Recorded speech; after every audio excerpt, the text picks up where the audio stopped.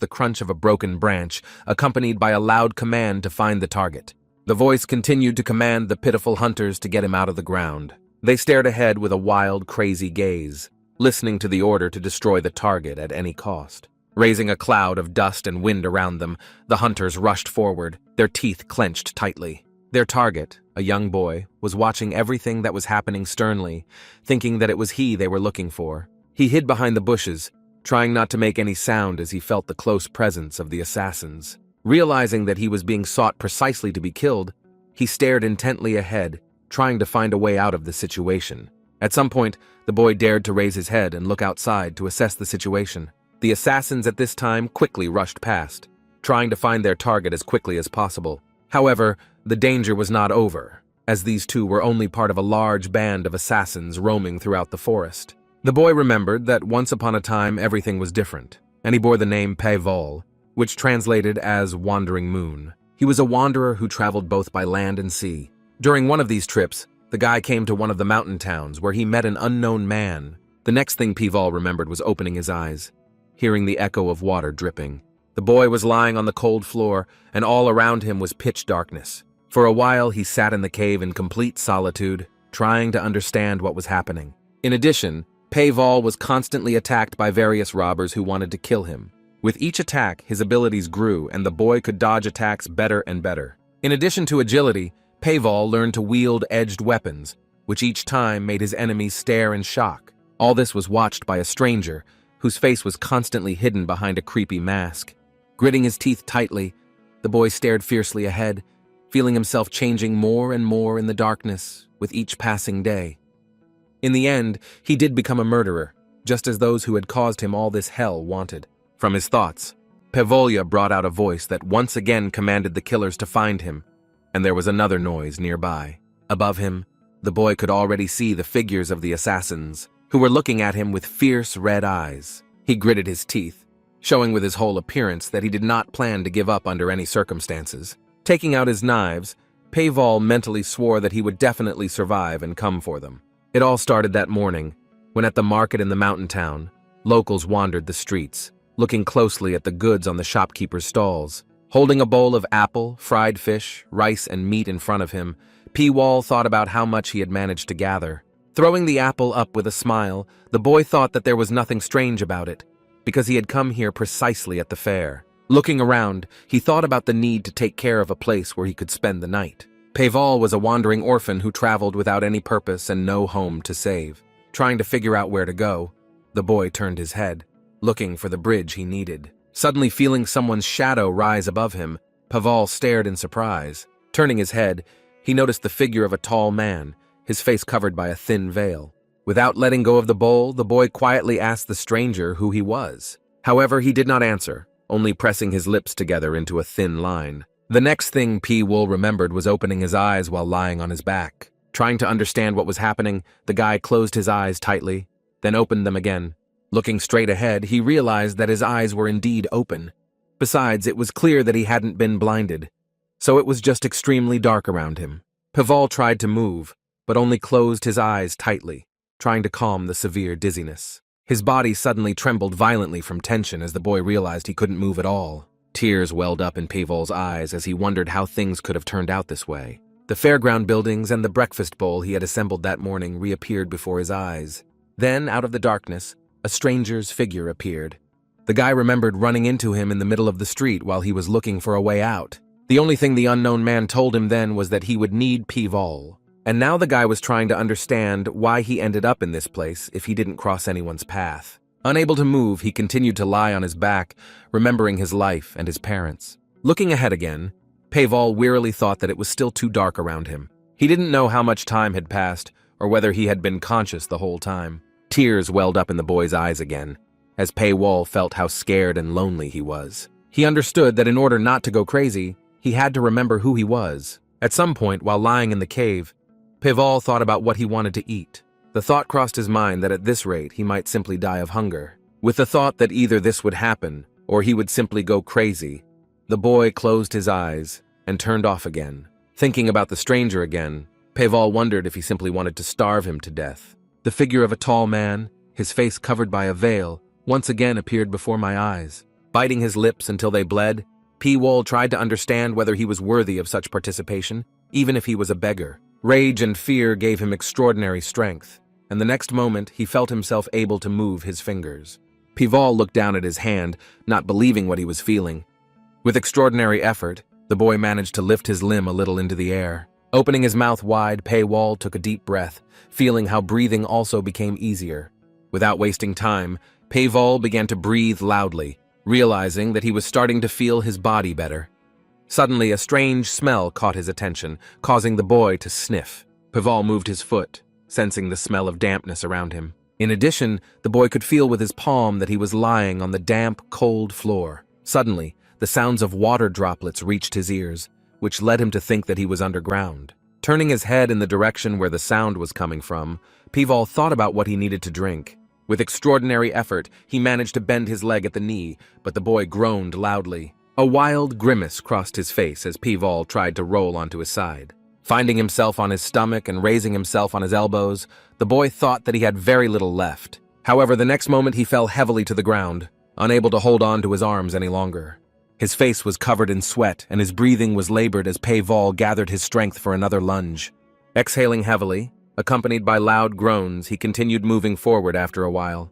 Staring resolutely ahead and gritting his teeth, the boy thought that he must survive. P-Wall finally reached the wall, down which a thin stream of water flowed, and greedily pressed his lips to it. Rubbing his hand along the wall, he realized that it was entirely made of stone and very strong. At some point, the boy's fingernail caught on a stone and felt a sharp pain. Trying to calm him down a little, P-Wall grimaced and put his finger to his mouth. After quenching his thirst and rolling over onto his back, the boy realized that there was no point in picking at it. He closed his eyes wearily and breathed a sigh of relief. For a while, P-Wall remained lying on the cold floor, gathering his strength. Suddenly, a figure appeared above him, towering over him and emitting a faint blue light. Sensing someone's presence near him, P-Wall opened his eyes and turned his head in that direction. Barely gathering his strength, the boy quietly asked who was in front of him. A figure as similar to him as 2 drops of water asked him why he was clinging to life so much. P-Wall froze for a moment, trying to collect in his head everything that was happening to him right now. The Phantom, meanwhile, stretched his lips in a smile and said that it looked quite funny. He couldn't understand what was so valuable in the boy's life, that he was trying so hard to stay alive. Crouching over him, the Phantom smiled and suggested that he surrender right now. At the same time, he promised that as soon as P-Wall surrendered, he would finally receive the peace he so desired. Barely opening his bloody, cracked lips, P-Wall himself asked if he really thought so. The Phantom, not expecting such a question, stared at the boy in surprise. He, in turn, explained that he doubted that he would find peace if he gave up. After that, looking blankly ahead, he promised that he would definitely survive. The Phantom only looked at him skeptically and warned him that he was only wasting his strength. But P-Wall did not give up, and added that he would not rest until he stuck a knife into the one who had locked him up here. That's why he swore to survive at all costs and take revenge on everyone who put him in this place. The Phantom, without getting to his feet, asked if he would really take revenge on everyone, to which he received clear confirmation. Without taking his gaze off the boy, the figure asked if he would surrender, to which P-Wall shouted as loudly as his strength allowed that he would never do that. The Phantom said nothing to this, but a satisfied smile appeared on his face. Sometime after that, P-Wall was again left completely alone in the cave. Looking around, he tried to understand whether it was just a dream or if he was already losing his mind. Gathering all his strength into a fist, the boy sat down, his face contorted with tension. Trying to get back on his feet, he thought about the fact that he must definitely survive. Approaching the wall where the water was flowing, P-Wall felt that some kind of moss was growing on it. As he ran his hand over the sprouts, the boy thought to himself that he didn't know how edible they were, but he needed food. With these thoughts, he tore off a piece of the plant and pulled it into his mouth. As he chewed the moss, P-Wall thought about what he had to eat to survive. However, the next moment he barely managed to keep from vomiting, wondering if there was anything more disgusting in the world. But after swallowing and taking a breath, he realized that everything was still fine with him, so the moss was suitable for eating. With these thoughts, the boy reached forward to take another portion. Covered in sweat and tears, P-Wall continued to actively chew the moss. At the same time, he promised himself that he would definitely survive under any conditions. After some time, the boy managed to get to his feet and take a few steps. He walked in one direction, constantly holding onto the wall with one hand. P-Wall wanted to understand the outline of the room he had been thrown into. Walking along the wall, the boy calculated that his room was a 9 by 9 square. Looking around to see something, he realized that, as he suspected, he was in a trap that someone had locked him in. Gathering his thoughts, Peevall stopped and exhaled loudly. Suddenly, a strange sound caught his attention, causing the boy to turn his head and sighed. The next second, a metal door appeared right in front of him, with a hatch that let in bright light. For a moment, Peevall froze, staring at a light his eyes had not seen in a long time. It was so bright that the boy even groaned and covered his eyes with his hand to avoid going blind. However, he quickly pulled himself together and decided that he needed to go to the door, since someone was clearly there. Suddenly, in the hatch, the boy noticed the shadow of someone's hand holding a bowl. No sooner had Peevall thought about it than the hatch disappeared, cutting off the flow of light into his room. The stunned boy froze for a moment, trying to figure out what to do now. Tears welled up in his eyes again from helplessness, and his breathing became labored. But the next second, the aromas coming from the bowl reached his nose. Staring in front of him with a shocked look, Peevall suddenly realized that food could smell like that. In the bowl standing by the door, one could see something resembling meat, bread, and green leaves. Peevall froze, trying to gather his thoughts and assess the situation. The boy closed his eyes, trying to figure out what exactly they had brought him as food. As he approached, he noticed tea leaves, rotten fish, and meat from pork bones, from which he concluded that he had been given the remains of 5 meals. Peevall immediately realized that one person couldn't eat all of this, so there were at least 5 people behind the door. Looking ahead with a determined gaze, the boy tried to understand why he was being waited for there. He understood that no one would gather as many as 5 supervisors just for him, so there could very likely be people like him here. The guy understood perfectly well that there could be others who found themselves in the same situation as him. So now he was interested in the question of what the unknowns needed from them all. Sniffing the bowl again, Peevall smelled pork and hot spices, which made him think of Sichuan cuisine. However, the next second, hunger overcame him, so the boy greedily plopped his mouth down on the bowl. He thought that he had plenty of time, so he decided to eat first and then think about his plan of action. Looking at the empty bowl in his hands, Peevall thought that this was better than moss anyway. After eating, he threw the bowl into the corner, after which it made a loud thud on the hard floor. Staring resolutely ahead, Peevall licked his lips and wiped them with his finger. After some time, Peevall began training to improve his physical performance. Staring sternly ahead, the boy thought about the fact that at least 4 months had passed since he had been thrown here. Once a day, a small window was opened through which he received food. And each time, Peevall tried with all his might to reach the unknown executioners, wanting to get at least some explanation. However, I received nothing more from them, continuing to be in the tiny dark room. So the boy trained harder and harder, causing his whole body to sweat. At some point, completely exhausted, Peevall simply collapsed onto the stone floor. Trying to catch his breath, he thought that he was not sitting idle precisely so as not to go crazy. For a moment, Peevall froze, staring sternly ahead. He was so exhausted that he couldn't even move. His eyes were gradually becoming accustomed to the darkness, allowing him to get used to these conditions. After some time, the boy began to make out the silhouette of a large centipede moving in the darkness. Suddenly, a pair of red eyes appeared from the side, and Peevall thought it was another centipede. However, out of the darkness, instead of an insect, a large white snake appeared, rushing towards him. She abruptly wrapped her arms around his, wrapping them around her. Not fully understanding what had happened, the boy stared at his attacker in fear. He kept his gaze fixed on the snake, trying to guess what would happen next. With a wild hiss, the snake raised its hand higher and higher, finding a place to bite. Suddenly, the animal raised its head and stuck out its forked tongue, its red eyes fixed on the boy. A second later, the snake sank its fangs into the boy's skin. Peevall's face contorted in pain and he closed one eye. The boy grabbed his arm where he had been bitten and screamed loudly. Unable to stand straight, he collapsed to the ground, sweating profusely. Peevall tried to understand what was happening as he felt his body burning with hellfire. Looking at the place where the snake had bitten him, he suddenly thought that the snake might have been poisonous. However, a second later, a new wave of fire passed through his body, and the boy screamed again through clenched teeth. After that, he opened his eyes, and his face was covered in large beads of sweat. Another bite led to wild agony that made Peevall scream loudly in pain. At some point, the boy collapsed to the floor, exhausted, continuing to clutch the wounded spot on his arm. After a while, the window in the wall opened, and a hand appeared in it again, holding a bowl of food. A second later, the stream of light stopped as the hatch closed, leaving only a thin stream of light. Without wasting time, Peevall grabbed the edge of the vessel with his scratched fingers. With his face dripping with sweat, the The boy made every effort to eat. For a moment he froze, staring into the bowl at the food he had been given this time. Staring before him with a mad gaze, Pavel swore to himself that he would never die. Meanwhile, a pair of red eyes flashed again from the darkness of the room. However, the guy was so busy eating that he didn't pay any attention to it. The snake, which was ready to attack the man again, kept its gaze on him, raising its head. P-Wool, meanwhile, had finished eating and sat down opposite his new opponent, studying her carefully. He sat on the floor, keeping his back straight and watching the snake intently. Looking at the forked tongue, the boy thought about how he had almost died from its poison, but then something changed in him. He suddenly realized that he could see much better now. Without thinking twice, the boy began to reach for the reptile, wondering if it was all really because of her. The snake froze for a moment, wary of such attention from the man. Its eyes flashed menacingly red, and the animal opened its mouth, showing the boy its sharp fangs. Pavel himself recalled that he had heard that after coping with the poison, the body became stronger.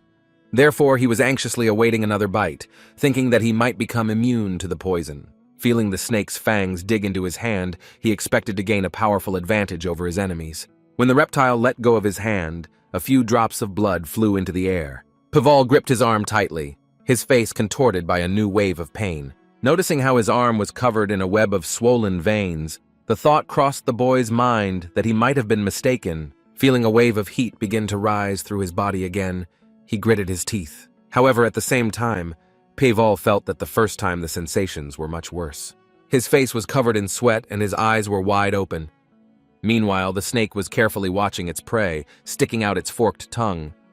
Paying attention to her eyes, Pavel realized that the reptile's vision had deteriorated due to the constant darkness, but she was still a great hunter. The snake silently approached its prey and could immobilize it with a single sound. Besides, the reptile obviously had no pity and tried not to draw attention to itself. So it was obvious that the only intelligent beings in this dungeon were he and the reptile. Suddenly, at some point, there was a noise nearby and part of the wall moved, scattering small stones. Hearing this, P-Wool jumped to his feet abruptly, not understanding what was happening. Under his feet, there was a sudden, sharp vibration, indicating that the ground was shaking. A moment later, he stared in horror, not believing what he was seeing. Just in front of him, the outline of an open door suddenly appeared in the stone wall. Behind them was a long, dark corridor with a door similar to his. His footsteps echoed loudly in the complete silence, bouncing off the walls. Stopping at the entrance to one of the dungeons, Pavel estimated that the next dungeon was 20 steps away, so he did not feel the presence of the others. Without wasting time, the boy opened the door to the room, looking sternly ahead of him. Immediately after that, a rather pungent smell reached his nose from the crack. Upon sensing it, Pavel stared in fear before him. Right in the middle of the circle of light that fell into the room from the open door lay the body of a dead boy. Now Pavel understood that the smell he had heard was the smell of a rotting body. He could make out little, but judging by his build, he guessed that he was his age. Returning to the corridor, Pavel wondered if a similar scene would await him in the other rooms. Without wasting time, the boy moved on, not even looking through the other door. Suddenly he stopped dead in his tracks, staring blankly ahead. The boy was standing right in front of the large double doors. Resting his hands on them, Pavel suddenly noticed that someone had taken away the large bolt. With considerable effort, he pushed the door open, and it gave way. The boy stared sternly ahead, preparing himself for whatever might await him there. However, noticing several dark figures, he stopped in amazement and stared at them. They froze abruptly, not expecting to see the boy. The unknown people also turned their heads in his direction, interrupting their conversation. Pavel, not understanding what was happening, kept his surprised gaze on the strangers. He froze for a moment, carefully examining the people in front of him. The boy and girl also carefully studied the boy who suddenly came out to them. For a second, Pavel wondered what he should do in this situation. He took a few steps forward, approaching the strangers. They were wary, not knowing what to expect from the unknown guy. Pavel in turn looked around, analyzing the room he had entered. When his gaze fell on one of the open rooms, where another body was, he thought that it was the same here. Suddenly his attention was drawn to the voice of a girl who sternly asked him who he was. She still didn't understand. Where did the stranger come from, since she believed that she and the other guy were the only ones who managed to survive? Suddenly, Pavel realized that she was looking in his direction, but she couldn't see him, from which he concluded that only he could see in the dark. Opening his mouth, the boy introduced himself and explained that he had been locked in the next section. The girl was indignant when she heard about the other sections, but Pavel immediately asked what their names were. Pointing to herself, the girl introduced herself as Yo Wol, and the boy's name was Song Jong-woo. For a moment, Pei-Vol froze, trying to figure out what the three of them should do now. Finally, he stepped forward, inviting them to come with him. His new acquaintances stared in amazement, not understanding what had just happened. Turning her head, Yo-Wol asked him where exactly they were heading. Without turning his head to her, the guy explained that they were going to other sections. After some time, when the trio found themselves in front of the large door, the girl screamed loudly, realizing that her new acquaintance had not lied. Pei-Vol calmly opened the door and walked down the dark corridor, commanding them to follow him. For a second, Yo-Wol and Song Jong-woo froze, trying to figure out whether to follow him. However, immediately after that, the girl held out her hand to her friend and told him to hold on to it, as it was dark in the corridor. He immediately obeyed and grabbed her hand, after which they moved forward along the dark corridor. After some time, the sound of another door opening into the next section was heard. There they were met by a whole crowd of children who looked at the newcomers in fear. Pei-Vol looked around as everyone present rushed to his companions. Meanwhile, the boy, looking at the dead bodies in the rooms, thought about how in other sections almost no one died of hunger like in his section. However, looking at their hands, covered in horrible scars, he realized that most of them had committed suicide. In addition, his attention was drawn to the bowls with some food left in them, looking at which Pei-Vol realized that they could have been treated differently. However, the only thing that was unclear was what the executioners wanted to achieve with such discrimination. He was brought out of his deep thoughts by the voice of Yo-Wol, calling out to him loudly. Turning to face her, the boy heard the suggestion that the children had been locked up here at the same time as them. She began to list their names, but Pei-Vol did not listen and went forward, deeper into the cave. The rest of the children present also silently followed him, realizing that they had little choice. After some time, they again found themselves in front of a large, unlocked door. Without wasting any time, Pei-Wol reached out and placed his hand directly on them. When he opened them, a bright glow immediately became visible on the other side. Not expecting this, everyone present abruptly covered their eyes with their hands to avoid going blind. Barely opening one eye, Pei-Wol at first thought they had gone outside, but quickly realized that this was not the case. He thought about how they had been underground for so long that even an ordinary torch could blind them. When his eyes finally adjusted to the light, Pei-Vol looked around and saw a spacious cave. The rest of the team was still trying to come to their senses, but he himself was already staring in front of him in a daze. In the light of the torches, large buildings became visible, forming something resembling a city. Just in front of him, the boy saw an elegant arch which formed a kind of gate. All the children who were following him had already come closer, not understanding where they were. Pei-Vol took the courage to approach one of the houses and peeked in. When he said there was no one there, Yo-Wol asked how they were supposed to understand all this. Looking up at the ceiling of the house he was in, the boy said that it was barely holding up. He realized that it was just a decoration, but he didn't understand what it was for. Suddenly, his attention was drawn to a voice calling him, and Pei-Vol turned to where it was coming from. Next to him, the boy suddenly saw a girl with long white hair who was looking at him with wide eyes. She smiled and introduced herself, adding that she was counting on him. Pei-Vol froze for a moment, not knowing that he had to answer this now. Suddenly, the girl came closer and asked if they had always been like this, looking intently into his eyes. Hearing that his red pupils were very beautiful, Pei-Wol stared at his interlocutor in surprise. He suddenly remembered the snake that had bitten him, and the boy wondered if it could be because of it. However, Li-min quickly explained that they only cast red in the torchlight. Hearing this, the boy just breathed a sigh of relief which brought a smile to the girl's face. To continue the conversation with him, the white-haired woman asked what he was thinking about now. Hearing the answer, she noticed that the guy was different from everyone else present. However, Pei-Vol did not understand how he could be different, so he asked his interlocutor about it. In response, Li-min just smiled broadly and replied that she just thought so. Hearing the words that he was the only one of them who was not confused right now and could think clearly, unlike the others, the guy froze for a moment. At this moment, Yo-Wol and Song Jong-woo approached them, asking what they were doing. When asked what exactly they were talking about, Li-min replied that it was essentially nothing. The brown-haired woman was clearly not satisfied with such an answer, but she didn't immediately find what to say. Pulling herself together, she stretched her lips into a smile and said that they had all decided to unite. Pei-Vol immediately turned to the girl and asked what exactly they had decided to unite around.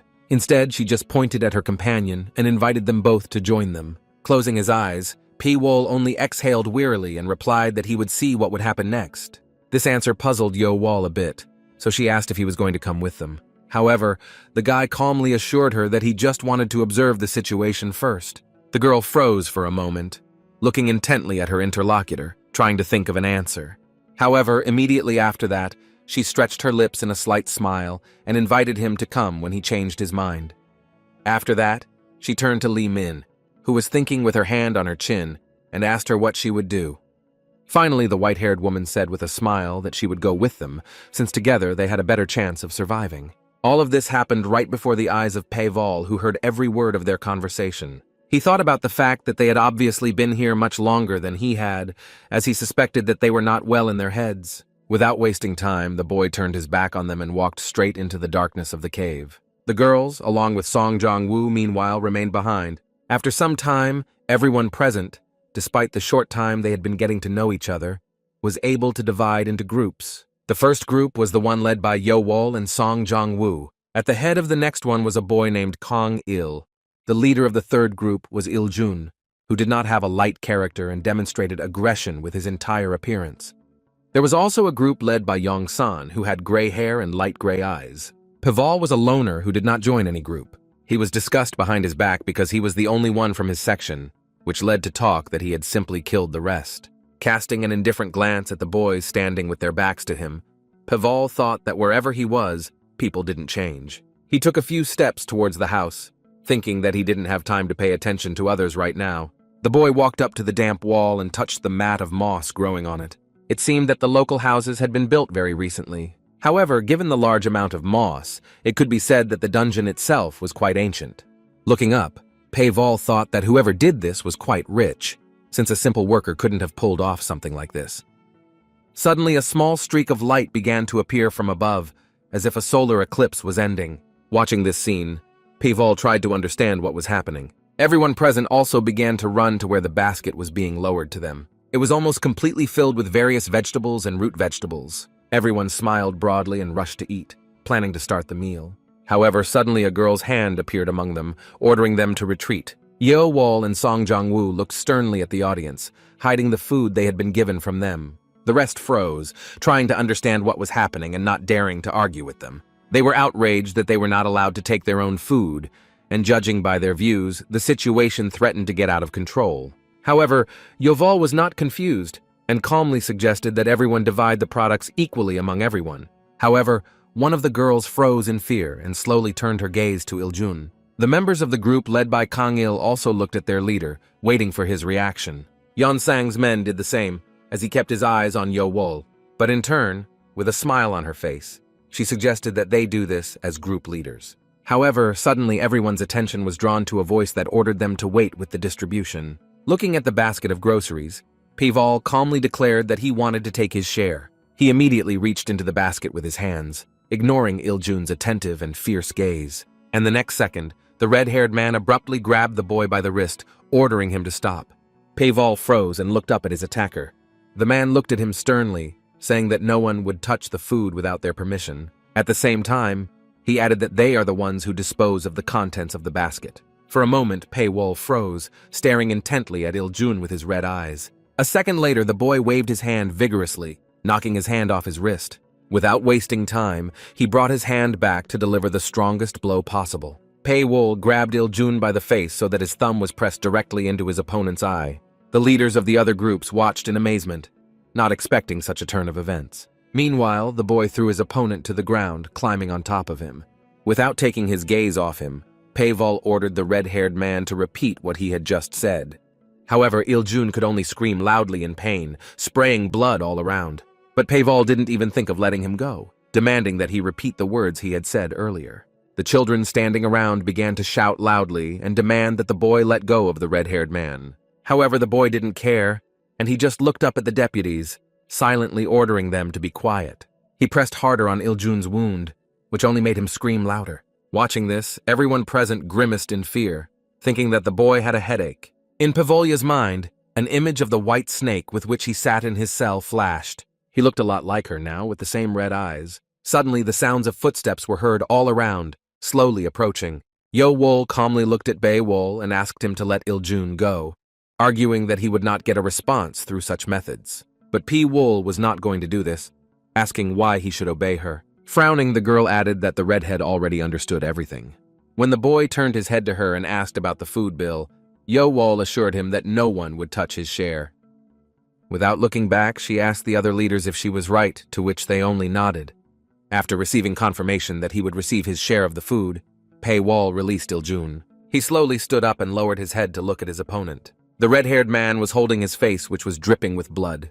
Gritting his teeth tightly in pain and rage, Il-jun cursed at Pei-Wol. However, he calmly glanced at him and asked if that was why he needed a second eye. Immediately after that, Pei-Wol turned and walked away, but Il-jun stood up and cursed loudly, squeezing his injured eye. After a while, all the children happily ate the food they were given. Pei-Wol sat apart from everyone outside the courtyard, watching them. As he chewed his food, he understood perfectly well that this was a test, with the help of which they selected those who would be needed. Remembering one of the dead bodies in his section, the boy thought that it had been like this from the very beginning, and many could have died.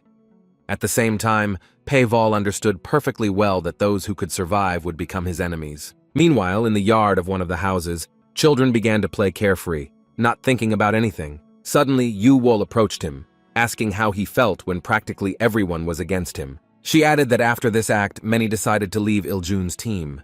The guy replied that her group had become much larger.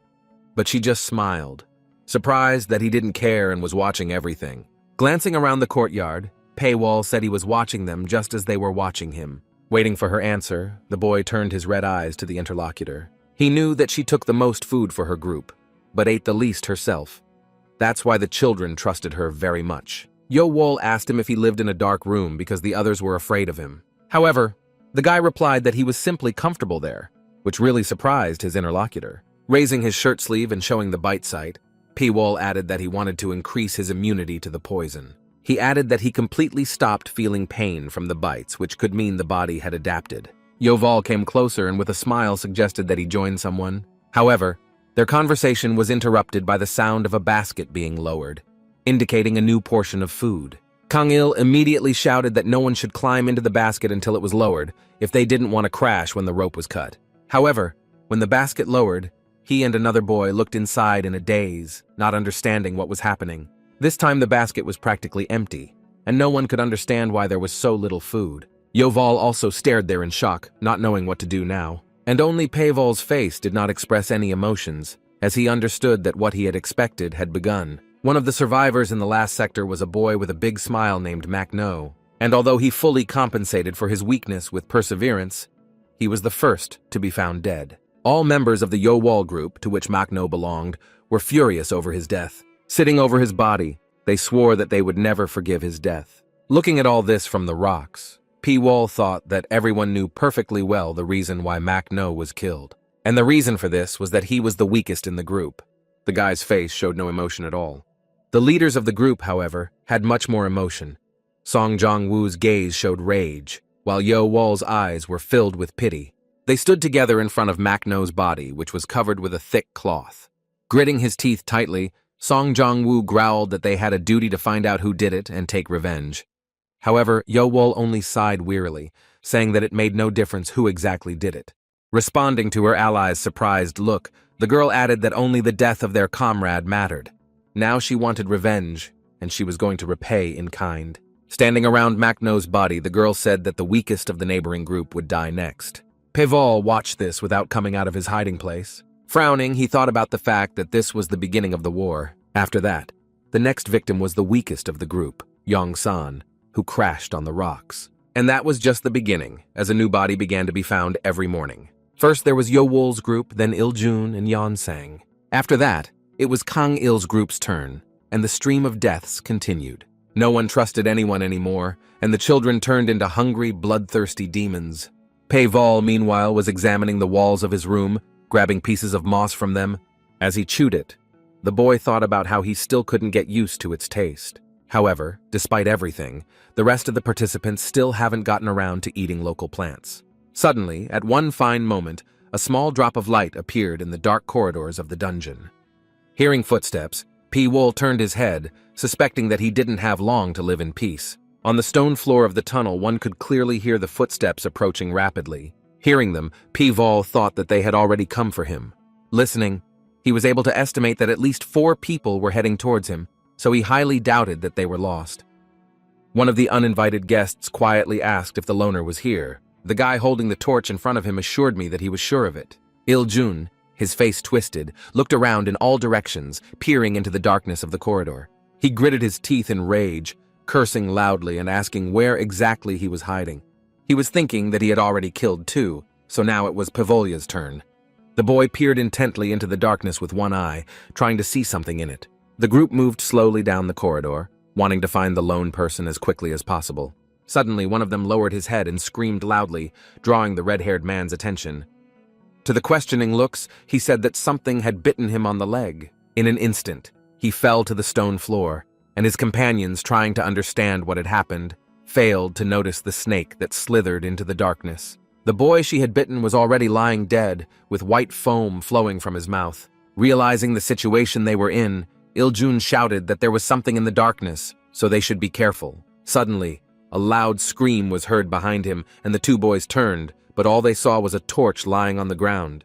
Realizing what was happening, the redhead opened his mouth and cursed loudly. Looking around in all directions, he and his partner ordered the lone man to come out. At some point, the figure of P-Vol appeared behind his companion, whom he did not notice. The boy only came to his senses when someone's arm was tightly wrapped around his neck. Hearing a noise near him, Il-jun turned his head to where the sound was coming from. There he saw Pavolya, who was holding his companion tightly by the throat. The boy looked at the redhead with a determined look in his red eyes. Realizing that he was in a rather difficult situation, Il-jun gritted his teeth in rage. Clenching his fingers tightly into a fist, he ordered his opponent to let go of his companion. P-Vol looked at his hostage, knowing from his appearance that he would soon die. Watching Jonghan pull his fingers towards his hand, the boy thought he might soon become a murderer. For a moment, the thought crossed my mind that perhaps it would be better to leave the hostage alive. However, he quickly changed his mind, and in a second Il-jun was staring in shock as Jonghan's body collapsed onto the stone floor. Looking at the red-haired man, P-Vol thought that sooner or later it would happen anyway. He cursed, accusing the loner of killing all his people. However, P-Vol did not answer anything, not taking his stern gaze off the leader of one of the groups. Il-jun gritted his teeth tightly, and a large drop of sweat rolled down his face. Quickly pulling himself together, he abruptly rushed forward, wishing death on his opponent. The red-haired man made several strong lunges, trying to hit P-Vol as hard as possible. However, he seemed to anticipate all the enemy's movements, so he skillfully dodged every blow. Realizing that victory would not come so easily to him, Il-jun shouted loudly. Starting to lose his composure, he lunged forward again. However, this blow also passed by his opponent, causing the red-haired man to freeze for a moment. He stared in amazement at the empty space in front of him, where his enemy had stood a second ago. Turning his head in different directions, the boy began to demand that P-Vol come out and fight him. Suddenly, a voice sounded from behind, warning that this time he would not be limited to one eye. Unable to contain his terror, Il-jun screamed loudly and ran away. P-Vol didn't even move from his spot, watching his enemy intently. The red-haired man suddenly stopped and turned his head to where his opponent was standing. He looked at him indifferently, not taking his red eyes off him. Eventually, Il-jun found himself pressed against the wall and watched in fear as the loner slowly approached him. Footsteps echoed off the stone walls, and straw slippers rustled softly as they walked. A large drop of sweat rolled down the redhead's face. Pavolya's red eyes were carefully watching the leader of one of the groups. He was already sweating profusely, realizing the situation he was in. Putting his hands forward, the boy shouted loudly, demanding that his opponent stop. Upon hearing the enemy's offer to unite, P-Vol actually stopped, cocking his head to the side and frowning. He shouted loudly, warning that a lone man alone would not be able to handle the crowd. For a moment, P-Vol thought, pondering the words that together they would be afraid of absolutely no one. He took another step, accompanied by the rustling of his straw slippers. Il-jun did not stop, convincing him that he would obey the single man in everything. Finally, approaching the red-haired man almost face to face, P-Vol stopped and looked him up and down carefully. Without taking his creepy gaze off the leader, he said that he would only obey at first, until he had the courage to throw something out. However, Il-jun loudly assured that this would never happen. The next moment he watched in horror as P-Vol crouched down for another blow. A second later, a quick shadow flew right into his face. The blow to the chin was so strong that the redhead even threw his head back. He roared loudly in wild pain, his mouth wide open. In a moment, P-Vol was behind him, grabbing his opponent by the neck. With an effort, the lone man tensed his arms, depriving the enemy of the opportunity to breathe air. Tears welling up, Iljun begged his opponent to spare him. But he was relentless, so within a few seconds, the red-haired man's arms hung limply. Paval released his enemy, and his body fell directly onto the stone floor. The loner's face was covered in sweat as he tried to explain why he had killed. Turning to face his opponent's body, he exhaled, still weak. His eyes flashed an eerie red glow. The further he walked into the corridor, the more his figure disappeared into the darkness. Paywall left behind the body of the dead Iljun. After the death of the red-haired man and his people, the group in which he was the leader ceased to exist. This news was quite shocking for the leaders of the other teams, who did not expect such a turn of events at all. At the same time, everyone understood perfectly well that it was Paval who killed the red-haired man. Placing her fingers to her chin, Yo-Wol thought about how strong the lone man was if he could deal with 4 of them by himself. Kang-il, with his arms crossed over his chest, understood that he shouldn't cross his path.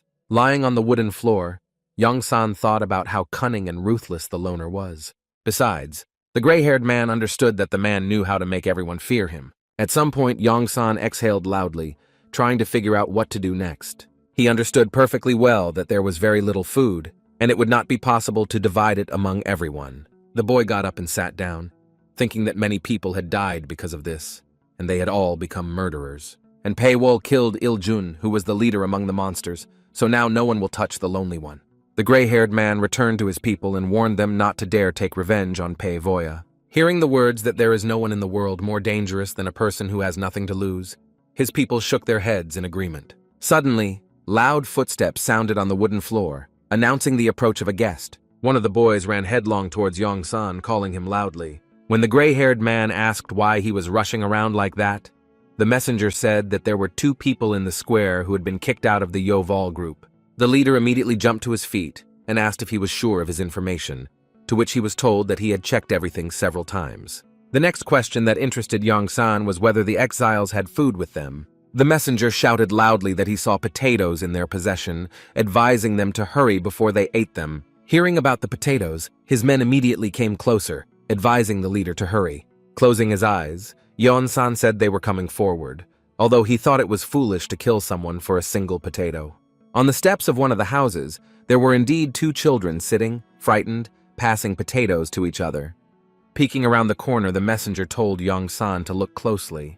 The next moment, they saw the girl raising the root vegetable to her mouth. Not wanting to give up their loot, the children of Yong-san's group rushed forward with crazy expressions on their faces. The gray-haired man didn't even have time to get his bearings, but he tried to stop them at least a little. But orders to kill children and take potatoes were already heard around him. The frightened children stared in amazement at the crowd of savages rushing straight at them. Noticing them jumping up, Yong-san's men ordered them to stay put. The gray-haired man himself watched his subordinates, who were trying with all their might to take the potatoes from their opponents. Looking at this, he thought something was wrong, as they were at a very disadvantage. The kids from Yoval's team jumped up and ran away. The next moment, one of them put his fingers in his mouth and whistled loudly and long. A moment after this signal, the remaining members of Yoval's team flew out of the windows of the buildings, clubs in their hands. Yong-san, realizing that they had been lured into a trap, shouted loudly. Meanwhile, his men were already being beaten on the shoulders with sticks, with absolutely no thought of pity. One of the gray-haired man's team was hit so hard that he couldn't stand on his feet and fell to the ground, coughing loudly. Upon noticing the attackers, Yong-san's men froze, staring at their opponents in fear. The leader's own eyes widened in fear as he watched what was happening. He shouted loudly that they were trapped, so he gave the order to retreat immediately. However, the next moment he heard other members of Yoval's squad approaching him from behind. Looking around, Yong-san realized that he was completely surrounded. From behind, Yo-Wol's voice was heard, wondering why they were able to catch such a large fish for 1 potato. The girl added with a smile that there will soon be many fewer hungry mouths. Yon-san gritted his teeth in rage, trying to understand how he could have miscalculated so much. However, Yo-Wol stood before him with a completely indifferent expression on her face. The capillaries in the gray-haired man's eyes burst as he intently watched the leaders of the enemy group. However, in a moment, he lowered his head and asked to let his people go, and in return, he would give his life. To which Yo-Wol replied in a cold tone that she would gladly accept his offer, but there was too little food. The boy growled through clenched teeth that this wouldn't end their problems. However, the girl replied that if he were in her place, he would have done the same. Turning her back on her opponent, she ordered everyone to be killed. Immediately after that, her men swung their clubs and rushed at Yongsan. He tried his best to fight back, but there were too many enemies. Song Jong-woo stared resolutely ahead, raising his weapon. However, the gray-haired man was not going to give up, so he skillfully placed a block, covering his head. Yoval stood calmly aside and watched what was happening between the boys. Suddenly, something on the roof of the house caught her attention, and she raised her head there.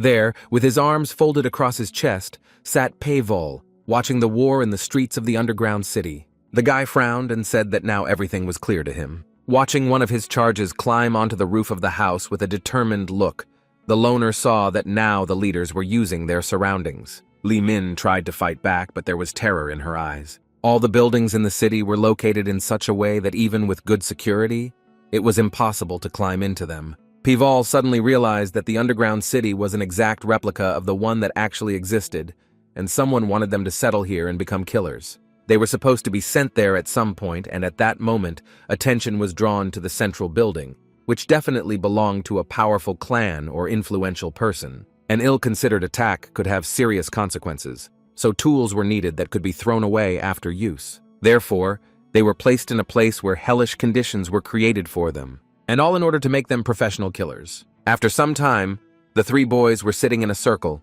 discussing how they had recently killed their rivals. They were amused by how scared they were when they were seen. Remembering how Yu-Wol praised them for their work with a big smile, the boys talked about how she was the best.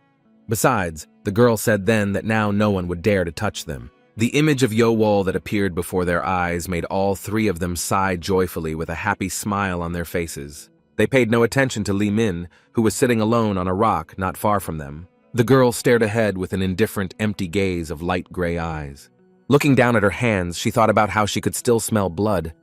Looking at the group of boys, Li Min was surprised how they could eat so calmly after a murder. She shook with disgust, and the girl hugged herself, tears streaming down her cheeks. Besides, she understood perfectly well that she herself had become just like the boys. One day, a light appeared above, indicating that the hatch was being opened again. Everyone present was surprised that they were already being served lunch, as they had thought it would come later. Yoval stood behind her men, ordering them to guard the food. Watching the hatch, the girl added that now that Yongsan's group was gone, they would have plenty of food on their own. The next moment, Yoval began to look in different directions, trying to find Paevol. However, almost immediately I noticed a lone man not far from me also waiting for food. But she was worried by his expression, as it looked as if the boy was afraid of something. Yoval was so focused on the one that she didn't even pay any attention to Song Jong-woo. However, when he cursed loudly, the girl did turn her frightened gaze towards the hatch. From there, figures in red hoods were descending directly towards them. Everyone present stared in shock at the unknown attackers, not understanding what was happening. For a moment they froze, waiting for what would happen next. The unknown looked at the inhabitants of the dungeon with shining eyes that were visible from under their hoods. However, a second later they rushed at the locals, brandishing their weapons. Their faces were not visible, so the picture of the attackers was quite eerie. One of the underground inhabitants fell to the ground and, covering his head with his hands, asked why he was being beaten now. The same thing happened to Yoval, who was also thrown to the ground. Screams, shouts, and requests to stop the execution were heard from everywhere. Covering the back of his head with his hands, Paevol thought about what he had expected, but he didn't expect the executioners to immediately start with violence. However, he convinced himself that he had to endure and not draw attention to himself. Suddenly, 3 figures appeared before them, their hands clasped behind their backs, intently watching the torture. Their faces were hidden by masks that depicted varying numbers of stripes. Noticing them, Paevol suddenly realized that these 3 were the ones in charge of everything here. Suddenly, one of them raised his black-gloved hand, stopping the execution. Noticing his sign, the attackers in red hoods stopped abruptly. The bodies of beaten children lay around them, and heavy groans could be heard from everywhere. At that moment, one of the men spoke up, introducing himself as the First Sword and warning that their lives belonged to him. Hearing this, one of the underground dwellers raised his head and, ignoring the Red Hood who was next to him, asked the First Sword who he was. Immediately after that, one of the security officers instantly rushed towards the rebel. With one sharp movement, he cut off his head. He only managed to stare in horror, feeling his blood splash in different directions. The beaten Yoval, who raised her head at this moment, watched in amazement what was happening. Song Jong-woo had a similar expression on his face, as he had not expected such a turn of events. This angered Kang-il so much that he could barely contain himself, gritting his teeth tightly. Li-min looked at her former ally in fear, covering her mouth with her hand to prevent any unnecessary noise. The first sword, who was calmly watching what was happening, quietly said that he was not allowed to speak. Looking at him, the angry paywall gritted his teeth tightly, realizing that he was completely powerless now. Sometime before the events in the dungeon, the first sword was staring into his bowl, telling his allies about what poison goo was. He said that if poisonous creatures were put in one jar, they would eat each other until only one remained. And only the one who survives will have the strongest poison. This is what the first sword called poison goo. He explained that of all the children, only the most cruel and those with the strongest instinct for self-preservation remained. When asked who his assistant would recommend looking at, he replied that he would advise counting on Yahello. She had gathered the largest group around her and had a great influence on the children. Moreover, if she could not be broken, she could cause problems. His gaze fell on the teapot and bowls as the first sword ordered everything to be done to prevent the girl from thinking of going against them. In second place were Song Jong-woo and Kang-il, despite being overshadowed by Seo Wol. In addition, the strongman advised us to take a closer look at the guy who survived in the first sector, Paevolya. Hearing his name, the first sword asked how he had shown himself. Lowering his head, the man replied that he was still alive. Hearing this, first sword turned his head to his assistant and said that the first sector had the worst conditions and the least food, so there should be no survivors there. The figure of Paevol appeared before my eyes again. Thinking about him, first sword advised his subordinate to keep his eyes on the boy. The man with the 2 stripes on his mask folded his hands in a submissive gesture and agreed.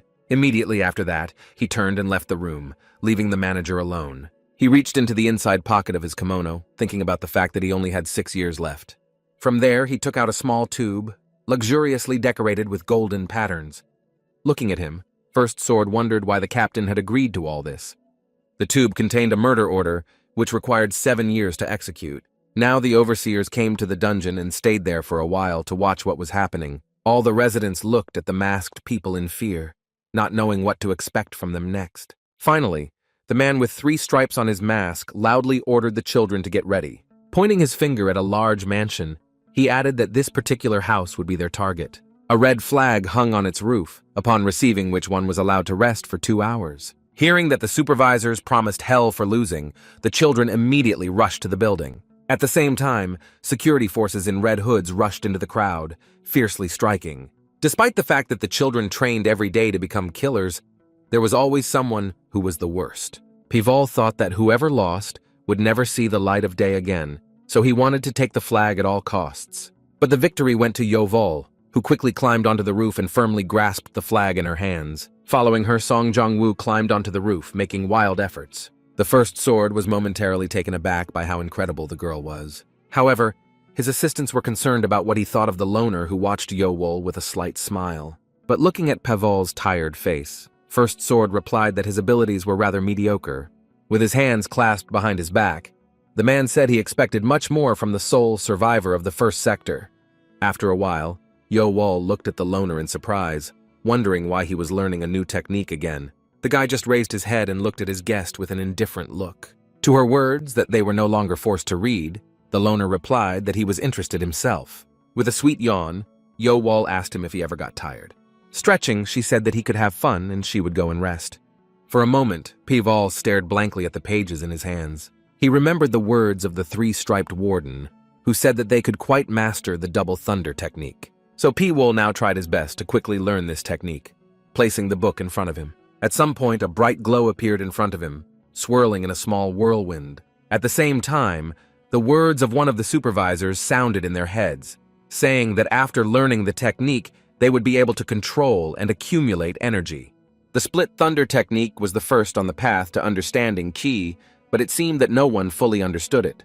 Paevol understood perfectly well that it was physically impossible to split thunder, so the boy guessed that it was a question of speed of thought. So he wanted to master this technique in order to discover something completely new in himself. At the same time, during training sessions where supervisors were present, the loner didn't want them to see that he was mastering the technique faster than others. All the inhabitants of the dungeon were actively taught not only to use secret techniques, but also to use edged weapons. Paevol's gaze was extremely focused, carefully observing his opponent. He made one sharp lunge, trying to hit the lone man, but he failed miserably as he dodged sharply. Realizing that this time the enemy had managed to dodge, the opponent stretched his lips predatorily in a smile. Realizing that he really wanted to kill him, P-Wol asked why he decided to do that. To which the opponent laughed, rushing forward, and replied that there was no pleasure in a staged fight. Hearing the answer to his question, the loner frowned, pondering the words. After that, he noticed that the warden had absolutely no business before their fight. However, here the rival became active again, advising the loner to try a little harder. Rushing forward, the boy added that otherwise he might simply be destroyed. He began to run around P-Wol, who was standing still, focused, looking straight ahead. A hidden dagger flashed in the hands of his opponent, who was grinning predatorily, anticipating his victory. Repelling the weapon element away from him with one clear movement, P-Wol was surprised by this turn of events. Pulling out 3 more hidden blades between his fingers, the opponent bared his teeth in a smile. Without wasting any time, he swung his hand, launching the blades at his enemy. They immediately flew into the body of the lone man, who was standing with his back to the enemy. However, P-Wol was not confused, applying the split thunder technique around him. At the last moment, he did turn his head, sizing up his opponent with a skeptical look. A second later, a gust of wind blew around him, breaking all the blades flying towards him. Realizing that his attack had failed, the boy suddenly rushed at P-Wol. However, he turned sideways and grabbed his wrist, dodging the dagger attack. A second later, the rivals scattered, clutching their cold weapons tightly in their hands. P-Wol's opponent turned to him and looked at the loner with a predatory gaze, baring his teeth in a menacing smile. He didn't even pay attention to him, as he was still focused on applying the new technique. At some point, P-Wol felt something running past him at breakneck speed. Not wanting to give up, he struck the attacker again and again. The guard with 3 stripes on his mask watched all this in amazement and couldn't hold back his surprised exhalation. The boy, who had previously been alone, spun around at breakneck speed, parrying his opponent's blows. However, this only angered the boy, who put his feet out to the side to stop for a moment. P-Wol looked at his opponent with a determined gaze from his red eyes, ready to continue the fight at any moment. Looking at the lone man, the boy smiled and said that he didn't expect him to be able to repel all the attacks. However, for him, this fight was rather uninteresting, since P-Wol only defended, not attacked. Putting on a crazy expression again, he asked him to try to entertain him a little. With these words, the boy rushed forward, planning to attack the lone man again. P-Wol frowned, carefully observing all of his opponent's actions and realizing that he had no choice. However, he had absolutely no intention of starting a bloody fight, so he simply calmly spread his fingers, throwing the dagger to the ground. The metal blade, which had flown a certain distance, sank a few centimeters into the hard floor of the dungeon. The overseer with 3 stripes did not understand at all what was happening right before his eyes, so he kept his eyes on his 2 opponents. The opponent stretched his lips again in a predatory smile, thinking that P-Wol was surrendering, so he threw down his weapon. However, he calmly watched all his actions, drilling him with his attentive gaze. Waiting for the right moment, the lone man jumped into the air and swung his leg hard, striking his enemy squarely in the torso and forcing him to drop his dagger. He stared in amazement, swallowing a fairly large clot of blood. P-Wol watched sternly as his opponent collapsed onto the stone floor. Meanwhile, the first sword, along with his confidant, calmly discussed the fact that the children of the dungeon were growing up much faster than they thought.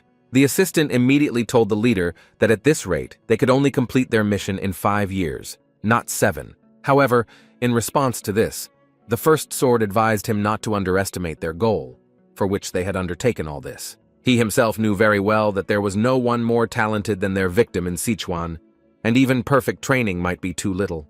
The slightest mistake could lead to the Red Phantom's downfall, so the captain decided to train children who were in no way connected to their organization. Besides, if they failed the task, it wouldn't cause any problems for the Phantoms themselves. Folding his hands in a gesture of humility, the assistant apologized and said that he had never planned anything like this. Approaching a deep chasm, the first sword advised his assistant to increase the difficulty of the training, although he understood that many would die from this. At the same time, looking at his defeated rival P-Wol, the leader thought that those who could still survive in such conditions would become much stronger. Meanwhile, the lone man himself grabbed his opponent by the wrist, planning to quickly end their fight. A second later, he hit his hand hard on his knee, breaking the bones in it. Tears welled up in the boy's eyes from the wild pain, and he grabbed his arm, which was hanging limply. Falling to his knees, he noticed that the figure of P-Wol towered before him, who did not take his stern gaze off him. The first sword, along with his assistant, carefully watched what the loner would do next. The same one stood over his defeated opponent, drilling him with red eyes with vertical pupils. He kept his eyes on his opponent, who just 10 minutes ago had said that he wasn't interested in fighting someone who was only defending himself. Suddenly, the warden's voice was heard from the side, asking if it was the loner who had dealt with the boy like that.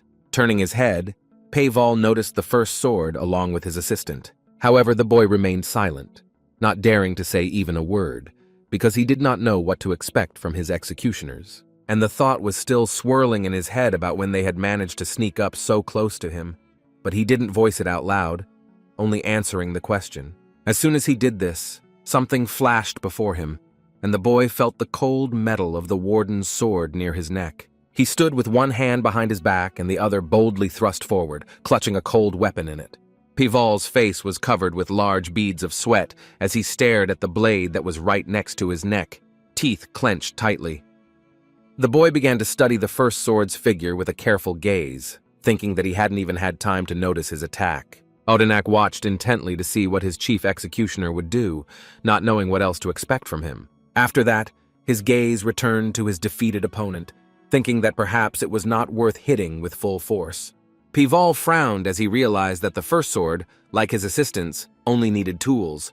At the same time, he understood perfectly well that just one mistake could lead to him becoming another corpse. However, the next moment, something happened that he did not expect at all, namely that the head overseer took the blade of the sword from his neck. Without uttering a single word, the first sword turned around, hands clasped behind his back, and walked straight into the crowd of children.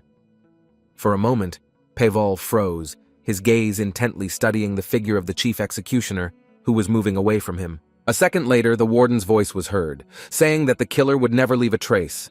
And if you break someone's arm like he did now, it will only reveal their personality and level of martial arts proficiency. Without even turning his head, the first sword threw it down again so that he wouldn't forget that one mustn't leave any traces. When the guards left, everyone present also began to disperse about their business, but they still glanced at Pavolya, who was still standing over the body of his opponent. At some point, the boy couldn't stand it anymore, and opening his mouth wide, screamed loudly, attracting even more attention. After letting out a little steam with loud sounds, he tiredly wiped the sweat from his face with the back of his hand. 6 years after the overseers appeared in the underground city, all the buildings there were in a very bad condition. One of the security officers was sneaking around the city, watching to see if he could find anyone alive here, until his gaze fell on a piece of string. The unknown man stopped, carefully scanning the cloth lying on the threshold of the dilapidated house with his shining eyes. Similar piles of junk and garbage were practically everywhere in the underground city, which was built to train assassins. After a moment, he took out his sword and thrust it with all his strength straight into the hole he had found earlier. This action caused one of the boys to crawl out from under the cloth, screaming loudly in pain from the sword that had hit his shoulder. Throwing away the useless piece of cloth, the security guard frowned angrily and said that if he had come into contact with the enemy, he would already be dead. The future assassin looked guiltily at his examiner, realizing that he had completely failed the exam. He continued to rub his shoulder as the enforcer hid his sword and moved on through the half-ruined underground city. Little Red Riding Hood thought that the persistence of their training was completely unimportant, since they still had not been able to master the turtle breathing technique, which allowed them to slow down their breathing to hide their presence. Next, he found another boy, who also screamed loudly from the painful blow. Another would-be assassin, who was sitting on the roof, had a stone thrown at him, hitting him squarely in the chin. While the guys were moving away from the attack, the security guard, without even turning his head to them, said that they were still not ready. Walking down the street, which was littered with garbage, Little Red Riding Hood thought about the fact that there was only one left. At some point he stopped, looking around, trying to find the lone person. His gaze fell on a pile of wooden planks and a collapsed wall. Looking from one ruin to another, he tried to see someone in the darkness or feel their breathing. Realizing that he couldn't find anyone, he thought that the guards had been mistaken when they said that 5 people were hiding here. As he continued down the street, he thought about the fact that he had never been able to sense the presence of a living person, and that was what drove him into a stupor. Taking out his weapon, he struck it with all his strength on the stone pavement of the road, raising a small cloud of dust. Realizing that there was practically no time left, The security guard looked straight ahead with shining eyes, ordering the fifth murderer to leave, as he could not find him. It was at this moment that his attention was caught by something lying right under his feet.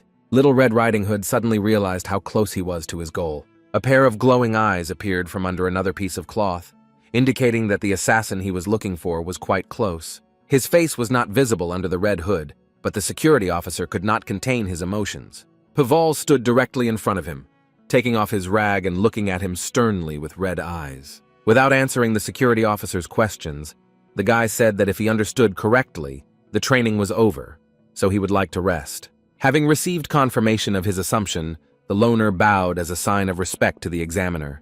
Without wasting time, Pei Wol turned his back on him, planning to go rest and completely ignoring the angry look. However, the security guard was not going to just forgive the guy for his partial failure, so he frowned and cursed loudly. Meanwhile, not far from the underground city where the exam was taking place, thick, light smoke rose to the stone ceiling of the dungeon. Yo Wol sat by the fire with two boys, who quickly turned their gaze to the lone man. One of the boys smiled predatorily, asking how such an important person had come to them. However, Pei Wol had no intention of answering his question at all, only noting that Gyeok-san had changed his appearance again. When asked about the face once belonging to Kwang Min, he replied that he would not let the good go to waste, since the aforementioned had recently died. When the loner said that he had even forgotten what he really looked like, Gyeok-san replied that it was none of anyone's business, since they were stuck here forever anyway. Paval didn't even turn to him at these words, but only sighed wearily that all this was very interesting. Gyeok-san looked at the boy in confusion, not understanding what he was talking about. Instead, Paval didn't want to continue this conversation anymore, so he took some food and placed it on the fire. Yoval looked at the newcomer and noticed that the food they were given was getting better and better each time. Once again, paying attention to the sparks of flame flying upwards, the girl asked if they would be sent on a mission soon. Hearing this question, P-Wol only frowned, not knowing exactly what to answer her. Sometime later, the first sword was sitting in his room, breathing heavily after a hard day. His mask with one stripe lay peacefully on the table right in front of him. Lim Sai-yeol thought about how they were able to raise 30 murderers out of 300 children. The man understood perfectly well that Jianghu was a cruel place, and these children were able to surpass even him. Squinting, First Sword thought he didn't have long left, feeling himself becoming too sentimental. Suddenly the door to his office opened, announcing the arrival of visitors. His assistants, whom he had involved in this matter, appeared on the doorstep. One of them immediately noticed that the manager was not wearing a mask, and immediately asked the man why. However, Lim Sai-yeol raised his hand and said that it was almost impossible to breathe in a mask, so he allowed the workers to take theirs off. They just looked at each other, not knowing whether he was joking or serious. However, the next moment, one of them reached for their masks, intending to get rid of them. A moment later, two young men stood before the First Sword. As they sat down at the table, the leader said it would be nice to have something to drink, to which he heard that when they were free, they could do whatever they wanted. Sang Il-shin said that they have been here for almost 7 years, and when the children are sent on a mission, the 3 of them will finally be released.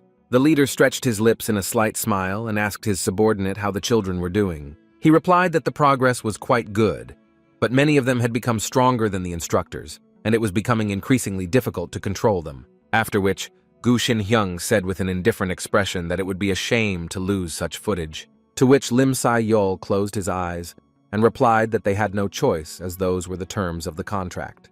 Raising his head again and looking at his assistants, the man added that the time had come for the final test. He stared sternly straight ahead, extending his hand forward. Under his palm was a notebook with another technique that was worth conveying to the students. So for a very short amount of time, all 30 future assassins stood before the guards. The First Sword announced to them that the 3 of them would have to master another technique.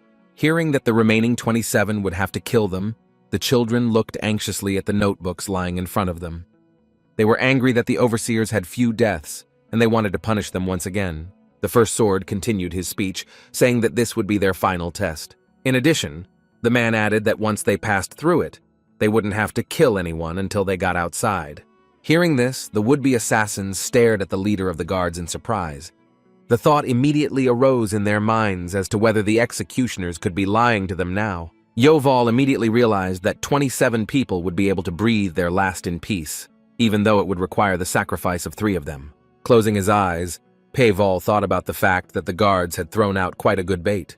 He looked ahead with an indifferent gaze of red eyes. Now the boy's attention was drawn to the notebooks with the equipment, as he understood that those three would turn into walking targets. Burning with impatience, the boy raised his hand, clenched into a fist. Looking at the supervisors, the boy declared that he wanted to learn this technique. At the same time, there was no one in the crowd around him who would have raised his hand in the same way. Yoval gave him a puzzled look, quietly asking if he had decided to become the scapegoat himself. However, Pival, without turning his head to her, replied that he could also become a wolf. Squinting, the girl carefully advised him to be careful, as everyone would start hunting him. But the guy didn't care at all, so he said he couldn't wait for it. Sometime after the announcement, the victims began, the first of which was one of the boys. Song Jong-woo pierced his stomach with a sword, emerging victorious in their duel. Looking at his victim, the boy said he was very sorry. As he left his body, Song Jong-woo thought about the fact that he had been chosen by lot, so he had no choice. And now all that remains is to remove Pavolya. The boy looked ahead with a determined look, planning to gain another victory. He returned to his group, where he heard Gyeok-san's voice saying that they had many opportunities. The guy laughed, saying it was the best day of his life, while Yo-wol and Lee Min stood behind. The white-haired woman stared anxiously into the darkness of the cave, thinking that only Paval remained. It suddenly occurred to her that he hadn't been seen for a long time, which led her to think that he had simply run away. However, Yo-wol reassured her by saying that they simply couldn't find him. She remembered that she had last seen him a few days ago at training. Then she personally met him in a dagger duel. Sweating, Yo-wol said then that he was doing much better without a sword, although she was not afraid of him at all. These words slightly confused Pavolya, who was not expecting compliments from the scoundrel. And now a large drop of sweat rolled down Yoval's face as she realized that she had given advice in vain to someone who was already difficult to deal with. Gyeok-san, casting a half-crazy look at those present, suggested that they kill the instructors, whom they would definitely be able to handle. Lowering his head and closing his eyes, Song Jong-woo agreed to this. The figures of 3 guards in their eerie masks immediately appeared before his eyes. Then he added that he didn't think they hadn't planned something for such a case. Yoval, listening to their conversation, suggested they come back to this later and look for Pival. Throwing his hand behind his head, Gyeok-san said he wouldn't do anything about it. They continued on through the dark cave, leaving the corpse of their former comrade on the stone floor. However, immediately after that, the figure of Pival appeared above him. He looked where the 4 had gone, pondering their plan to finish off the instructors. After that, the loner looked down at his murdered comrade. He lay on the ground, staring blankly at the stone ceiling. Paval, without thinking twice, reached out and closed his eyes. He thought that the instructors were probably watching everyone looking for him. The guy knew perfectly well that they wouldn't take their eyes off anyone who tried to kill him, which meant that now was the most opportune moment to reveal their true motive. Meanwhile, 2 guards stood near the house where the overseers lived, carefully observing what was happening. Paval tried to be as quiet as possible so that they wouldn't notice him. After carefully measuring both guards, the boy realized that the base was fairly well guarded. However, for him, this was absolutely not a problem. He looked intently ahead, and the darkness that allowed the boy to disguise himself began to envelop him. The guy immediately remembered that turtle breath can be used when a person is not breathing. However, by combining this technique with the split thunder technique, he could split his breath. This is what allowed him to move without giving away his location. Using the chosen tactic, Pival calmly made his way into the house past the guards. He stared intently ahead, trying to figure out where he should go. In front of him was a long, narrow corridor that was well lit. Finally approaching the large doors, the boy thought he was right in the heart of the overseer base. Looking around to make sure no one was following him, Pival approached the door. With one sharp movement, he opened them, entering the room. There, the boy saw a spacious room with a round table in the middle and 3 chairs around it. Pival leaned forward, searching the room and trying to figure out what their instructors were hiding. Flipping through the pages of the textbooks, he tried to understand who needed to raise murderers out of them. And he was also interested in what place they were copying and how they could get out of it. Suddenly, his gaze fell on a golden tube standing under the table. The boy took it in his hands and unscrewed the lid, taking out a piece of parchment. After reading that it was an assassination order, P. Wall froze for a moment. After reading the victim's name, the boy tried to remember who it was. Remembering all those who died during the trial, Paval tried to understand how strong he was, if they had spent 7 years training him. In addition, out of 300 children, only 30 are now alive. Frowning angrily, Pival wondered if it had all been worth it. Suddenly, the sound of footsteps reached his ears, causing the boy to freeze. Frightened, he glanced towards the door and realized that someone was entering the room. The first sword moved calmly down the corridor, unaware of the presence of a guest in his room.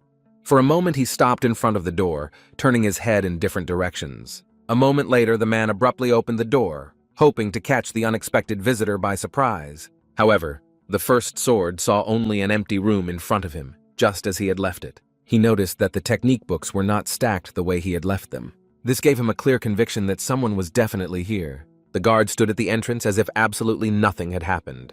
Meanwhile, second sword and third sword entered the house, resolutely heading down the corridor. Suddenly they stopped and looked in surprise. The first sword was walking quickly towards them, and he was clearly not in the best of moods. Sang-il-shin immediately asked the leader if something had happened. He immediately reported that someone was in his room, and most likely the unknown person was still in the cave. His assistants were immediately indignant, trying to figure out who it could be. The second sword turned to the leader, asking if he thought anyone could do it. To which Lim Sa-yeol replied that the one who knows how to hide best can do it. The second sword immediately understood who their leader was talking about. The first sword glanced at his assistant and confirmed his guess. Paval, meanwhile, was just under the ceiling, surrounded by the darkness of disguise. The men discussed how the boy had managed to sneak up on them even though everyone was hunting him. The first sword wasn't going to just leave it like that, but one of the assistants warned that punishing without reason could lead to children rebelling. Paval, listening to all this, tried with all his might not to move, so as not to expose himself. Meanwhile, the first sword said that in case of dissatisfaction, they would redirect him to the loner. When asked how they were going to do this, the leader replied that they would use the call of the abyss and pulled out a large pipe, shocking even his aides. Gu Xinhyung tried to convince him not to do this, reminding him that it was a last resort. However, the first sword replied that sooner or later they would have to do it anyway. It was at this time that he was going to show Pavolya what he was capable of. This could show Pival and others who really owns their lives. He could easily have killed Yo, Wall, Li Min, and the rest of the surviving children. With his hands clasped behind his back, Lim Sa-yeol asked if his aides had any objections. Approaching the cliff, the man put the flute to his lips and fingering his fingers played a melody. Looking at his charges, the first sword said that now they would experience true hell. At the same time, his gaze was directed towards the village where the children were resting. One of them was just crossing the yard, not even suspecting the danger. Yo-wall glanced at her partner, wondering where Paywall might be hiding. Her attention was drawn to one of the boys, who was furiously shouting abuse at the loner. Squinting, the girl realized that even those who boasted of finding a boyfriend quickly could not do it. At some point, a wild noise caught her attention, causing Yo-wall to turn her head in fright. She stared with stunned eyes in the direction where the melody was coming from, trying to understand what it was. Suddenly, the voice of Song Jong-woo was heard from behind, and he suddenly grabbed his chest and croaked. A second later, Yo-wall herself felt a wave of pain rise in her chest. She immediately couldn't even stand on her feet and fell to the ground. The rest were also desperately clutching their heads, screaming that they were in pain. With tears in her eyes, Li Min tried to understand what was happening, feeling as if something was eating her from the inside. Suddenly, a figure appeared above her. Pei-wol looked at his girlfriend, maintaining a stern expression.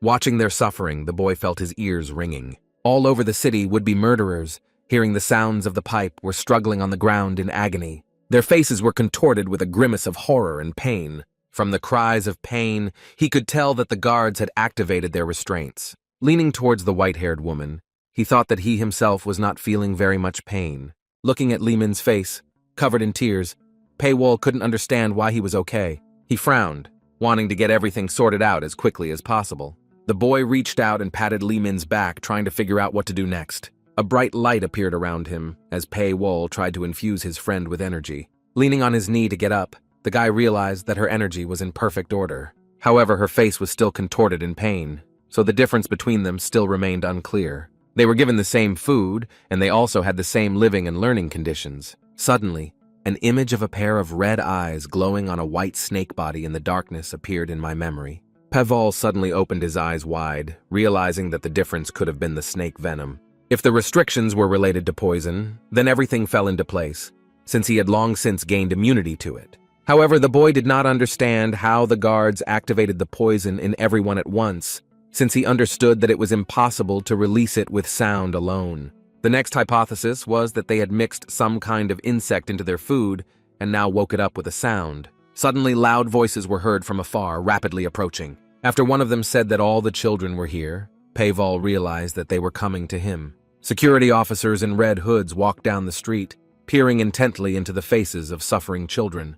They looked quite angry, but they said loudly that all the future murderers were gathered in one place. A large bead of sweat rolled down Pavolya's face as he tried to figure out what to do next.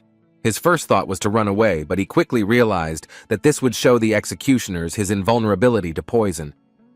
So he decided to do as before and show that he was no different from the others. Meanwhile, the little Red Riding Hoods were heading straight for him, passing by the other children. Suddenly, one of them stopped and let out a surprised chuckle. He lowered his head and looked at Paval, whose face was twisted in pain. Realizing that he had found their target, the security guard shouted loudly, giving away the lone man to the guards. Immediately after that, the first sword appeared next to Little Red Riding Hood.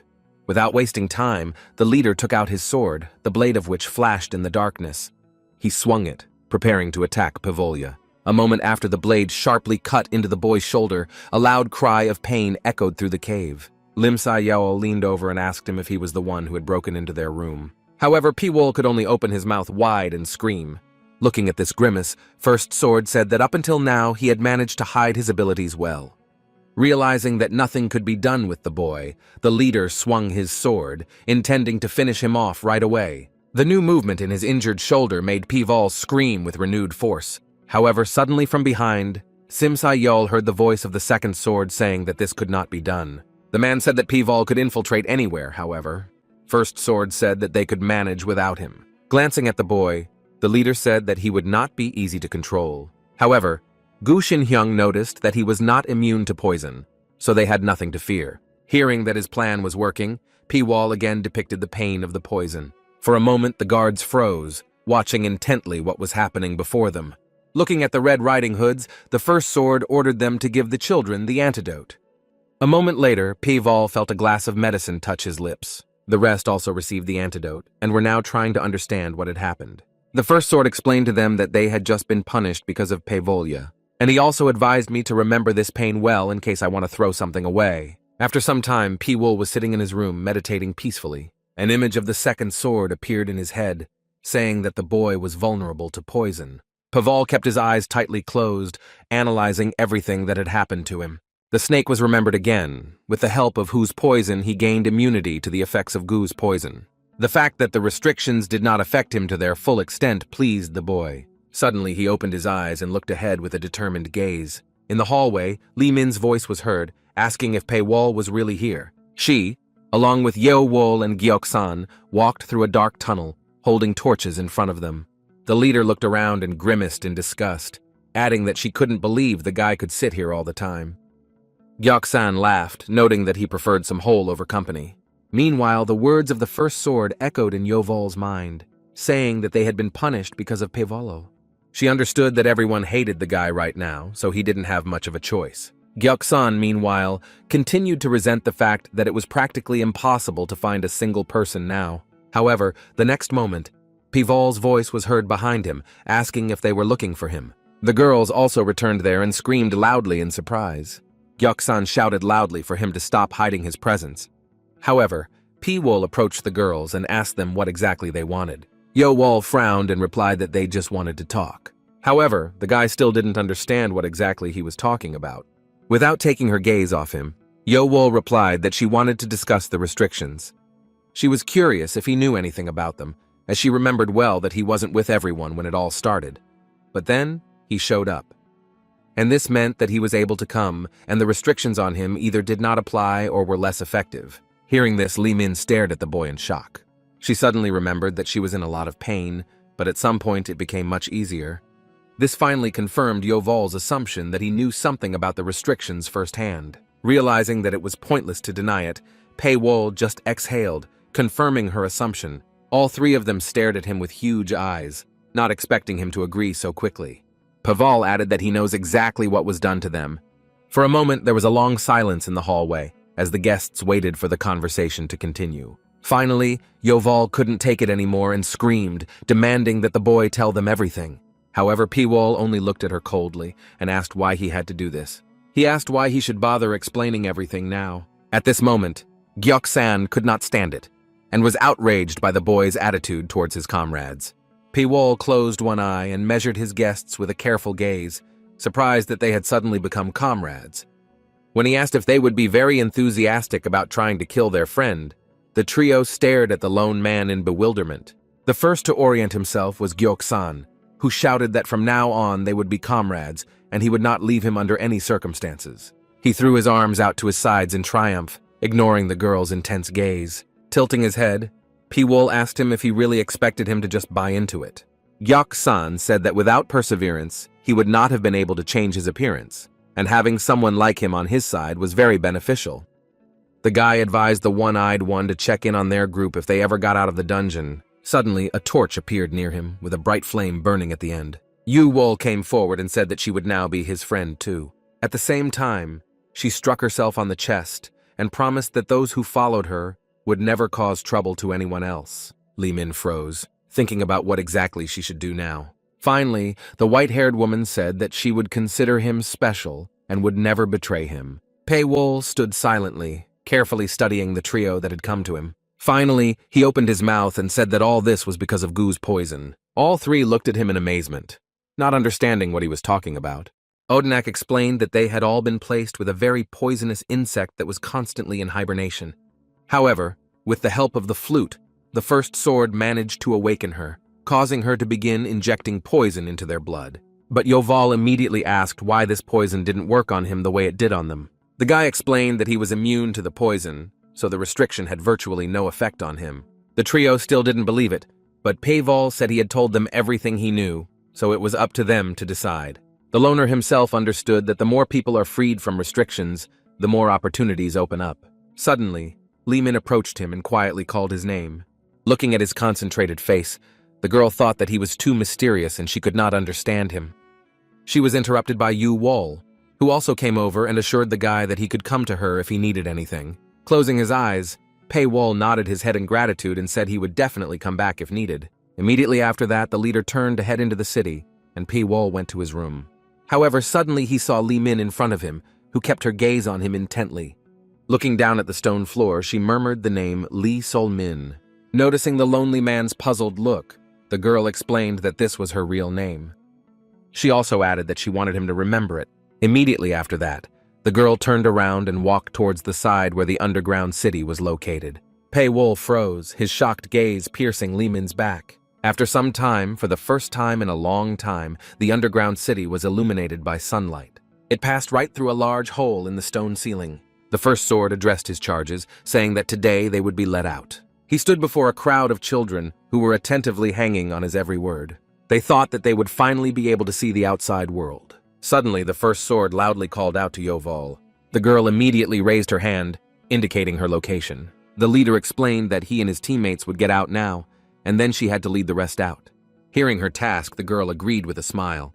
Suddenly, a large basket began to descend from the hatch through which light was shining, taking one last look at the crowd of would-be killers, wondering how many of them would survive upstairs. As he climbed up in the basket, he realized that although they were strong, their target was a martial arts master who had no equal in Jianghu. However, he didn't care, because he had done his job and could now retire peacefully and live an honest life. All the inhabitants of the underground city watched as the basket rose into the bright light. They were happy that not much time remained, and they would finally be able to get out.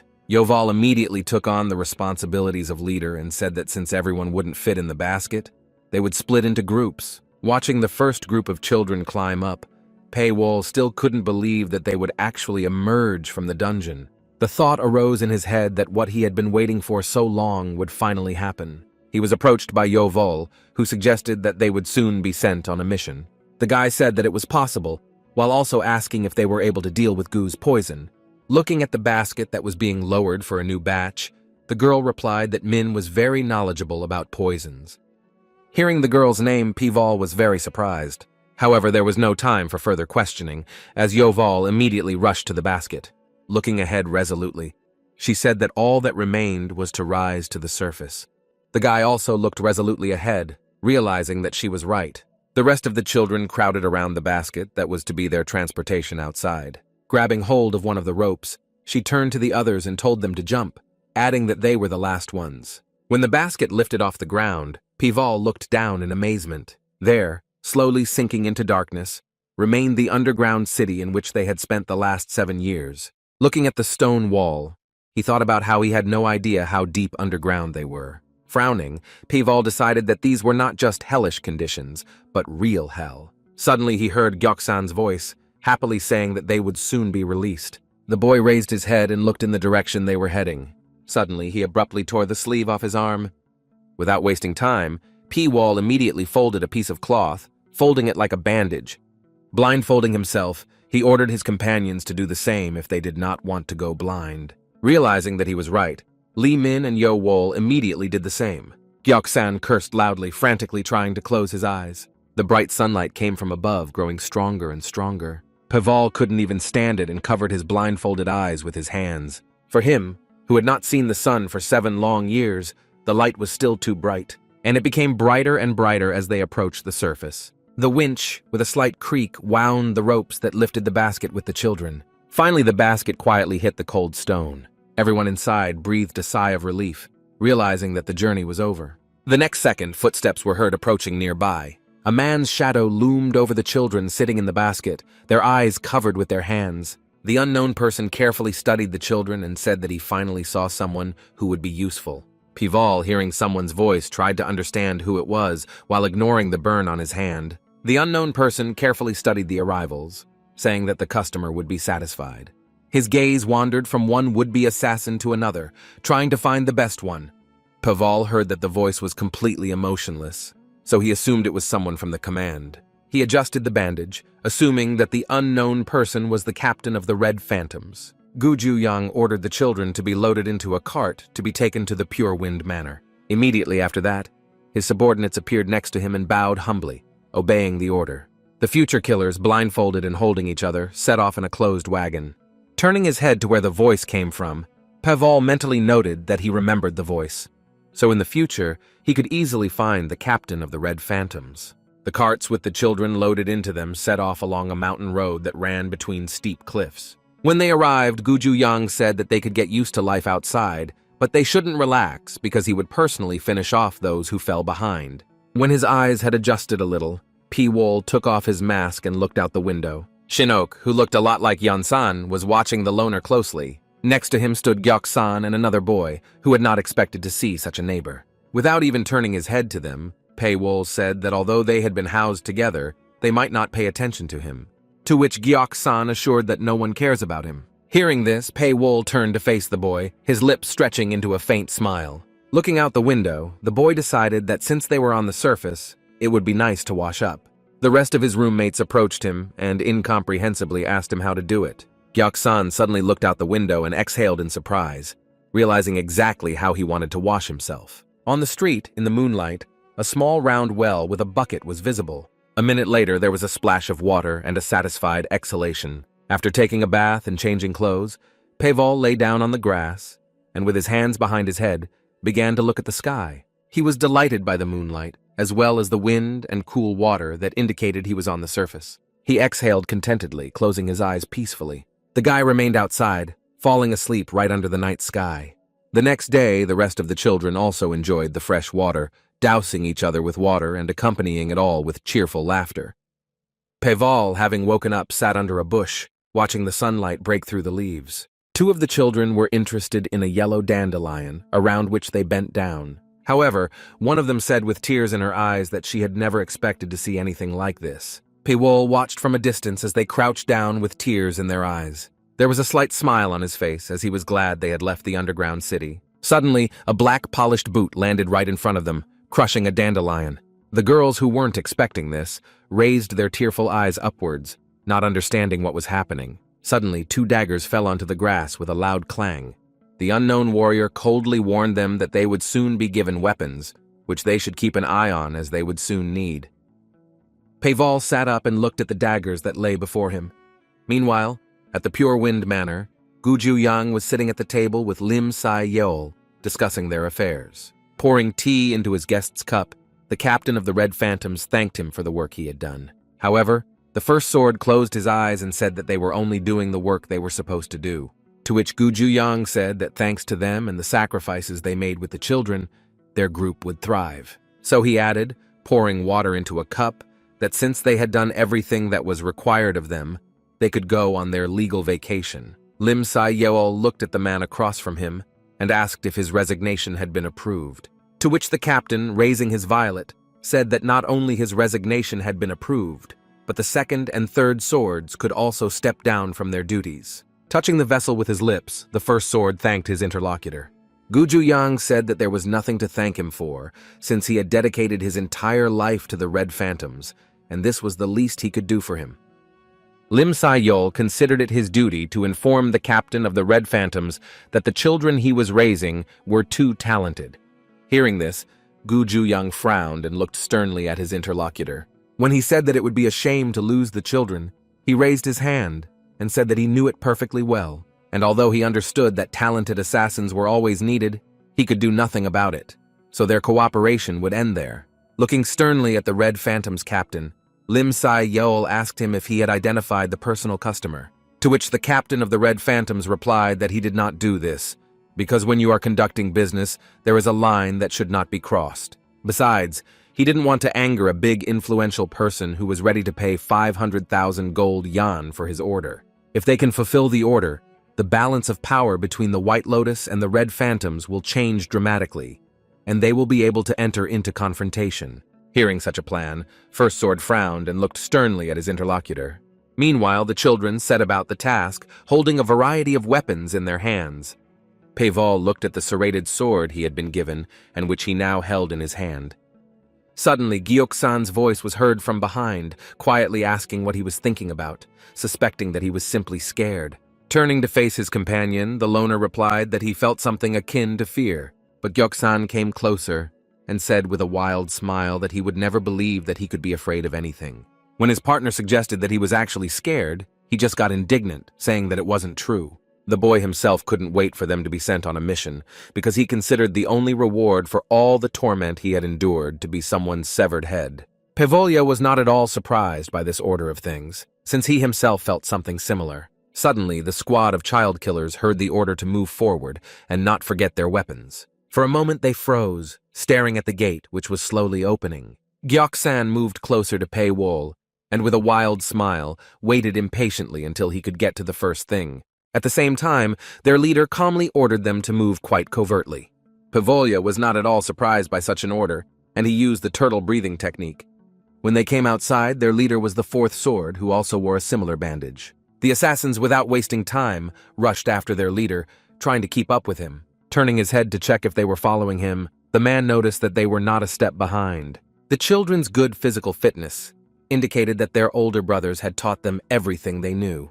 So he was very sorry that such good would go to waste, as they could have been better than many members of the Red Phantoms. At some point, the fourth sword stopped right in front of a large precipice, beyond which towering cliffs could be seen. Hearing his order to stand, all the children following him also stopped. The man was silent for a moment, then threw it over his shoulder for them to hide. Immediately after that, the young killers simply disappeared into the darkness of disguise. The fourth sword also froze, either to avoid attracting too much attention and to take a good look at the surrounding sight. Looking at the sheer cliffs in front of him, he said that the young killer's target was just behind them. They were supposed to get to the mountain, where they would see an estate that looked just like the place where they lived. He added that their target would be a man living in the Bright Moon Palace. The children stared angrily ahead, for they remembered the Bright Moon Palace perfectly, as a small building at the far end of the estate. Pei Wol also had no intention of giving up, so he looked resolutely ahead, planning to enter the battle first. The next morning, a female figure with long, shiny black hair stood in the garden.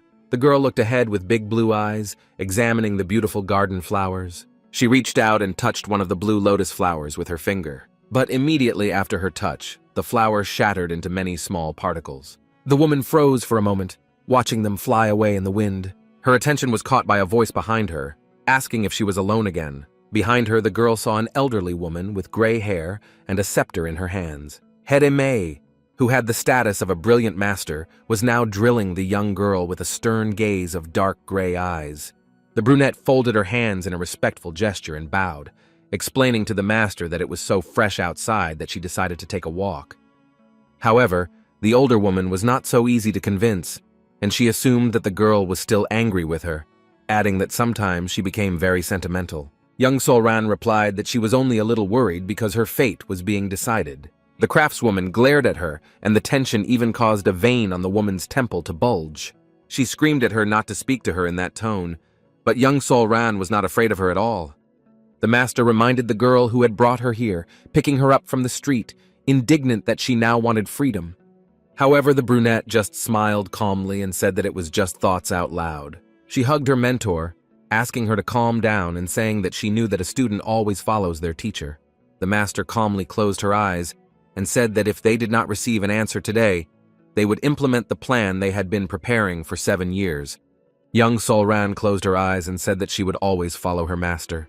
Looking down at her feet, the girl thought that the situation was putting a lot of pressure on her mentor, which was quite displeasing to her. Suddenly, not far from them, a loud scream was heard from a girl who was looking for a master. The women in the garden immediately turned their heads in the direction from which the loud scream came. Zhonghua folded her hands in a humble gesture and said that Ching Chung had finally given their answer. When asked by the craftswoman what exactly they said, the girl said that they agreed to their offer. Slamming her scepter on the ground, the woman said that in that case everything would be resolved. There was no emotion visible on young Solran's face, but she had not expected things to turn out this way. When the teacher turned to her and said that now everything depends on her, the girl assured her that she would cope. Looking at her student, the master thought that she was sorry that everything had turned out this way, since she wanted to make her the rightful heir. A strong wind blew around, and the brunette raised her blue eyes to the sky. Zhonghua, meanwhile, approached the mentor and asked how they would deal with the problem, which greatly surprised the elderly woman. Suddenly she realized what she was talking about and frowned. The figure of the captain of the Red Phantoms immediately flashed in my memory. The woman asked if the girl meant their plan, to which she asked what they should do now. Trying to formulate an algorithm of actions, the master only chuckled briefly, drilling the girl with an attentive gaze. Meanwhile, P-Wool meditated, trying to figure out how much time had passed and whether it was still morning. He remembered perfectly well that they had set out on their mission at night, so he still had a little time. Over the 7 years of living in the underground city, he had become more accustomed to the darkness than to the outside world, and now he could even rest a little. For a moment he froze with his eyes closed and listened to everything around him. However, the next moment he abruptly opened his red eyes and looked in front of him, realizing that he had a rather bad premonition. A second later, he noticed that a sharp dagger was flying at him at breakneck speed. However, it later became clear that it was not flying at him, but at his partner, who was nearby. The hired killer groaned and coughed up blood as the blade dug right into his chest. Pival watched in amazement as what had just happened right before his eyes. He didn't understand what was happening, and so he stared at his comrade's dead body in confusion. One of the trackers was sitting in the forest, examining the tracks on the ground that he had managed to find. Suddenly he raised his staff and was abruptly bumped into by one of the assassins, who had decided to catch him by surprise. The man was glad that the information he had been given earlier turned out to be true. The killer stared at him with empty red eyes, his skin a deathly white. Realizing that his enemy was now defeated, the ranger swung his staff with one sharp movement and threw the mercenary's corpse away from him. Looking around, he tried to understand how the killers dared to get so close to Mount Qingcheng, suspecting that life was completely unimportant to them. Yu Jing-ok stared wildly ahead, trying to find another member of the assassin squad. Returning to the palace, the man ordered a squad of guards to find all the mercenaries and kill them, as they had decided to attack them. Watching all this, P-Wool frowned, as he realized that they were now at a great disadvantage. He turned to his colleagues and sternly said that he was proposing to step down right now. The members of the squad sent by Yu Jing-ok, meanwhile, diligently searched the forest, piercing the ground with their spears. Suddenly, one of them froze, holding his weapon tightly in his hands and staring at one point. He noticed that just beneath the point of his spear, the ground began to crack. The guy frowned, not knowing how to react to this, and so he stared at the hole in bewilderment. Suddenly, to his surprise and the surprise of his companions, figures began to jump out of the ground. Looking up, Yu Jing-ok's squad heard the words that they must now disperse. Flying away from their previous deployment, Pival shouted to his squad that they would regroup as soon as they were safe. Yu Jing-ok's warriors stared in amazement at the black figures that quickly disappeared into the sky, turning into black specks. The shock quickly passed, and the men, teeth clenched in fury, rushed forward, trying to catch up. The most fierce was the leader of the detachment himself, because he could not tolerate defeat. The next moment he raised his hand to try to prevent at least one of the murderers from escaping. Without wasting time, he threw the spear directly from behind his subordinate, completely unconcerned about the fact that his men were ahead. A second later, the spear found its victim, piercing one of the mercenaries' chests. Anticipating success and unwilling to give up, Yo Jing-ok took the spear of one of his warriors, never taking his eyes off his next target. He spun in place, trying to make the throw as far as possible. A moment later, another figure in dark clothing was pierced through with a spear. Yo Jing-ok, meanwhile, held a third spear in his hands to continue his hunt. He was so skilled at throwing a spear that none of the mercenaries he aimed at managed to escape death. Moreover, each time the man tried to do everything faster and faster. And he succeeded, as the fourth spear also pierced only one of the mercenaries. He fell to the ground, unable to stay in the air and escape. Yo Jing-ok, meanwhile, grabbed his weapon again, planning to throw it at the last of the mercenaries they encountered. The weapon flew past the men of his squad who were standing in front, trying to catch up with their target. However, the assassin was not going to give up, so he ran with all his might, trying to break away. Piwol turned his head for a second to assess the situation and see if he had managed to break away from the pursuit. Noticing the spear approaching him, the boy jumped at the last moment to be able to jump away from its tip. Trying to launch it as far as possible, the assassin pushed the weapon back with his foot, adding a bit of energy. The speed was so high that a bright beam of blue light could be seen all around. The members of the squad led by Yo Jing-ok didn't even have time to do anything or get their bearings when the spear rushed past them towards their leader. They turned their heads in the direction where the weapon had flown, trying to understand what it was and how it was possible. However, immediately after that, someone's presence was felt behind one of the soldiers, as two daggers were thrust into his back. The warriors watched in amazement as the hired killer had just managed to finish off their colleague. Yo Jing-ok also didn't understand what was happening, so he just stood there, watching the spear flying into his chest. However, the weapon flew past and landed directly behind him, crashing into the ground.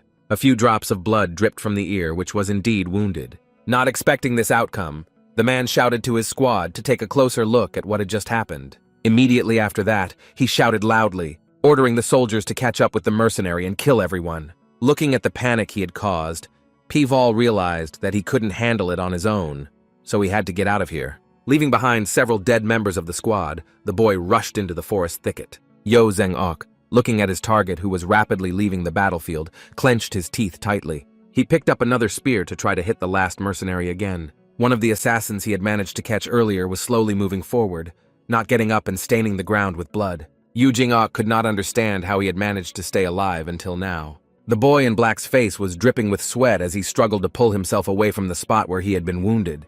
Feeling someone's presence behind him, he turned his head and looked at the leader of the rival squad with despair, quietly saying that he did not want to die. When asked what he had done to deserve this, Yo Jing-ok replied that he had gone against the Qingchen clan and was also a pathetic murderer.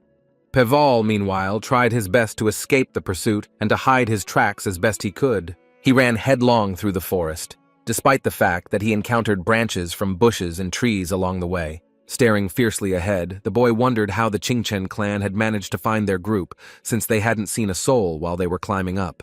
Remembering the leader's wild look and his words that he had not been lied to, Piwol realized that someone had betrayed them. However, apart from him, the name of their target was unknown to anyone, so it remained a mystery who it could be. What also puzzled the boy was that he didn't see the fourth sword or his subordinates, which meant they had fled before they were attacked. Which meant they wanted to cover their tracks before it was too late. He had no sooner thought of that than a hail of arrows fell upon them and the rest of the detachment. Piwol looked at the arrows flying straight at him.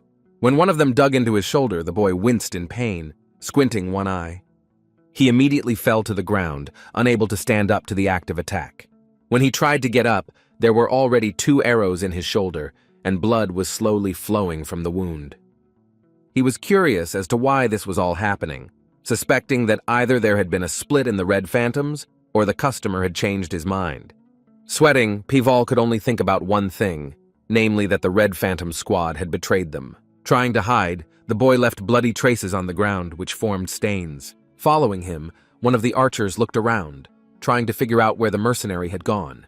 But Piwol was not going to give up in any way, so he drew his daggers and rushed straight at his opponent. He didn't even realize what had happened when 2 blades plunged into his throat at breakneck speed. Watching his defeated opponent fall, Piwol thought about the fact that now he would have to fight and survive alone. Suddenly, Screams were heard from the forest, indicating that he had been found, and orders were also heard to kill him.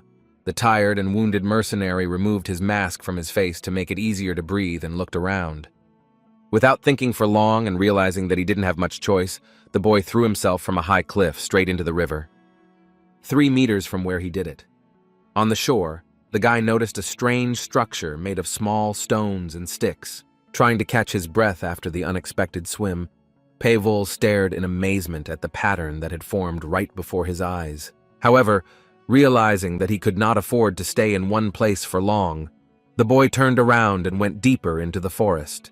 Having found a similar pattern on one of the boulders in the middle of the forest, the boy was able to determine where he had gone, and there was a lot of blood around the boulder, indicating that whoever left him the instructions was injured, perhaps even fatally. Voices were heard again from behind the trees, ordering them to search everything and find him.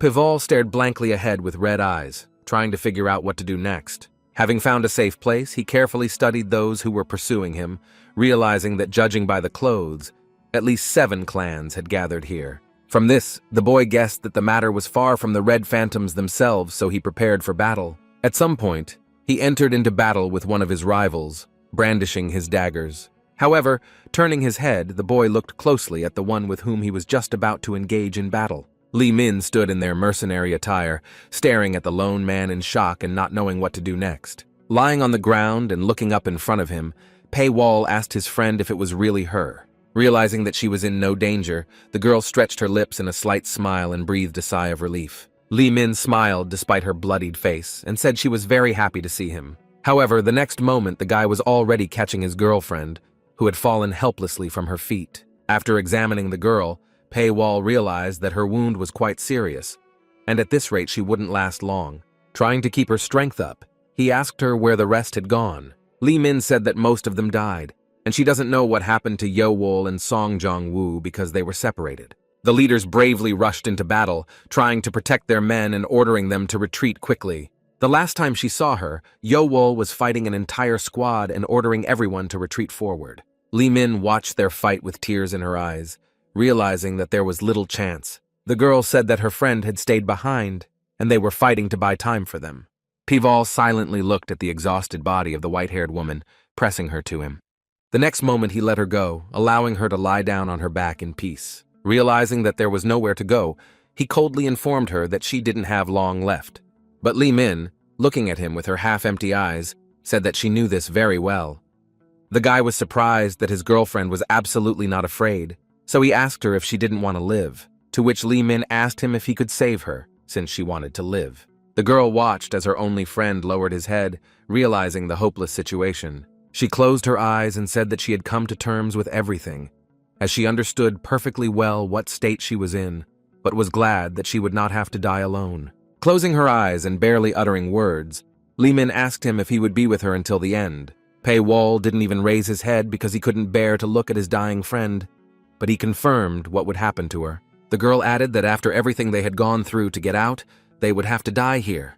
Pavel sat and stared blankly straight ahead, listening to questions about who had done this to them and why. Lv1 said that those she didn't even know controlled her life, and then left her to her own devices. Looking up, she added that she hoped for retribution for all they had done. The girl wanted their tormentors to be held accountable for the injustice and their fear. Gathering courage, Paywall said that it was all because of Wu Gong-sang. He closed his eyes tightly, contemplating what he should do next, since only he knew the victim's name. But Lv1 said absolutely nothing to that name, so she asked her friend what he meant. He explained that that was the name of their target, and he was from the Qingchen clan. It was ordered by the Red Phantoms, and that's why the kids ended up in that dungeon for training. He added that this was precisely why they were kidnapped and taught for 7 years only to kill. However, now that they were of no use, everyone decided to simply get rid of them. Looking ahead with a determined gaze, he swore that as long as he lived, he would not stop looking for those who had broken their lives, and when he found them, he would definitely take revenge. Hearing his passionate speech, Lv1 closed her eyes and exhaled, adding that she didn't even doubt his intentions. Suddenly she reached out and touched his face, forcing him to look straight into her eyes. The girl gently said that she wanted him to survive all of this. Pavel, realizing that she had very little time left, looked closely at her face, trying to remember it as best he could. The last thing his girlfriend asked him to do was call her by her first name. However, when he said it, Li Min said that she wanted to hear her real name from his lips. When the boy fulfilled her request, the girl thanked him, saying that she wanted to hear it from him. The next second, her hand went limp. Li Min closed her eyes and her heart stopped beating. Pival thought that he did not know whose hand it was, but he swore to wipe everyone who was involved from the face of the earth. His eyes flashed a red glow as he advised them to be afraid of what he would do to them. Meanwhile, the fourth sword reported to the captain of the Red Phantoms at the Clearwind Manor. He informed the commander that the hired killers had been rounded up and there should be no survivors, to which the captain expressed disappointment at the large amount of time spent on preparation. He understood that he would have to eliminate all the mercenaries, but he had not suspected that it would happen so soon. At the same time, he showed the fourth sword a piece of paper with the word cancellation. The fourth sword immediately asked him if he was sure they were safe in this place. Gu Zhuyang immediately threw it over his shoulder, asking if he was afraid of the customer, to which his interlocutor replied that it seemed to him that the customers had decided to cover their tracks. Looking at the piece of paper in his hand, the captain of the Red Phantoms thought that in that case, it would be worth removing them too, so that the secret would never be revealed. In response, he said that it sounded pretty reasonable, but no one would ever find them, so we just had to wait until everything settled down. When asked if he didn't know who the real customer was, Gu Zhuyang replied that he could find out at any time, but there was a line that shouldn't be crossed. In addition, he added that they had received a warning, so they shouldn't interfere in their own business. Suddenly, a bright light began to shine from the piece of paper on which the order cancellation was written. Both men immediately realized that the message had been marked by a special smell. At that moment, the body of one of their warriors landed right in front of them. They stood among the columns, watching what was happening right before their eyes. People with swords began to enter the hall, throwing their warriors aside and killing them instantly. Swinging his sword, the fourth sword shouted for the captain to flee, as they could not cope with the attackers. One of the men shouted for his subordinates to destroy all the vile murderers and leave no one alive. While Gu Zhuyang stood and watched, Fourth Sword had already drawn his weapon, preparing for battle. The Red Phantom's captain's face suddenly took on a predatory expression as he told his interlocutor that he was right. He tried to convince him to leave, but Gu Zhuyang had no intention of doing so.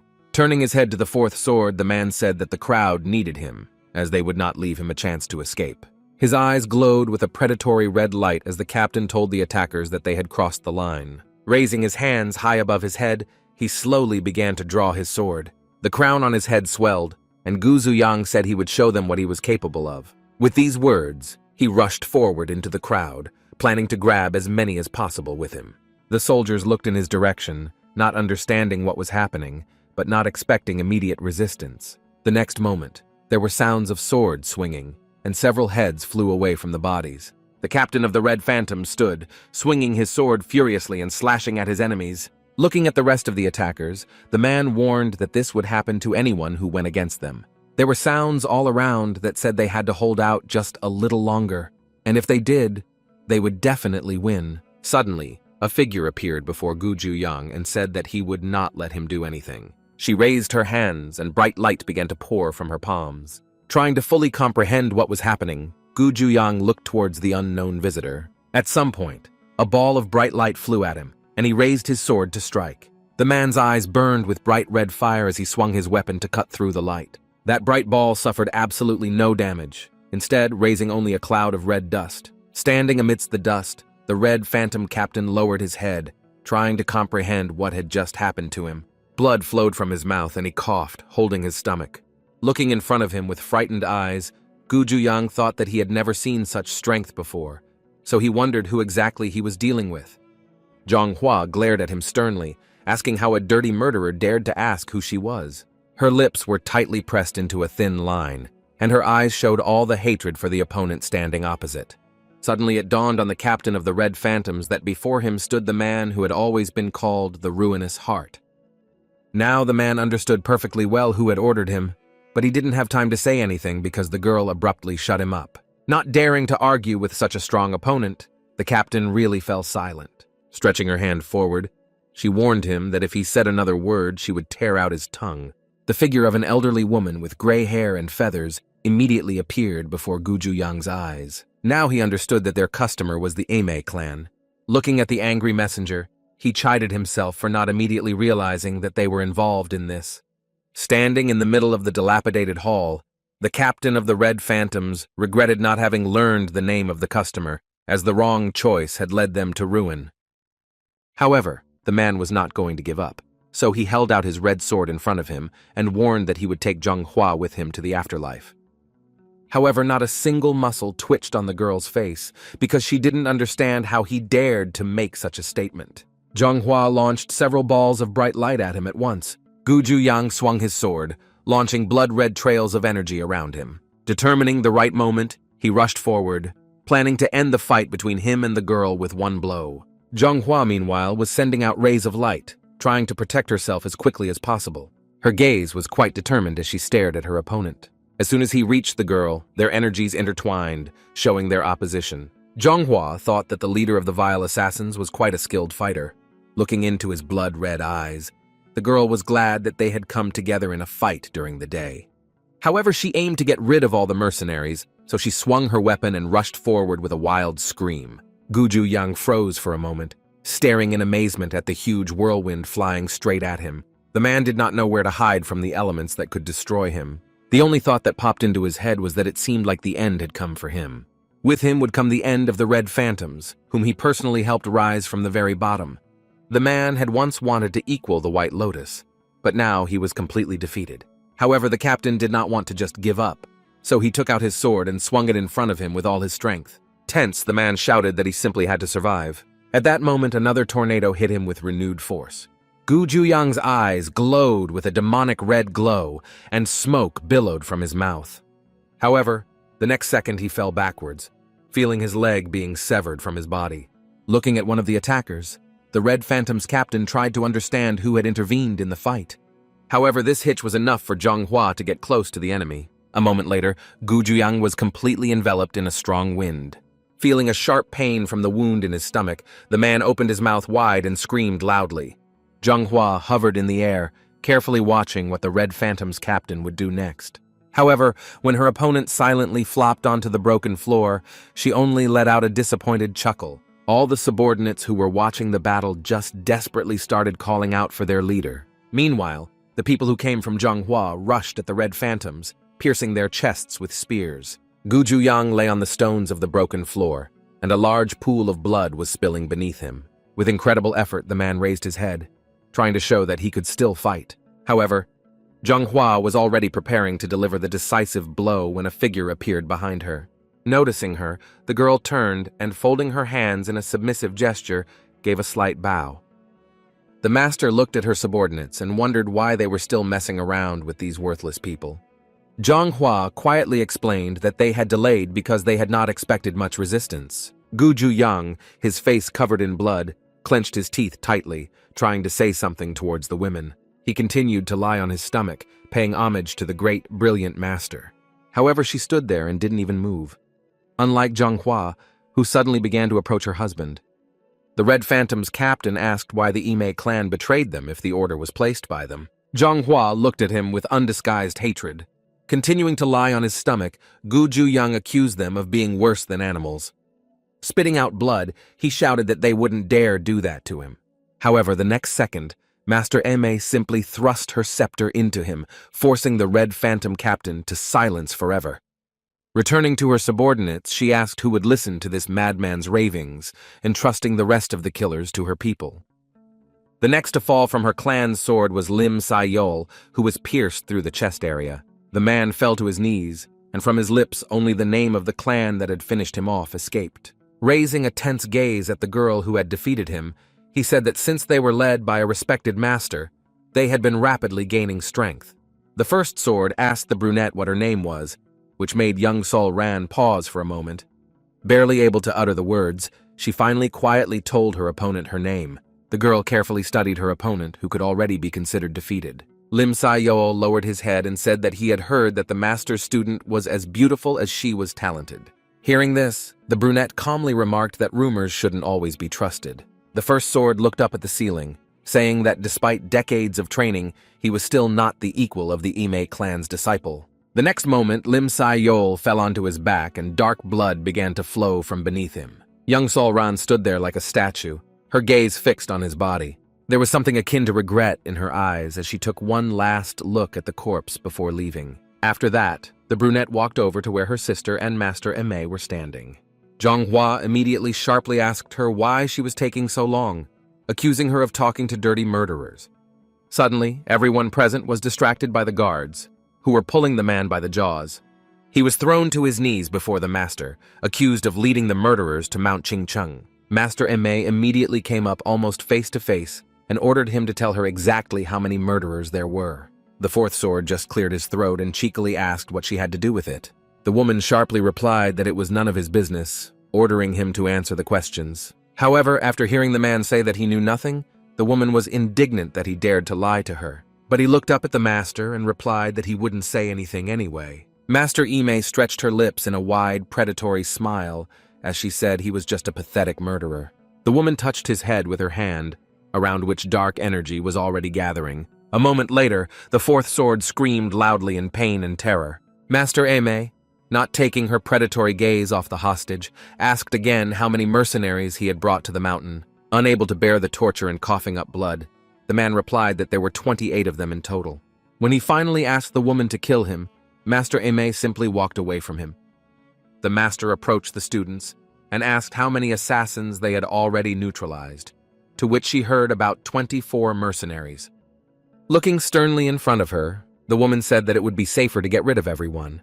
The half-destroyed Pure Wind estate, meanwhile, was enveloped in a wall of black smoke. Master Aimee turned to young Sol Ran, reminding her not to forget her important role. Hearing the words that a person would be sent to Qingcheng to arrange the wedding, the girl obediently closed her eyes and agreed. The last thing the master said as she headed out of the room was that it was all for the sake of their clan. Young Sol Ran's gaze became empty and indifferent. Peival, meanwhile, landed on one of the branches, having reached his goal. Below was a courtyard visible, with guards in yellow kimonos roaming around. The guy kept his eyes on them, trying to come up with a further plan of action. He could see perfectly well that all exits and entrances were actively guarded. His eyes were bright red, and his pupils were vertical, like a snake's. Looking at the courtyard, the lonely man thought that since they were raised to be Jiang Hu's enemy, he would become one. His face suddenly contorted with rage and hatred. The next morning, a young boy came out of the gate with a large basket on his back. One of the guards, seeing him, asked if he was going to collect herbs again. When told that he had done this yesterday, the herbalist replied that it was better to stock up on herbs in case something happened. The guards finally shouted that nothing was likely to happen, but advised the boy to be careful. But the boy replied that no one would dare to attack the Qingchen clan. With these words, his figure began to sink into the thicket of the forest. After a while, the herbalist stopped to figure out where he should go next. Finally, he decided to go to one of the clearings first. However, the next moment, a dark figure with red eyes rushed at him from behind. Peival grabbed the boy tightly by the throat and held his dagger to him. He froze, staring with frightened eyes at the serrated blade right in front of him. The guy didn't understand what was happening, so he stammered and asked the attacker who he was. A second later, the herbalist screamed loudly in pain as the blade tore through the skin on his leg. Trying to make the victim act more quietly, Peival pressed his elbow against his neck. Tears welling up, I tried to understand who would dare to set such a trap right on Mount Qingcheng. Peival, meanwhile, stared at his hostage with bright red eyes. Putting a knife to his throat, the mercenary asked if he was a disciple of the Qingchen clan. Following the instructions, the herbalist nodded, tears continuing to flow down his cheeks. After that, the loner promised that he would let him go if he answered all the questions. At the same time, he warned the hostage not to think about doing anything stupid, as he could kill him very quickly. The herbalist fell to the ground, covering the bloody cut on his leg with his hand. Putting a knife to his neck, Peival asked him his name and who he was. The next question that interested the mercenary was who Wu Gunsang was. Hearing this, Dojin turned his head towards the attacker in fear, saying that it was the big star of Qingcheng. This description of the victim surprised Peival quite a lot. The herbalist explained that he was the greatest talent and had mastered most martial arts and achieved immense strength. Peival realized that events were moving in the worst-case scenario, as he now understood why 7 years had been spent on their training. I immediately remembered the calm face of the deadly Min. The herbalist suddenly lamented that he had told the attacker everything, so he asked him to let him go. Suddenly he felt a touch on his shoulder, and immediately after that his body stopped obeying. Peival, meanwhile, covered his face, trying to change his appearance. Du Jin, who was unable to move, couldn't see what was happening, and that scared him even more. The only thought in his head was that he had to run away immediately. When the ability to move returned, the boy slowly turned his head towards his attacker. When he saw his face, the herbalist's eyes widened in fear. In front of him was an exact replica of himself, staring at him with big eyes. Du Jin's face was covered in large beads of sweat as he realized what he was seeing. Their faces were practically indistinguishable, except for some minor details. The attacker rose to his feet, and his shadow covered the figure of the clueless boy. Staring at a pair of bright red eyes, Du Jin frantically tried to figure out what he was going to do. After a while, one of the gate guards asked Du Jin why he had returned. The same one, climbing the stairs, replied with a smile that he had forgotten something. The guard smiled and advised not to soar in the clouds anymore. After crossing the threshold of the gate, Pival immediately found himself on the street, where people were bustling around. He moved forward, not turning his head and looking straight ahead.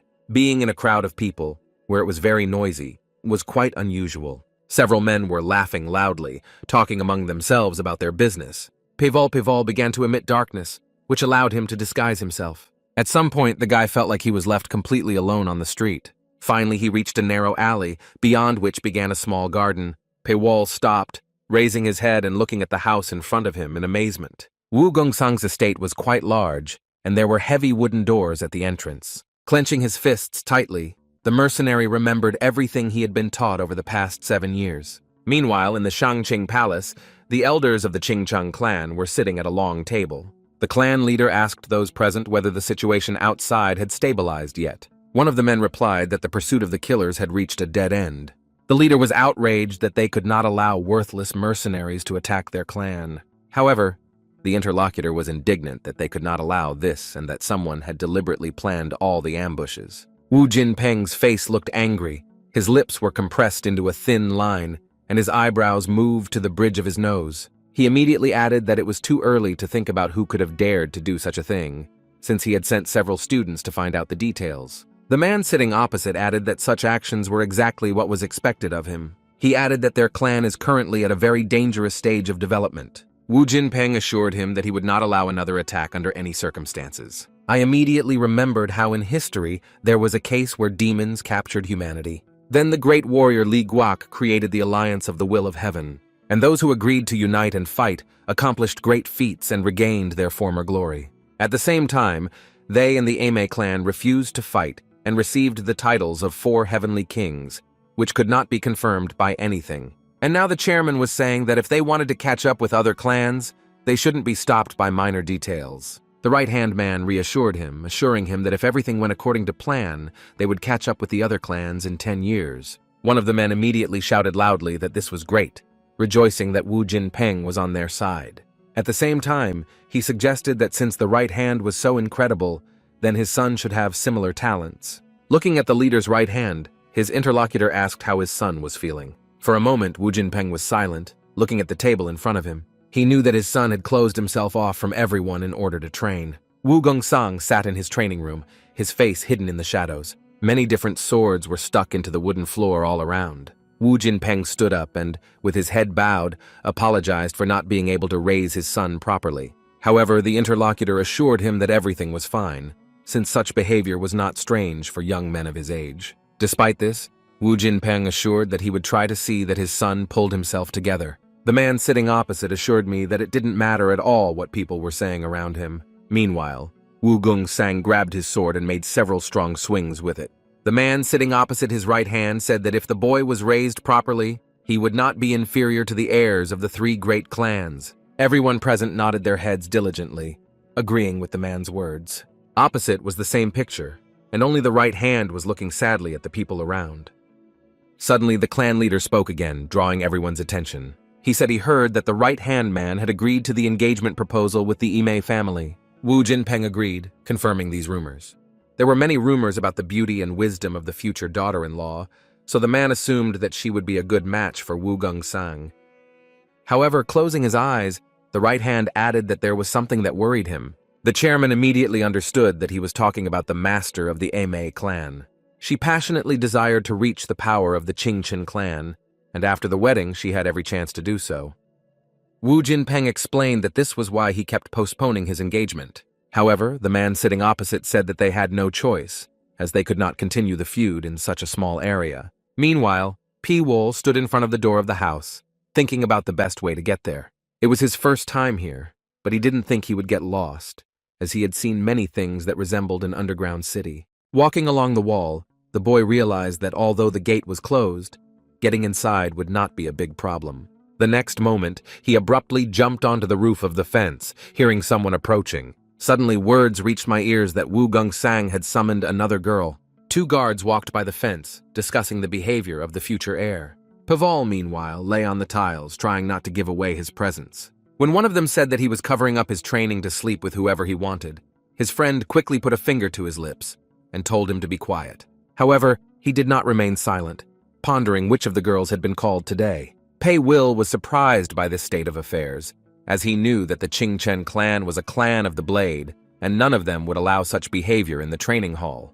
The guards, after discussing the heir's behavior, turned sharply and walked away from Wu Gong-song's house. Lying on the tiles and looking at the sky, the boy thought that in every place there would be a person whose behavior would differ from the generally accepted one. Under cover of night, Pei Wol returned to the house of the heir to the Qingchen clan in his true form. The boy wasted no time and raced along the wall to the spot on the fence he had found during the day. He crept through the hallways of the house, trying to make as few sounds as possible. Suddenly, Pei Wol felt that Wu Gong-sang was not in this room, although he knew that he had not left the house. There was no one upstairs either, so there was only one place left.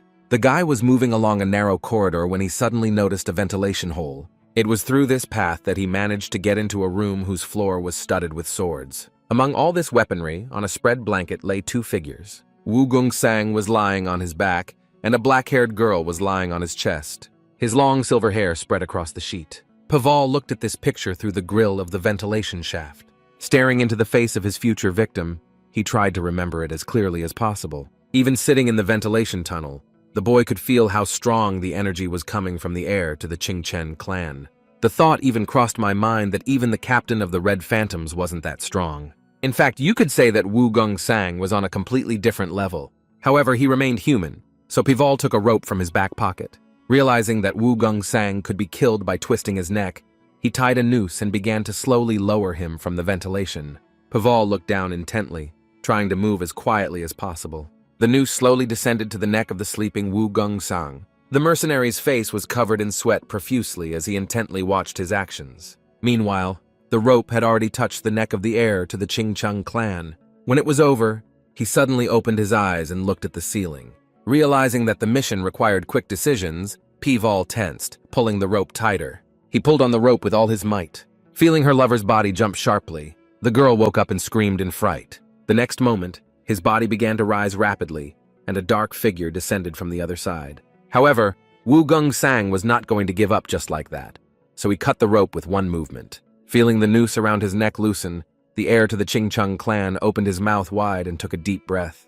He landed on the ground with a thud, accompanied by a terrified scream from his mistress. The rivals stood opposite each other, studying each other with attentive eyes. Wu Gong-sang stared at the mercenary in amazement, asking who he was. The girl continued to sit, wrapped in a blanket, with debris from the ventilation system scattered around. Instead of answering, Paval silently reached for his daggers. After taking them out, the boy took a fighting stance, preparing for a duel. Without wasting time, the mercenary rushed forward, preparing to attack Wu Gong-sang. However, he stood absolutely calm, as if nothing was happening around him. At the last moment, the heir of the Qingchen clan raised 2 fingers, which shone with a bright light. With one clear movement, the boy managed to stop the dagger blow that was flying towards him. Seeing this, Paval stared at his opponent, not believing his own eyes. Meanwhile, Wu Gong-sung suddenly approached almost right up to his face. A second later, he sent an energy attack at the enemy, knocking him back forward. Paval spread his arms, flying away from his opponent. He stared in amazement at the bright light that poured from the heir of the Qingchen clan. When he attacked, the blow resembled a sword engulfed in bright flames. Holding out his daggers in front of him, Paval clenched his teeth tightly in tension. Wu Gong-sang's face, on the other hand, remained quite calm, as if he was making no effort at all. The mercenary tried his best to keep up and diligently parried every blow that flew in his direction. Feeling himself getting tired, he couldn't understand how his opponent could attack him with his bare hands. The guy knew perfectly well that he had to change the course of the battle, because he felt that he couldn't hold out like this for long. However, the next second his hand still couldn't hold the dagger, which flew to the floor. Nevertheless, with others, he managed to catch the enemy by surprise. At the last second, Wu Gongsan managed to stop the blade right in front of his eye with 2 fingers. Turning his gaze to the mercenary, the boy expressed admiration for how many techniques he possessed. Carefully examining the dagger in his hand, Wu Gongsan asked him who had sent it. However, Peival did not answer, struggling to breathe and looking at his opponent with hatred. Suddenly, his lips spread wide in a smile and his face took on a crazy expression as he assumed that he had been sent by the father of one of the girls. Hearing this, Peival measured him with a fierce gaze of red eyes with vertical pupils, although he did not understand what he was talking about. Wu Gongsan noticed from childhood that martial arts came very easily to him, and everyone around him told him that he was the best, predicting a great future. And for him, it wasn't so much fun as it was just too easy. One day, a girl approached him and said he was pretty cool. Then the boy hung there, carefully studying the girl's figure. The stranger stood before him, her hands modestly folded and smiling sweetly. After that, Wu Gongsan began to take an active interest in women. Each time, the list of women he slept with grew longer. One day, a guy was walking through the empty streets after a party, and it was that evening that he met a stranger, after which his life changed drastically. He turned his head, noticing a figure with long black hair next to him. Her face was quite petite, but her eyes were large and dark blue, which attracted attention. Then Wu Gongsan froze, staring at the stranger, not even suspecting that this night would cost him too much. For the guy himself, it was just a mistake he made while intoxicated. Moreover, he calmly admitted that he had done something completely wrong at the time. However, he did not believe that it was his fault that she committed suicide. Therefore, the heir of the Qingcheng clan did not understand why he had to train alone for a whole year, as it was too boring for him. And now he stood, gathering his energy around him, causing a dark haze to begin to surround him. Holding out his sword, Wu Gongsan asked if the mercenary had been sent by the girl's father to kill him. But Peival looked at him in amazement, completely not understanding who he was talking about. But the heir to the Qingcheng clan was not going to wait until he was finished off, so he decided to attack first. The mercenary suddenly felt his opponent overcome with emotion. It seemed as if Wu Gongsan was simply surrounded by thousands of sharp blades. For a moment he froze, looking at his opponent and trying to figure out what to do next. Peival frowned, trying not to take his gaze off his enemy. When he rushed forward, the mercenary realized that he had decided to attack. Wu Gongsan jumped up, bringing his sword in front of him and planning to gain another victory. However, Peival skillfully placed his daggers above his head, blocking the blow and repelling the attack. Not wanting to give up, the heir of the Qingcheng clan swung again, gathering energy around him. They struck their opponent one after another, not giving them a chance to rest and regroup. At some point, the mercenary lost his balance when the attack came right in front of him. However, he quickly got his bearings and swung his leg and hit Wu Gongsan right in the chin. He measured him with a cold gaze and warned that his cheap tricks were starting to get seriously annoying. However, Peival himself, meanwhile, had his hands behind his head, planning to launch a long-range attack. The next second, both of his daggers rushed straight into his opponent's chest. However, with one sharp movement, he threw them aside. Swinging his sword at the mercenary, the heir to the Qingcheng clan said that he would become a magician. However, at the last moment, Peival managed to break free and jump to the side. Wu Gongsan watched as the mercenary ran away with all his might. Realizing what exactly he wanted to do, the boy just clicked his tongue loudly. Meanwhile, Peival, with a wild expression on his face, was trying to reach the sword, the hilt of which was sticking out of the floor. Without wasting a second, he pulled his sword from the floor and launched it into the air where the enemy was. However, the heir to the Qingcheng clan managed to quickly orient himself and deflect the blade flying towards him. The mercenary, meanwhile, already had 2 swords in his hands, with which he wanted to continue attacking. One by one, he threw them at Wu Gongsan, trying to somehow hit him. The same one, not wanting to continue the duel, which he was tired of, swung for the decisive blow. He landed, leaning on his hand, and measured his opponent with a careful gaze. The boy's face showed complete indifference and lack of emotion towards what was happening. Peival, looking at his opponent who was slowly approaching, thought that his plan had not worked. However, realizing that he had no other choice, he entered the battle again. Taking 3 swords in each hand, he swung them, delivering a crossblow. A moment later, all the blades in his hands flew towards the heir of the Qingcheng clan. He skillfully repelled them from himself, using his energy. And at some point, Wu Gongsan extended his hand forward, planning to use one of his techniques. Huge waves suddenly rose around him, as the technique was called 72 sword waves. Without wasting time, the guy directed its action at his opponent. Peival stood, staring in shock at the water that was rapidly approaching him. At the same time, his gaze was directed precisely at the enemy who was among them. The mercenary clenched his teeth tightly in anger, trying not to lose his composure. Wu Gongsan put his palm forward, directing streams of water at the boy. He carefully watched what his opponent would do. The girl he had spent the night with stood terrified in front of the mercenary, unable to move. The heir of the Qingcheng clan gritted his teeth tightly, thinking about the mercenary using his tricks again. The next second, Pival, standing next to the girl, noticed a new wave heading towards them. The water between them suddenly swirled into a whirlpool, causing both of them to scream loudly. At that moment, Pei Wall heard Wu Gongsan's voice right next to him. He glared at his opponent, realizing that he had no other choice. The boy remembered the 3 supervisors on the day they handed over new equipment to 3 children. And I also remembered the words of Yo Vol, who said that he decided to become a scapegoat of his own free will. Then he promised that it would remain to be seen whether he would become a goat or a wolf. And now, repelling Wu Gongsan's attack, the boy realized that this was the right time. The heir of the Qingcheng clan did not expect at all that an unknown mercenary would know the secret technique. It was completely impossible for him, so he stared at the enemy in amazement. They engaged in a fierce duel, skillfully parrying each other's blows. Enraged, the boy asked Peval how he could repel his attack with 72 swords. However, the mercenary himself thought that he could not help but repel it, since he risked his life in order to study it. And although he did not possess it as much as the heir of the clan, he was certain that he could win. Peval swung his sword, striking the enemy one after another. He used the mind-changing technique, which allowed him to skillfully avoid wounds from his opponent's blade. At the same time, the boy tried to hit the heir to the clan with his blade. They struggled among the waves, trying to end the fight as quickly as possible. At some point, Wu Gongsan felt a figure appear behind him. It was at this moment that Pei Wol thought he had finally found a weak spot. Without wasting time, he pulled his hand back to bring his sword up one last time. In the next second, his blade pierced through the chest of the heir to the Qingcheng clan. He coughed up blood, his mouth wide open and staring at his opponent in shock. Blood from the wound flowed down the sword, staining everything around it. Peval swung his blade sharply, throwing his opponent's dead body to the floor. For a moment, the mercenary froze, trying to catch his breath after the hard battle. He stood with his head bowed and not even looking at his victim. His face was covered in blood, but his gaze was completely indifferent. The morning in the Qingcheng clan began with good weather and terrible news. The guards ran headlong through the almost empty streets, hurrying to the heir's house. Alarm bells rang, announcing a terrible event. The security of the estate where Wu Gongsan's training took place was extremely high. The boy's body lay in the middle of the hall, covered in blood and covered with a light cloth. The clan chief and one of the warriors stood with their heads downcast as Wu Jinpeng wailed over his son's body. He fell to his knees, wondering how this could have happened. The head groaned in despair, asking the gods why all these trials had befallen their clan. Wu Jinpeng was filled with tears, mourning his only son, stroking his face. The man who was near the head turned to him, asking permission to say something.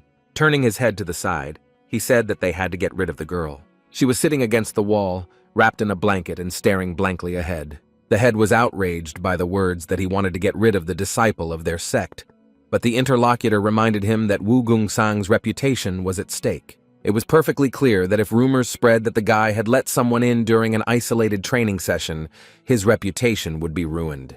Moreover, not only his reputation would suffer, but also theirs. Hearing this proposal, the head looked at him, and several streams of energy spread around. His voice sounded quite angry, which was also evident from the expression on his face. But his interlocutor was not at all concerned, so he said that what had been done could not be changed. The man understood perfectly well that once Wu Gongsan was dead, the reputation of their sect would fall. He warned that if they did nothing, it would be exactly as he said. In addition, the man suspected that someone had hired the assassin because they wanted to benefit from the fall of the Qingcheng clan. Hearing the words that they should prevent this, the head chuckled thoughtfully. Suddenly, 3 more men ran up to them and said that they should not do that under any circumstances. In addition, one of them reminded that the girl is a disciple of their sect. The girl continued to sit on the floor, hugging her knees and shedding tears. Redbeard looked at her and asked if everyone present thought so. After waiving his agreement, he said that in that case they could forget about catching up with the other clans, as the gap between them would only widen. For a second everyone thought, weighing all the pros and cons and trying to find a solution. Clan Chief Qingchen lowered his head, realizing that his goal was becoming very distant. While everyone was thinking, Wu Jinpeng picked up his bloodied sword and stood up. He began to slowly approach the girl, who looked up at him with tearful eyes. When he held his hand out to the side, the girl cast a frightened glance at the bloodied blade. As if in a fog, the man said that as a disciple of their sect, she should understand them. However, she only screamed in fear, bursting into tears. Wu Jinpeng desperately asked why she survived, adding that she had to protect his son at the cost of her own life. The girl cried and desperately begged to be spared. Everyone present suddenly turned in their direction, finally noticing what was happening. Noticing how the girl with the sword in her chest fell on her side, the head suddenly rushed towards them. He started screaming, asking his right hand why he did it. He just looked up, tearful and half crazy, and asked what exactly he was supposed to do. The chairman didn't even immediately find the answer to this question.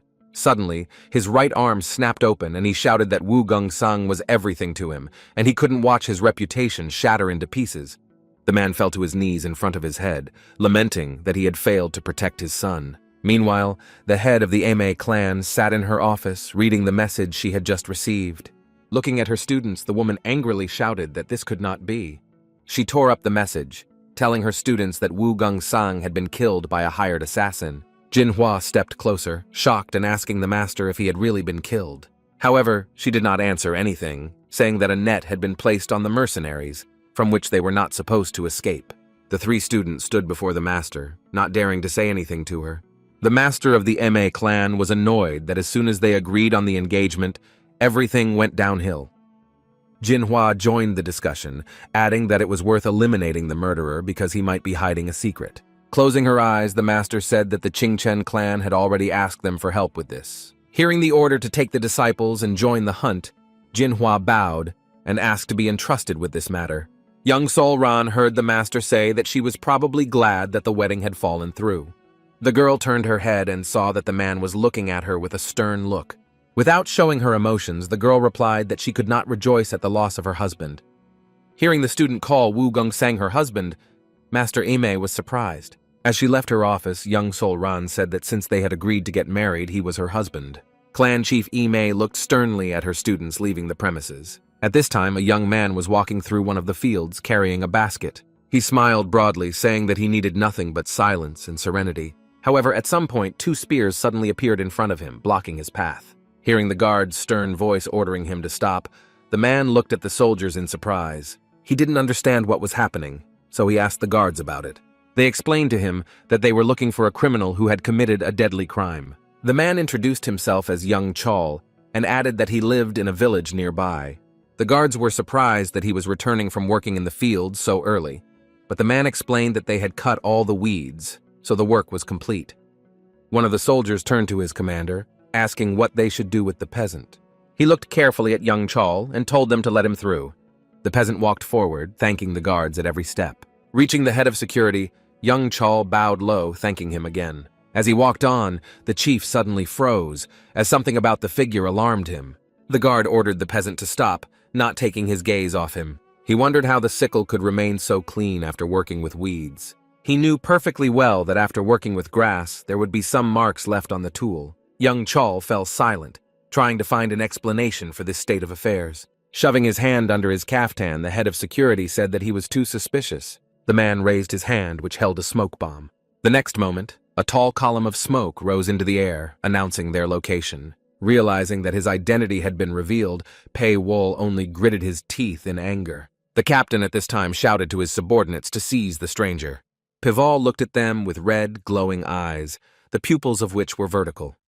The guards slowly surrounded the man, trying to prevent him from escaping. The captain said that he was just fooling around with the farmer, and therefore could turn out to be the murderer everyone was looking for. Pival glared at the guards, covering his face with his hand and changing his appearance. A short time later, the captain fell onto his back from a powerful blow.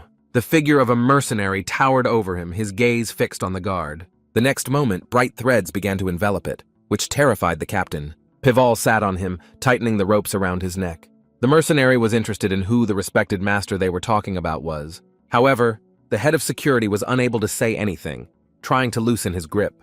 The figure of an elderly woman, surrounded by dark feathers and holding a scepter, flashed in his memory. Trying to save his life, the man said he meant the head of the Ime clan. Pival stared at him sternly, tightening the ropes around the captain's neck. Hearing the name, the mercenary asked if it was the boss who gave him the order to catch the murderer. The captain added that the order was not only given to them, but to all the disciples of the Ime clan. Looking at the bodies of the slain guards, Pei Wol asked if his clan always helped the Chingcheng clan. The captain admitted that he was also very surprised by such an order from the head of their clan. Looking at the warrior's face, which was covered in large drops of sweat, the boy thought that if he delayed a little longer, the soldiers who had seen the signal would come. The boy looked at his opponent, tightening the strings around his neck. Pei Wol understood perfectly well that someone who knew him and envied him could order Wu Gungsang. Moreover, it had to be organized by someone who could calmly wait 7 years for the children's education to be completed. It was also worth considering that the customer had to have a lot of money to build an underground city. The unknown customer was supposed to be from Sichuan, so it was clear that the head of the Ime clan was a perfect fit. Now Pei Wol, who was staring resolutely ahead, had a new goal. Meanwhile, a new detachment of guards emerged from the thicket, immediately noticing the mercenary. Pei Wol heard a few more people approaching and turned his head slightly. The captain laughed with his last strength and said that since the soldiers were here, the killer had no chance.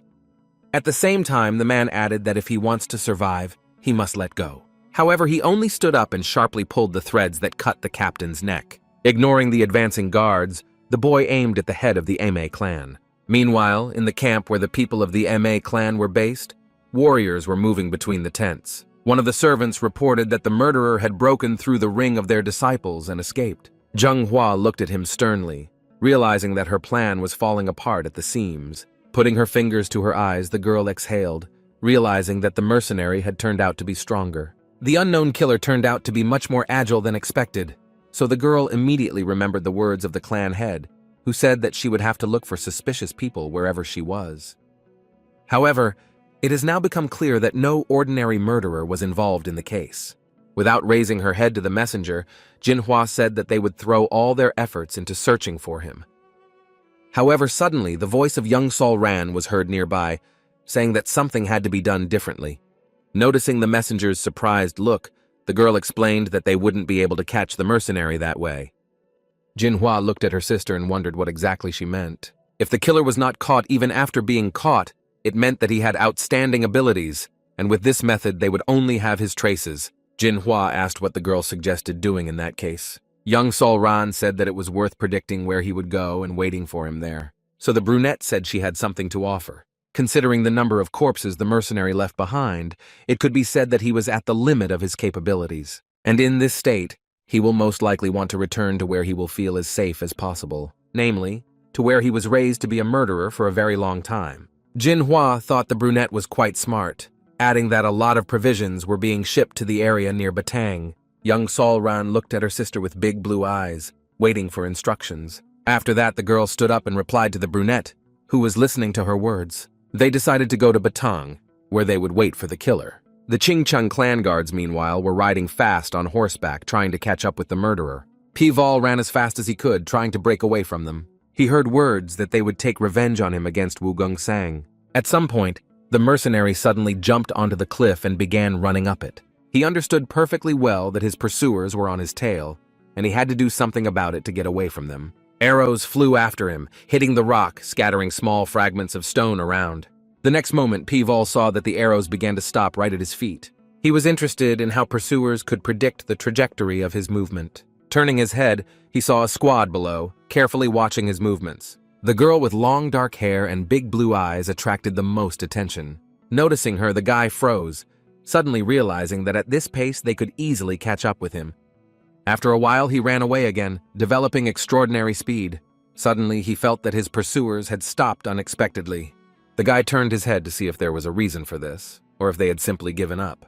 Pei Wol saw a large blast wave rise behind him, followed by fragments of trees and rocks. The dust cloud was so large that it was visible even above the treetops. When the dust settled, it became apparent that the explosion had created a large, deep trench. The red-bearded warrior of the Qingchen clan, meanwhile, stood amidst a cloud of dust, watching what was happening right in front of him. He held his sword out in front of him, planning to fight back if he encountered the assassin. The man thought he wanted to pave the way for them, but he miscalculated his strength due to anger. Realizing that they could learn a lot if they caught the mercenary alive, the warrior ordered his subordinates to find him. Jinhua hovered in the air above the paddock, looking at the collapsed road. Her face was serious, and her gaze was intently watching everything that was happening. Suddenly, among the trees and dust, the dark figure of a mercenary appeared. continuing to flee. Noticing him, the girl gritted her teeth in fury at her target. She put her hand forward and shot a strong beam of light at him. All the warriors of the Ching-Chung clan carefully watched the bright light that spread not far from them. Redbeard suddenly thought that he was glad that the mercenary had survived, but Jinhua clearly wanted to hit him with the intention of killing him.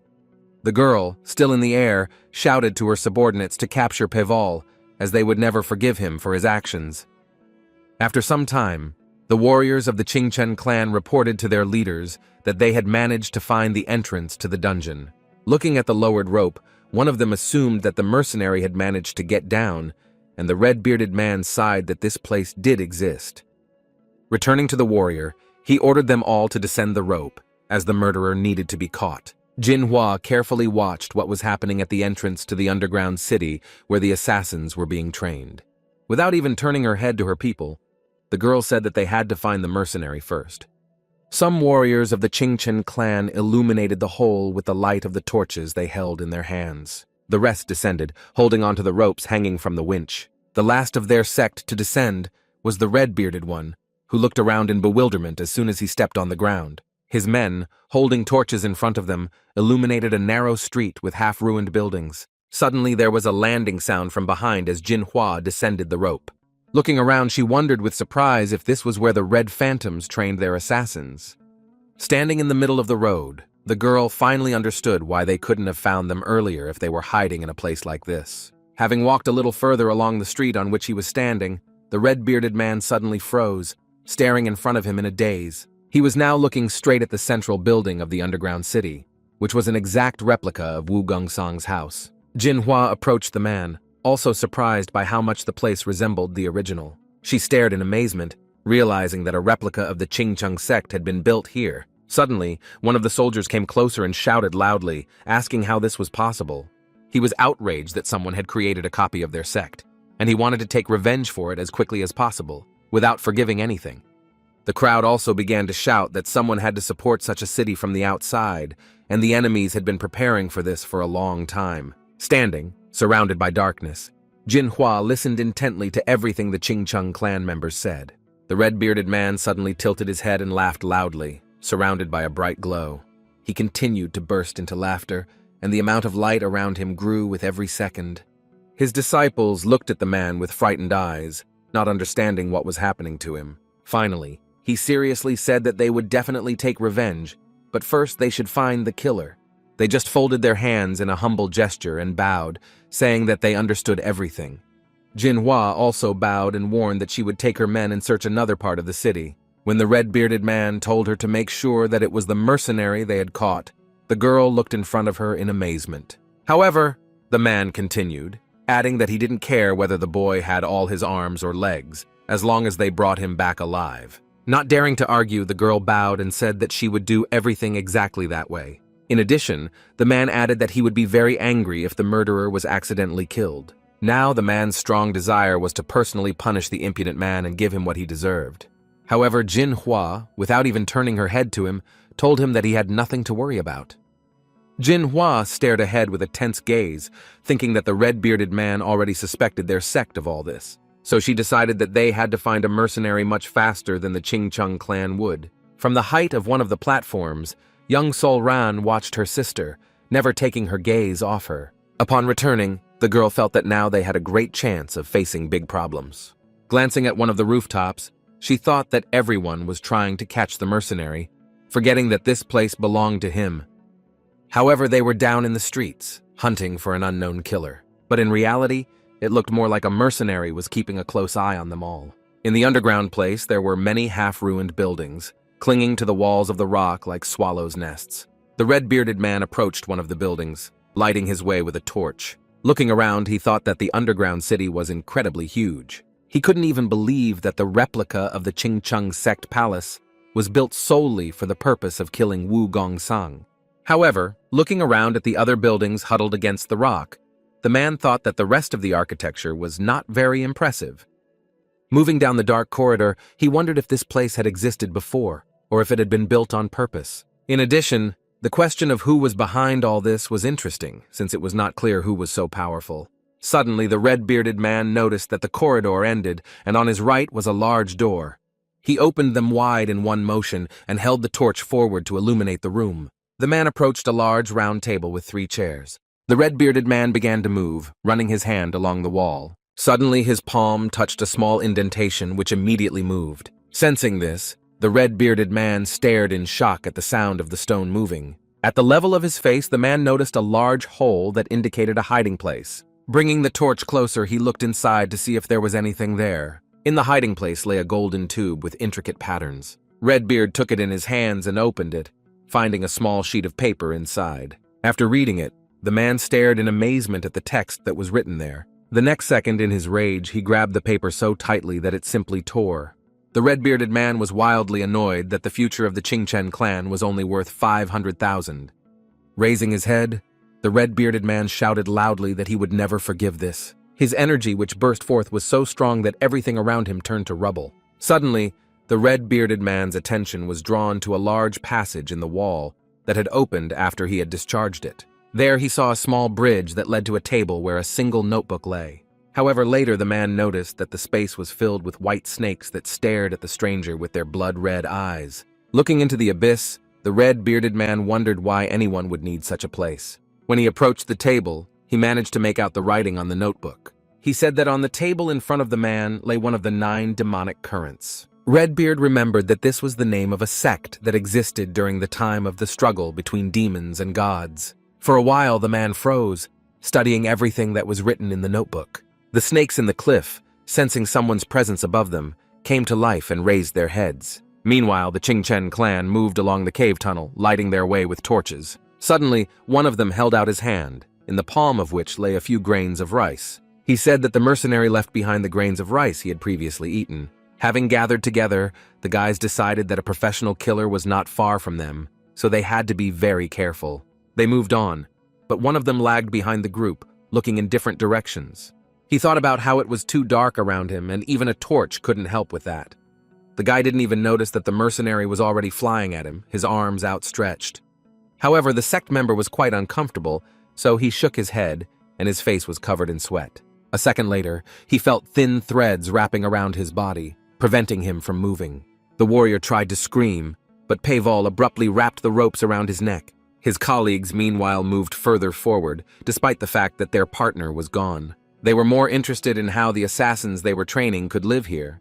Besides, they wanted to catch the mercenary and learn the names of his patrons. And although the assassin finished off Wu Gongsan, it was clear that the mercenary used a very insidious technique, otherwise nothing would have worked. One of the Qingchen clan warriors wanted to add something, but suddenly felt someone's presence behind him. He didn't even have time to say anything or call for help when the killer abruptly cut his throat. In a last hope for salvation, the warrior stretched out his hand, trying to reach the nearest companion. Everyone turned around, not understanding what was happening, but alarmed by the unexpected sounds. After walking back a little, they saw one of their colleagues lying on the floor with his throat cut. The guys stopped, not knowing what had happened or where to go next. At some point, one of the soldiers shouted that the mercenary they were looking for had done it. Unable to contain his rage, he rushed into the darkness to quickly avenge his comrade's death, ignoring the cries of the others. Meanwhile, Pavel was upstairs, preparing to attack another guy. His target now was a guy who was shouting loudly, trying to stop his colleague. The next second, he was pulled up, forcing the boy to let go of the torch he was holding in his hand. Hearing his partner's voice cut off abruptly, the last of the Qingchen clan warriors turned around abruptly. Realizing that he was left completely alone, the boy took out his sword and began to spin sharply in place. The boy peered intently into the darkness, trying to see his enemy in it. He held his sword in front of him, ready to rush into battle at any second.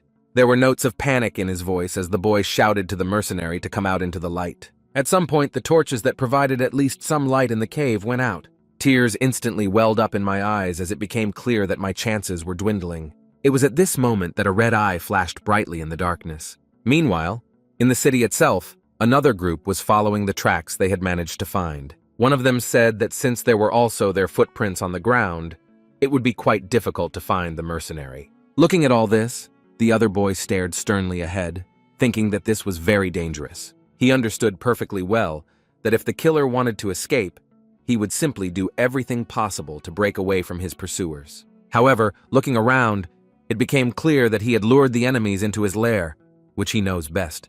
And now it was clear that the killer preferred to fight to the end, but in the place he knew best. That was why Qing Ming was going to be the one to catch the mercenary, which would greatly enhance his reputation within the sect. Attracting the attention of the other warriors, the boy shouted that they would move in groups of 2 and confirm their location.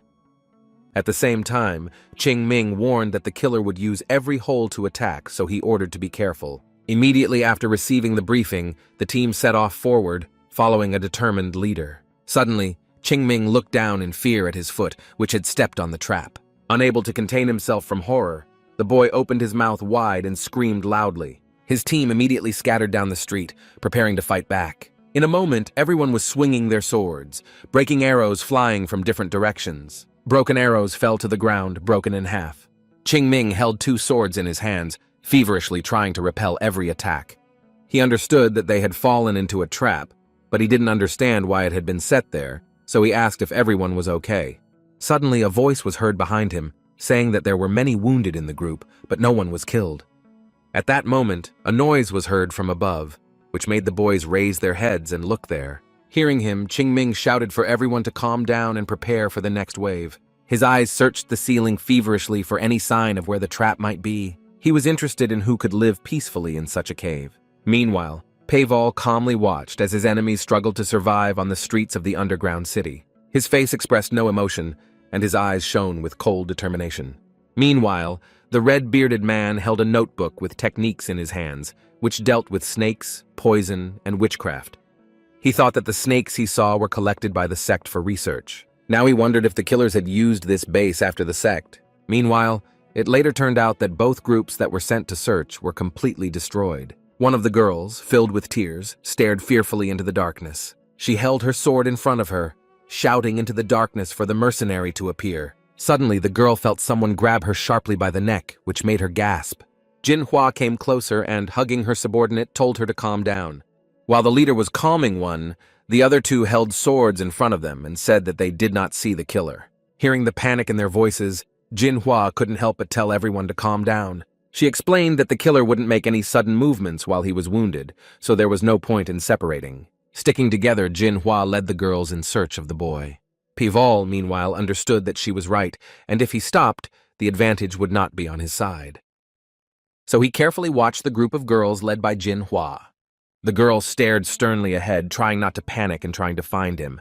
Her lips were tightly pressed together, and her gaze expressed a fierce determination in what she was doing. As he flew up to her, Pavel thought that he would be able to deal with her quickly. However, unexpectedly, at the last second, the girl turned and looked directly at the mercenary. Holding a weapon in front of her, the girl shouted that he had absolutely no chance. Nevertheless, Pavel did not slow down at all, advancing on her and planning to engage in battle. Jinhua released a large pillar of light in front of her, aiming it directly at the attacker. He raised his fist in front of him and, opening his mouth wide, shouted.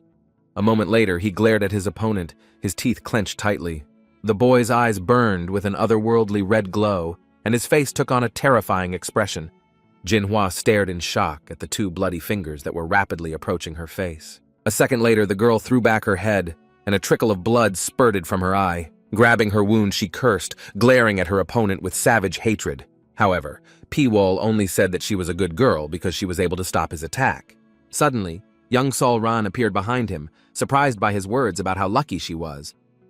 Holding onto the side where the wound was gaping, the boy heard that she had simply hit where her sense of smell had indicated. Baring his teeth, the guy turned his head back and said that the brunette had pretty good instincts. However, young Sol Ran only coldly replied that she had heard it so many times before. After that, she calmly asked the mercenary why he didn't surrender now. However, he only smiled predatorily, asking again if he had heard correctly. Threads began to appear on his hand again, which he was about to put into action. Pival waved his hand, loosening the threads around the brunette, which she tried to cover herself with her hand. A second later, her weapon was firmly gripped in his hand. So, with his red eyes flashing, the killer asked again if he should surrender. Turning to face the girl, Paywall asked her if she would pardon him in that case. Young Solran suddenly froze, trying to think of what to answer him to this question. Noticing her doubts, the guy smiled and said that she wasn't going to leave him alive. Realizing that there was some truth in his words, the brunette lowered her gaze and asked how much he knew. At this question, Paywall growled furiously that the Abbess of the Nine Troubles was behind this, and she was the real devil.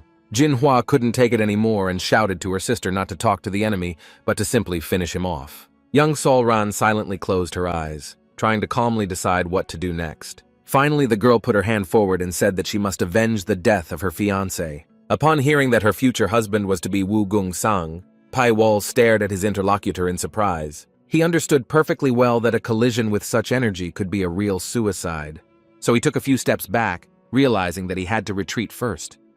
A second later, a bright streaming light hit him in the side. Young Solran stared in amazement at the place where, just a moment ago, the mercenary they had been searching for so long had stood. Suddenly, the voice of a red-bearded man was heard from behind, slowly approaching the girls. Jinhua stared at her husband, trying to figure out what to do next. Paval, meanwhile, sat on the stone rubble, completely covered in blood. Turning her head towards him, the girl gritted her teeth in rage that he was still alive. Without wasting time, she rushed forward, intending to finish the case of killing the mercenary. A bright light suddenly poured from her hands, once again heading towards Paval. He stared sternly ahead with his red eyes with vertical pupils. However, the next moment, a red-bearded man appeared in front of Jinhua, pushed her back, and ordered her to leave. The girl froze, staring in amazement at his tightly clenched fists. She tried to object, saying that if he was left alive, he might be able to use some kind of spell. However, the red-bearded man, looking sternly ahead, said that he would deal with the boy himself. His eyes shone with a bright yellow, otherworldly light, and he kept them focused on his goal. Kneeling on one knee, the man asked if he was the one who killed Wu Gong-sang. He asked why the mercenary killed that boy. Paval, without raising his head, replied that he did it because he was a murderer. When asked about the murderer's need to determine what is right and what is wrong, the boy replied that he had been kidnapped and thrown here, so he could not afford such a luxury. When the red-bearded man asked if he really had no choice, the mercenary raised his head and replied that someone who was raised as a murderer had no choice. Drilling his attentive gaze at the murderer in front of him, the red-bearded man concluded that the murderer was not going to repent. The man noticed that his eyes shone with cruelty, and if the boy had grown up in normal conditions, he would have become a genius. After that, the red-bearded man reached into his inside pocket and took out a tube with an order. Noticing this, Paval was surprised that he had managed to find the letter with the order. The man said that the guy knew about it from the beginning, so he must know exactly who made the order. Without taking his gaze off him, Paval said that he only had some guesses. At the same time, a wild smile appeared on his face when he added that they were thinking about the same person. Jinhua and Yang Solran carefully watched what the representative of the Qingcheng clan would do. Paval, meanwhile, was grinning wildly and laughing loudly. The next moment, the red-bearded man turned his head sharply, hearing some noise behind him. Jinhua watched in amazement as what was happening before her eyes. From the side, the voice of Qing Ming was heard, who ran with all his might to where his teacher was.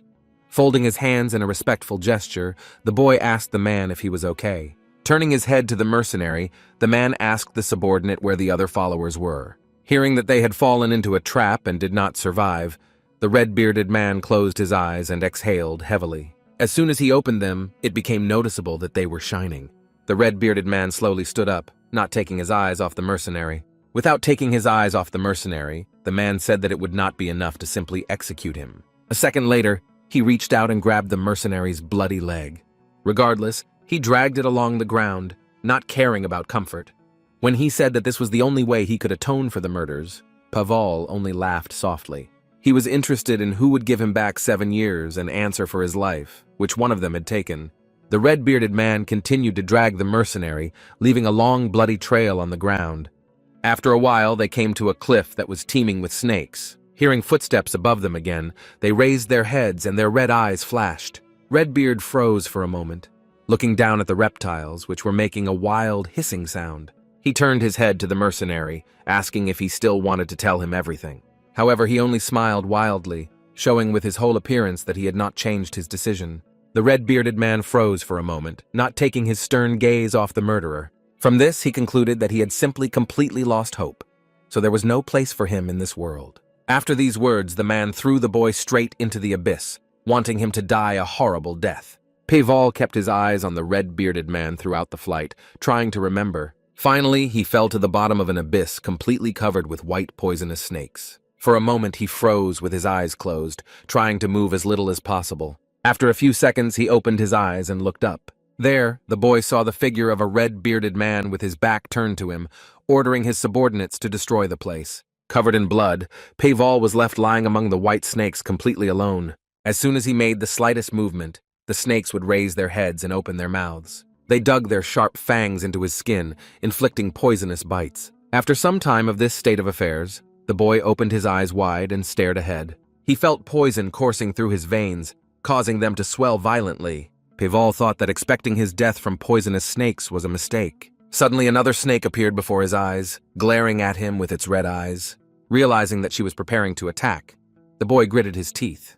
The reptile climbed onto his stomach and began to climb closer to his neck. However, Paval abruptly raised his hand and grabbed the snake by the head. The next second he brought the reptile to his gaping mouth.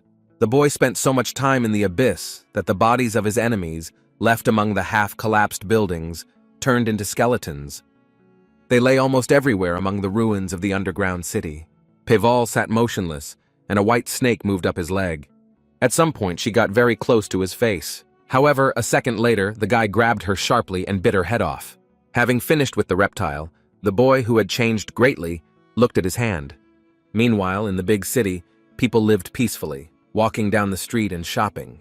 The doors of one of the establishments were also open, inviting everyone inside. Suddenly, a loud scream was heard from inside, clearly belonging to a man. A second later, people on the street noticed one of the soldiers flying out of the window. He landed abruptly with his back on the stone floor, and wooden fragments flew after him. Paval, who had already managed to escape from the underground city, quietly asked what he had said earlier. After fixing his hair, the man reminded me that he would be resting here for 3 days, and that he should not be disturbed until then. At the same time, he looked at those present with the piercing gaze of his red eyes. In front of him stood 2 men and a woman who didn't understand what was happening. Frowning, the woman wondered what the hell was going on here. Standing in front of the broken window, the 3 of them tried to figure out what kind of magic had just been used. One of the men suddenly growled, threatening and showering the guest with selective abuse. However, even the name of the opponent he had recently thrown out the window did not impress Pavolya, and his face remained indifferent. A moment later, a glow of thin threads appeared around the necks of both men. The guest pulled on them, forcing the men to fall to the ground. They fell, staring desperately in front of them and splattering the carpet with saliva. The woman who was watching all this was surprised to think that she had never even suspected the existence of such a master in Sichuan. Looking at the assistant who reached for the face of the unknown guest, she thought that this was simply impossible. However, realizing that something had to be done, the woman fell to her knees, apologizing to the master for not recognizing him. Hearing the words that the girl would take care of him while he rested here, Paywall only chuckled briefly. His gaze sent a chill down her spine, and the woman wondered how a person could have eyes like that. The man put his hand forward and raised 3 fingers, reminding him of the number of days he would spend here. Releasing the sparks that held the 2 men together, Paywall expressed his hope that he would no longer be disturbed. The men, rising to their knees, clutched their necks and began to cough feverishly. The woman bowed, adding that it would be so, asking the guest his name. He, holding the girl close to him, quietly replied that his name was Paywall. After 3 days, the man, having received new clothes and having fixed his hair, went out to meet us. The hostess handed him a bundle and told him that they had gathered food for him on his way. He accepted it gratefully and walked away silently, leaving the women to watch after him. When the stranger's figure disappeared, the woman asked Solyang who he was. However, without turning her head, she replied that he was just a guest. Hearing that she didn't even try to find out who he was, the woman said that she wouldn't even recognize the god of death when she saw him. Paywall himself thought that Zhang Hu now had a very dangerous killer. After some time, the guy stopped in one of the abandoned buildings, as the weather began to deteriorate rapidly. Looking at the raindrops falling to the ground, he thought that it was much better outside. It's been 7 years since he was last here. However, as he shook his hand, the boy thought that he had forgotten absolutely nothing about the events of the past. And if he doesn't finish with the past, he definitely won't be able to move on. He remembered very well that the Imei and Qingcheng sects were behind everything that happened to him. And you could learn much more about them if you went directly to Chengdu. That was why Paywall now looked forward resolutely, realizing that he now had a goal. At that time, 2 men and a woman were traveling along the road, who kept grumbling about how she hated this weather. Having found shelter, the woman looked at herself and was indignant, getting all wet. One of the men asked indignantly why he was here, and why he should be responsible for her getting wet. However, the girl turned to him and replied that they were in this situation because he had led them somewhere unknown. Morak, who was with them, asked why he had been sentenced to such exams. Hearing his question about why he should travel with the two of them, the girl shouted that he was no better than them. She wanted to say something else, but suddenly a sound caught her attention. Realizing that there was someone else here besides them, everyone looked around and saw the figure of Pival. Coming closer, the girl said that someone had gotten here faster than them. Hearing her say that she had met a handsome man, one of the men said that it was all thanks to him. Ho Ranju approached Piwol and said that fate itself arranged for them to meet. Without taking his gaze off the girl, the guy stretched his lips in a barely noticeable smile and introduced himself. Noticing her partner's amorous gaze, one of her companions sighed that she always behaved like this. He looked at the stranger and introduced himself as Dao Shu, and his partner's name was Hel Sin. Ho Ranju approached Piwol and asked where he was going, and upon hearing his destination, said that they needed to go there too. At the same time, she added with a broad smile that it would be good to go there together. However, P-Walt did not show much enthusiasm for the idea at all. At first glance, their company looked rather strange. However, they were all professionals who were good at working in a team. Studying Ho Ranju's figure closely, the man wondered if she was a leader, even though she didn't look like him. For a moment, Pival thought, trying to figure out what would be best to do. Thinking that someone must have ordered them to be together, the man sighed and agreed to the offer to travel together. Their company was quite interesting, so he didn't take his eyes off the trio. After the bad weather was over, traffic revived at the port as stevedores began loading bags onto ships. Looking at this, Dao Shi said with a smile that they were lucky since the ship was leaving in an hour. As she climbed aboard, Haranju said she didn't like ships carrying rice because they weren't comfortable. However, she quickly put on a smile and asked Pei Wool what he was doing in Chengdu. Looking away, the man replied that he wanted to meet his friends. Upon hearing this, Pival replied that he had to meet with his debtors. After that, he turned his gaze to the redhead, wondering why she was heading there. To this, the girl replied that they were selling goods that could not be seen. At this moment, Dao Shu asked with a smile which clan Pei Wall belonged to. However, he, showing absolutely no emotion, replied that he did not belong to any clan. Hearing a surprised question about whether he belonged to any clan, the man wondered if there might be quality problems with that. At some point, Dao Shu frowned, carefully studying his interlocutor. He leaned over the side, looking out at the water they were traveling through. While the ship cut through the waters of the river, the people on board went about their business. Here you could also see a happy couple in love, smiling at each other, and also two men who were enthusiastically discussing their affairs. Paval carefully observed all the passengers on board, lost in his thoughts. Suddenly, he felt someone sit down next to him, and turning his head, he noticed Ho Ranju. Looking at him, the girl said that he looked rather sentimental. Looking at them, Hel Sung wondered if it wasn't dangerous to leave them alone. However, Dao Xin said that in fact all of the girl's actions were clearly calculated. Watching her smile at her new acquaintance, the man said that Ho Ranju was good at pretending to be kind. However, the boy was quite suspicious and didn't really like talking, so the redhead would have to try hard. At some point, someone nearby dropped a plate and hit the floor. All the passengers gathered near one of the sides and watched as the boat approached the ship. Hearing this, Hel Xing and Dao Shu froze, glancing in that direction. The pirate leader shouted that if they took the rice from the ship, they would be able to feed themselves for a while. Realizing that pirates were approaching them, the merchant shouted loudly. His team began to panic, not knowing what to do or where to go. Suddenly, a voice was heard from behind, noting that they were in a difficult situation. Dao Sha smiled and asked if they needed help. The merchant looked at him in confusion and asked who he was. However, the man smiled wider and said that it was absolutely not important. What was much more important was what he could do. At that moment, the figure of Hel Sin appeared behind him, ready to enter the battle. A second later, the merchant stared in amazement at the monk who had flown towards the pirates. Hel Sin stared intently at the pirates, sparks shooting from his eyes. The pirates froze for a moment, watching as the warrior approached them. At some point, he flew up and immediately raised his hand to strike. The pirates, who had not expected such a rebuff, looked intently at the monk, waiting for him to continue. However, the captain quickly came to his senses and ordered his men to kill him. So a second later, they rushed at the monk, swinging their swords. However, Hel Sin only looked sternly in front of him, not planning to give up. The merchant, who remained on his ship, watched in amazement as what was happening. Dao Shu came closer and, putting his arm around his shoulders, asked him what he thought about it. At that, his lips stretched into a broad smile, and he added that it would only be worth 500 silver yans. Helsan's eyes, meanwhile, glowed with a bright light as he chose his next target. He held out his staff in front of him, tapping it on the floor. The man stood, gripping his weapon tightly and scattering his opponents in different directions. His eyes continued to glow with a yellow glow as he looked at the rest of the pirates. Time and again, the man struck, not giving his opponents the opportunity to attack in return. After a few minutes of fighting, all the pirates were lying unconscious in the boat. The gang leader looked fearfully at the monk who was slowly approaching him. When its shadow hung directly over the man, he raised his hands, trying to cover his face. In a moment, Hell Sin was already leaving the boat, leaving behind the pirate's unconscious body. They were all sitting or lying in the boat, and were either unconscious or in an inadequate condition. At the same time, the monk calmly left the boat, returning to the ship.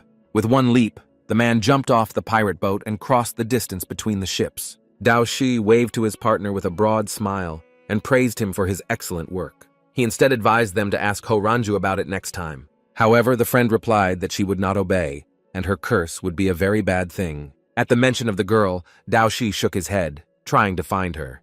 Meanwhile, the redhead continued to surround Pavolia, asking if he had a place to stay and offering to go with them. When he indifferently replied that he was fine alone, the girl squealed that his cold gaze was simply incredible.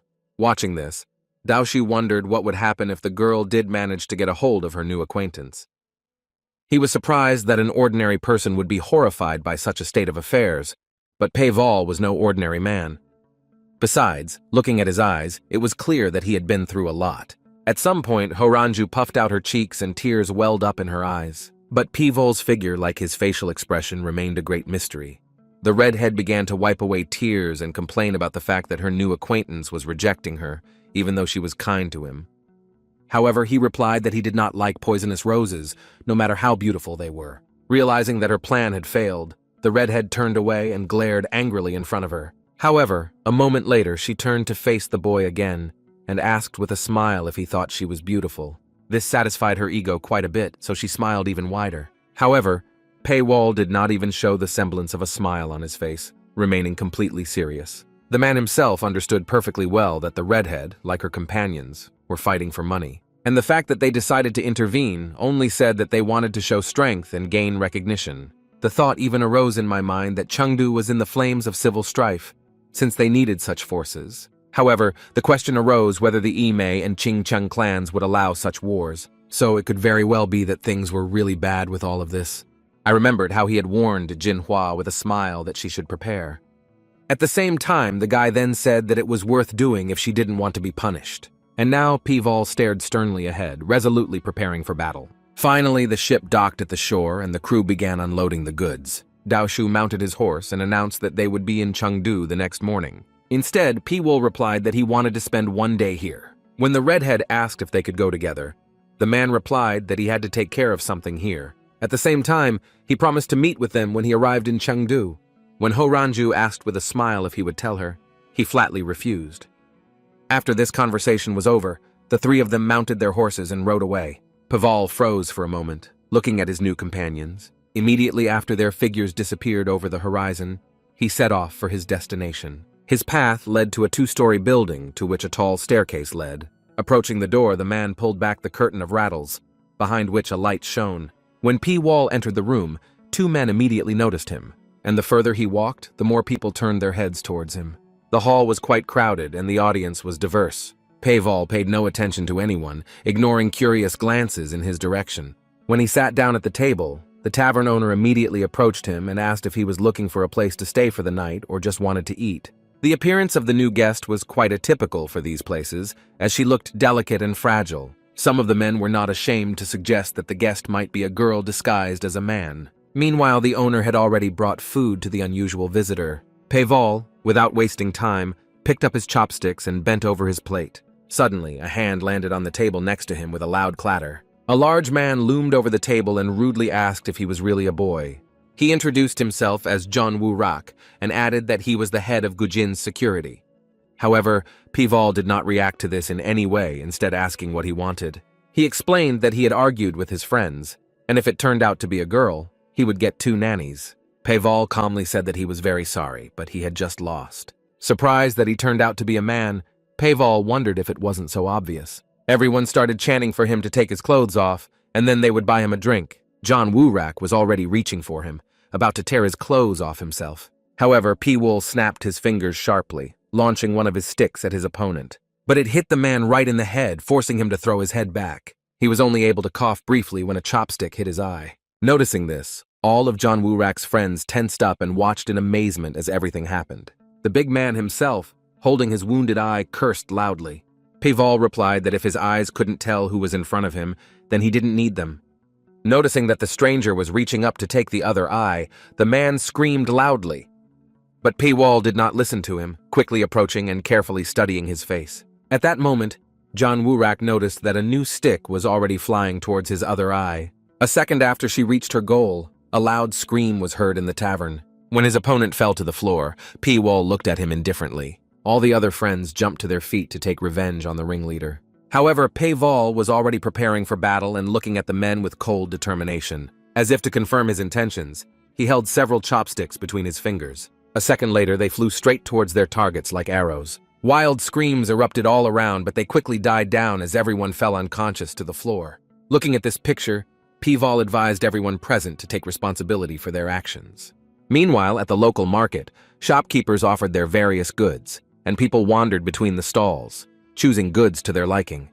Dao Shu smiled and said that Chengdu had a special atmosphere. Turning around, he glanced at one of the men, adding that half the population here walks around with weapons. Ho Ranju smiled broadly and replied that this was a very good opportunity for them. Hel Sin said that the failures of others can also become opportunities for them. However, the redhead sternly said that she didn't want to hear anything about it from him.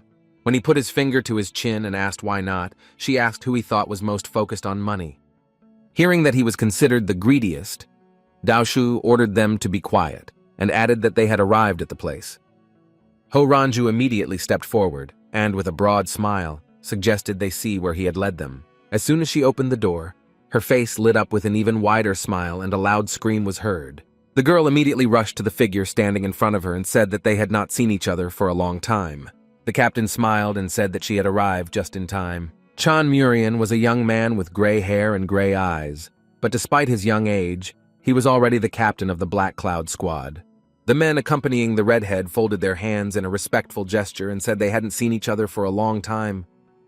Chang Murian responded to them in kind, rising to his feet and smiling broadly. When they sat down at the table, Dao Shi said that he just needed the money after a long break.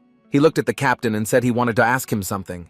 When asked if they were really going to intervene, Chang Murian only smiled. Instead of answering, the guy said that if something was bothering him, he could leave. Hearing this, Dao Shi only stretched his lips in a tense smile. Instead, Ho Ranju propped her face in her hands and asked if it was all because of the Ching Chung and Ame sects. Dao Shi joined the conversation by asking if everyone knew that they had been at war for 7 years. The captain of the Black Cloud replied that no one knows why there have been many disputes between the clans in the last few years, both at the master level and culminating in real battles. The conflict between sects led to a complete split throughout Jianghu. Looking up at the ceiling, Ho Ranju said she wondered why they were fighting. However, Chan Murian only smiled and replied that what really matters is the reason. In his opinion, the important thing was that he finally got the opportunity to fulfill his dream. Paval, meanwhile, looked resolutely ahead as he left the tavern. He slowly descended the stairs that led to the first floor. Noticing the figure of the new guest, the owner froze for a moment, not daring to move. His frightened gaze was directed at the unknown man, betraying all his emotions. Remembering how he had blinded one of the guests yesterday, the host thought that he would never have guessed such cruelty. So now the thought was swirling in his head that the guest should simply leave. When P-Wall approached him, the man jumped up sharply and turned around. The resident asked in a calm voice who in this city knew best about internal affairs in Sichuan. The innkeeper, still lost in thought, didn't even immediately understand what was wanted from him. Hearing that he wanted to find out about the situation with sex, the man replied that it would be best for him to go to the street with the workshops. You could find it by turning left near the hotel and going straight, and at the very end of the street there would be a place called the Fire Dragon Room. This name surprised Pavolya very much, so he asked again if he had heard correctly. This sect was created a long time ago by gathering Sichuan artisans, so it was an industrial area. And now the young man stood in the middle of the street, watching the artisans go about their business. The sounds of blacksmiths hammering metal could be heard from everywhere. Paval wasted no time and went where the innkeeper had sent him. He stopped at the entrance, looking at one of the forge workers. A young, dark-haired guy was pounding metal with a hammer. oblivious to the guest. Watching him, Paywall suddenly thought that the sound of the metal was very pure. Suddenly, a voice was heard from the side, sternly asking the blacksmith what he was doing. The owner attacked him, reminding him of the prohibition against using a hammer. At the same time, he kicked the boy in the back with all his strength. Pointing a finger at him, the man sternly ordered him to simply do his job. The blacksmith remained silent, only gritting his teeth harder in impotent rage. The owner continued to shout at him not to stare at him, completely oblivious to the danger as the blacksmith glared at him. Paval came closer when he sent the master to the end of the street and ordered him to do as he was told. The owner continued to argue when suddenly, out of the corner of his eye, he noticed a visitor near him. He immediately suspected that he had a rich client in front of him, so with a sly smile he asked what he could offer him. However, Paval, without taking his eyes off the blacksmith, asked what he had done wrong. The owner replied that he seemed to belong to the Tang clan, but continued to use the hammer despite the ban. When asked by an unknown visitor whether the Tang clan was not allowed to use hammers, the man inquired whether this was his first time in Sichuan. Hearing the confirmation of this, the master confirmed that the Tang clan had incurred a loss. And all this happened because they were on the side of a demonic cult long ago. Raising a finger, the man added that because of this, they were ordered to isolate themselves, and the clan lost its power. In the eyes of other sects in Sichuan, the Tang clan were outcasts who betrayed the Sichuan Zhenghu. Hearing that no workshop shares its secrets with them because they are afraid that history will repeat itself, Paval concluded that descendants pay for the sins of their ancestors. However, the master only said that no one forced the Tang clan to side with the demonic cult. When they got down to business, the man asked the visitor what exactly he needed, to which he heard that he wanted to buy a flying blade. Hearing that all the weapons made were at the end, Paval asked the owner if he had many orders. With a smile, the man reported that since the Qingcheng clan and the Ma clan started the war, orders had doubled. He continued to say that all the artisans were busy, but Paval was no longer listening to him. He was completely lost in thought, looking in a completely different direction. There stood a young boy beating someone from the Tang clan. He was not alone, and their victim was the craftsman whom the master had driven away earlier. They beat him precisely because he dared to use a hammer in his work. The same one, in turn, covered his head with his hands, looking ahead with a wild gaze. At some point, his gaze caught sight of a knife nearby. Suddenly, Paval's voice was heard nearby saying that people were actually worse than animals. In addition, he added that when people allow themselves to be devalued, they become angry until they die. Without taking his stern gaze off the master, the man added that if he continued to endure all this, he would live the rest of his days like a yard dog.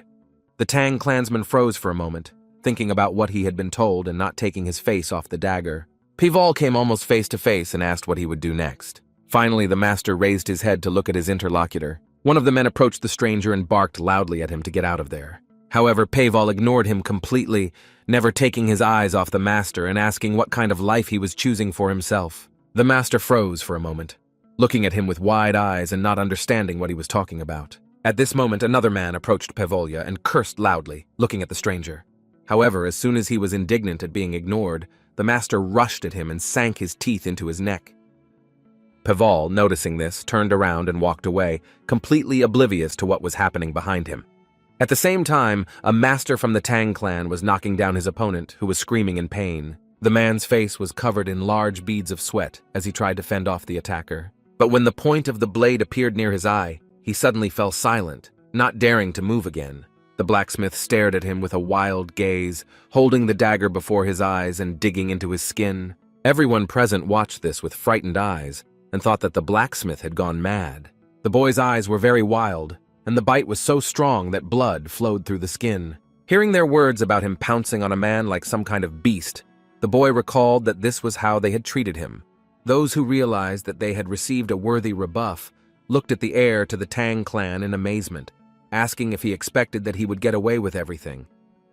However, the boy stood up and said that they could do whatever they wanted because he was tired of their bullying. Holding out a dagger in front of him, he warned that next time he would simply cut the throat of anyone who dared to touch him. A moment later, the boy watched as two guys took away their wounded colleague and promised him revenge. He gritted his teeth in rage, not even caring that his lips were completely covered in blood. However, in the next moment, having lost his last strength, the heir to the Tang clan began to fall. At that moment, Paval appeared next to him and skillfully picked up the boy. He looked ahead, realizing that he had to help him get home. After some time, they found themselves in a wasteland where there was only one house. Paval helped the blacksmith go inside, holding his hand. When the heir to the Tang clan landed on the ground, a loud groan came from his mouth. Paval rose to his feet and looked around carefully to make sure no one was watching them. Looking at the walls, he added that the blacksmith had a pretty good house. He just looked up with a tired look and asked if the stranger was mocking him. However, P-Wall explained that to him such a place seemed like a palace, since he had been living in a snake pit for the past 7 years. The heir to the clan did not believe this, saying that he could lie well. Returning to the window, P-Wall calmly replied that he had to go somewhere. Hearing the question of where exactly he needed to go, the boy turned to the blacksmith and asked why he was interested in his affairs. After straightening his hair and pulling it back, the heir to the Tang clan asked if he had been interested in him a few minutes ago. Paval, realizing that there was no point in hiding, calmly replied that that was exactly what happened. Looking at his interlocutor, he added that there was someone who owed him for using him and abandoning him and then hunting him down. When the blacksmith asked who exactly he was going to take revenge on, Paval froze for a moment, remembering his enemies, after which he looked sternly in front of him, his eyes flashing a red glow. However, in a moment he turned to his new acquaintance and replied that his plans included the Qingcheng and Ma sects, as well as any sect on their side. Koval was surprised that the stranger was going to confront all the forces of Sichuan. However, Paval calmly replied that perhaps he was crazy, while demanding that he be given back his dagger, for which he had paid. The descendant of the Tang clan lowered his head, and noticing the dagger's handle, understood what he was talking about. Hearing the master himself call this weapon useless, Paval was surprised, because he had paid 1 silver coin for it. However, the guy replied that if he used this particular weapon, he would die on the spot, while offering something completely different. Looking at the new dagger that was handed to him, the man realized that everything about it was perfect, both the balance and the strength, suggesting that the work had been very difficult. However, the blacksmith only smiled slyly, saying that it was actually nothing difficult, as he had plenty of time to do it. Looking at his new interlocutor, P-Wall asked if he was sure he wanted to give them to him. However, a descendant of the Tang clan recalled that his sect fell apart precisely because of Qingcheng and Ma. He added that he in no way justifies his sect, but he cannot forgive them for its collapse. In addition, Paval was the first to advise him to change his life. Hearing these words, the man only lowered his head and stretched his lips in a barely noticeable smile. At some point, a blade flashed in his hands, which he decided to test. Taking out the blades again, Paval looked at them, choosing the tactics of the test. A moment later, they began flying around the room at breakneck speed, reflecting light off the walls. Meanwhile, Paval kept his eyes on them, skillfully controlling their every move. The blacksmith watched in amazement as the daggers moved with such speed, as if they were moving on their own. Watching the face of his new acquaintance, the boy realized that he had not made a mistake in offering him such a weapon. Looking at the master, Paywol said that he would call them ghost blades, thus finally convincing the descendant of the Tang clan that they should belong to him. As he left his house, the man introduced himself and said that if he ever heard his name, he should remember the ghost blades. Folding his hands in a respectful gesture, the blacksmith said he would pray that his name would become famous throughout Sichuan. Meanwhile, in one of the houses, a young, fair-haired girl was sitting at a table and thanking everyone who had gathered for her call. She opened her brown eyes and looked at everyone present with an attentive gaze. Everyone sitting at the table said that they came running because she called them, because they were ready to serve her for eternity. Folding her hands, the girl politely thanked him for his help, adding that she perfectly understood the situation that had arisen because of the Qingcheng sect. At the same time, all the men began to shout that they would protect the White Flower Room, no matter how strong this sect was. With tears in her eyes, Miss Wu smiled, thinking that all men were the same and wanted to get as close to her as possible. After that, she reported that the sect was rounding them up due to suspicious actions, and therefore she would not be at the next meeting. The men jumped up with wild expressions on their faces and shouted that they wanted to join MA. Seeing this, the girl began to burst into tears, thinking that everyone had gathered here because of her appearance. She knew perfectly well that she would gain control over everyone if they thought she was just a beautiful rose. So she closed her eyes and laughed out loud. As Miss Yu walked down the stairs, she thanked everyone again and said it was nice to meet everyone. One of the men came closer and said that they were also very pleased to see her. Suddenly, the girl stopped and looked in front of her in amazement. Her attention was drawn to a mysterious stranger sitting at the table, clearly expecting something. When he opened his eyes and looked at her, Miss Wu noticed that his eyes were red and his pupils were vertical like a snake's. Miss Wu wondered where a person's red eyes could come from. Looking resolutely in front of her, the girl began to take steps forward, approaching the stranger, which caused surprised exclamations from the entire crowd behind her. She approached closer and closer, never taking her gaze off the strange man. Paval also froze, looking up from his meal and staring at the fair-haired girl with red eyes. Approaching his table, Miss Wu smiled and said that she thought it was his first time here. Wu Sunha asked him what his name was, introducing herself and adding that she was from the White Flower Room. Carefully studying her figure, Pei Wol also introduced himself.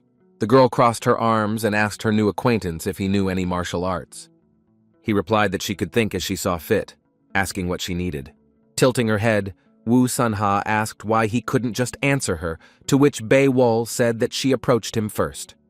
Suddenly, the figure of one of the soldiers appeared behind the girl, shouting that he could not speak to her like that, demanding that he immediately apologize to the girl. However, Pi Wol only tilted his head slightly to the side and asked why he had to apologize. The man said that he had to get on his knees and ask for forgiveness, otherwise he wouldn't just leave it like that. Rising from his seat at the table, Pei Wol looked at him carefully and asked what would happen if he refused.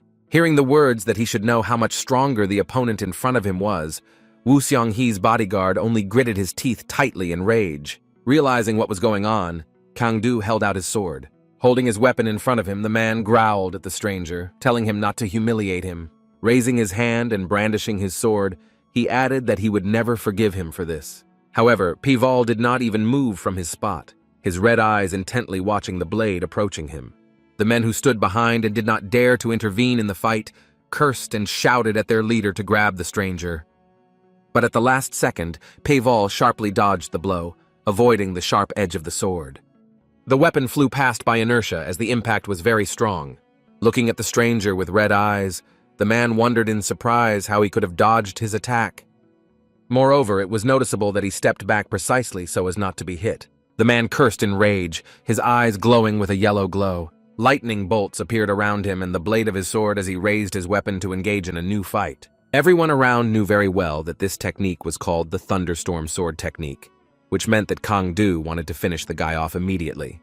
Meanwhile, Kang Du himself glared at his opponent with a fierce gaze, keeping his teeth clenched tightly and launching lightning bolts around him. A moment later, he rushed forward, his sword drawn. However, Peival deftly took the hair with his hand, taking it out of the blade's path, and stepped slightly to the side. The sword passed by without causing him any harm. Kang Du, realizing that his attack had failed, looked in front of him in shock, trying to comprehend what had just happened. He flew past the white-haired boy, running forward by inertia. Without lowering the hand that held the sword, the man turned and looked at the stranger. Pival stared sternly ahead, heading forward. Kang Du tried to hit his opponent, so he turned to face him and raised his blade again. He struck again and again, trying to catch up with the stranger as quickly as possible and somehow hurt him. However, Pei Wol completely ignored this and took a few steps closer to Wu Xianghe. She looked at him with big brown eyes, waiting for what would happen next. For a moment, the new acquaintance froze, carefully studying the girl's figure. Sensing an attack from behind, Pival turned and, looking coldly at his opponent, asked if that was all he was capable of. Kang Du suddenly felt in shock, as if the body of a white snake was wrapping around his neck. The stranger reached out and touched his chin with his fingers, restraining him from further action. A second later, he threw him face down on the ground. Without wasting time, Peival stood over his opponent, who was already lying defeated. Finally, he hit Kang Du on the back of the head to make sure he wouldn't jump up again. The enemy lay face down on the ground, a web of cracks running across the floor. Piwol rose to his feet and looked at the fair-haired girl again. But she calmly asked him to pardon her subordinate, ignoring the indignant exclamations from behind. Wu Sunha came closer and said that Kang Du was actually a pretty good person. She explained that he was just worried about her, so he acted rather rashly. To this, Pival coldly replied that a person must always be responsible for his actions. The girl agreed to this, but suggested that she herself be responsible for his actions. Tilting his head and squinting his eyes, the white-haired man asked her if she could do it. The men behind the girl immediately began shouting that they would rather die than let her do this. But Paywall himself was already studying the girl's figure, thinking that she was quite pretty. Besides looking at her smile, he understood perfectly well that she knew how to use what she had. After asking if he agreed to her proposal, Wu Sunha looked at him with big, angry eyes. Pival kept his red eyes fixed on her, and his lips stretched into a faint smile. After some time, he was sitting on the bed in the room and looking at the glow of the candle. Feeling someone touch his hand, the boy turned his head and looked in that direction. Woo Sun was lying on the bed and running her finger along his arm, asking if there was anything he could do for her. Seeing his attentive gaze, she added that in her opinion, it would hardly be difficult for him. Pavel replied that before agreeing, he had to know exactly what she wanted from him. Lowering her hand and looking at her pillow, the girl said that it would be related to Nanho Mountain. She wanted to ask him to go to Mount Namho and kill the leader of the Thunderclap sect. The girl sat on the bed and said that he had recently come to ask for her hand in marriage, threatening her with the help of the Qingchen clan if she refused. When she said that the White Flower Room and the MA sect would not have a good time in such a case, the boy replied that he was not related to them in any way, so he didn't care if they disappeared.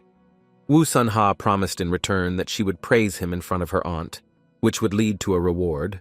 When asked who her aunt was, the girl replied that she was the leader of the MA sect, the venerable Master Zhang Hua, the image of the girl who fought with him almost as equals, and whose eye he had once gouged out immediately flashed through his memory. Remembering her, Pavel froze for a moment, staring at his mistress in amazement. Immediately afterwards, his lips spread into a slight, sly smile. The next morning, Huo Ranju, along with a big, strong man, climbed the stairs and headed towards the MA sect, saying that they understood perfectly well what would happen to them if they lost to the Qingcheng sect. Having climbed into the large building, they stood in the large hall before the head of the clan. Zhang Hua looked carefully at the newcomers and listened to what they were now proposing to the leader. In the same hall, young Sol Ran was present, calmly studying the aliens with folded arms. The abbess sat on her throne for 9 breaths and looked at the people who had come to offer their help. She calmly assumed that they would want something in return for shedding blood for their sect. Without wasting time and deciding to act honestly, the redhead said that she was absolutely right, since they could not operate at a loss. The woman's gaze became completely indifferent, and she asked how much they wanted for the job. To which the girl replied that 500,000 gold would be quite enough. All the members of the MA clan present immediately began to shout that they dare not ask for such a large sum, advising them not to listen to them. But the potion of 9 woes only shouted loudly that she had experience, forcing everyone present to be silent. When everyone calmed down, the woman told them in the same iron tone not to make a fuss, no matter how ugly it looked. Turning to the mercenaries again, she said that they absolutely did not expect them to agree. When she said that they could hire several groups with that kind of money, Ho Ranju said that none of them could match the strength of Black Cloud.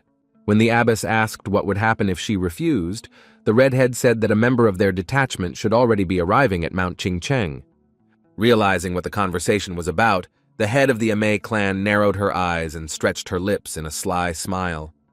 The next moment, a strong shockwave flew at Ho Ranju along with her companion. They landed a few steps away from where they were standing and fell to their knees, trying to catch their breath. The head of the MA clan immediately said that they really couldn't expect her to give them 500,000 gold, asking what they really wanted. The girl replied that they sell their power and follow those who pay more, and therefore the one who pays more will become their master. But the head of the MA clan only assumed that the members of her squad who went to Mount Qingcheng were saying the same thing there now. After measuring the newcomers with a careful gaze, she thought that the Qingcheng sect was already stronger than them, and they could hire mercenaries to achieve a decisive victory. Thinking about what to do next, the woman raised one of her fingers and tapped her fingernail loudly on the arm of her chair. After a while, without turning her head, she ordered Zhang Hui to go with them to arrange everything.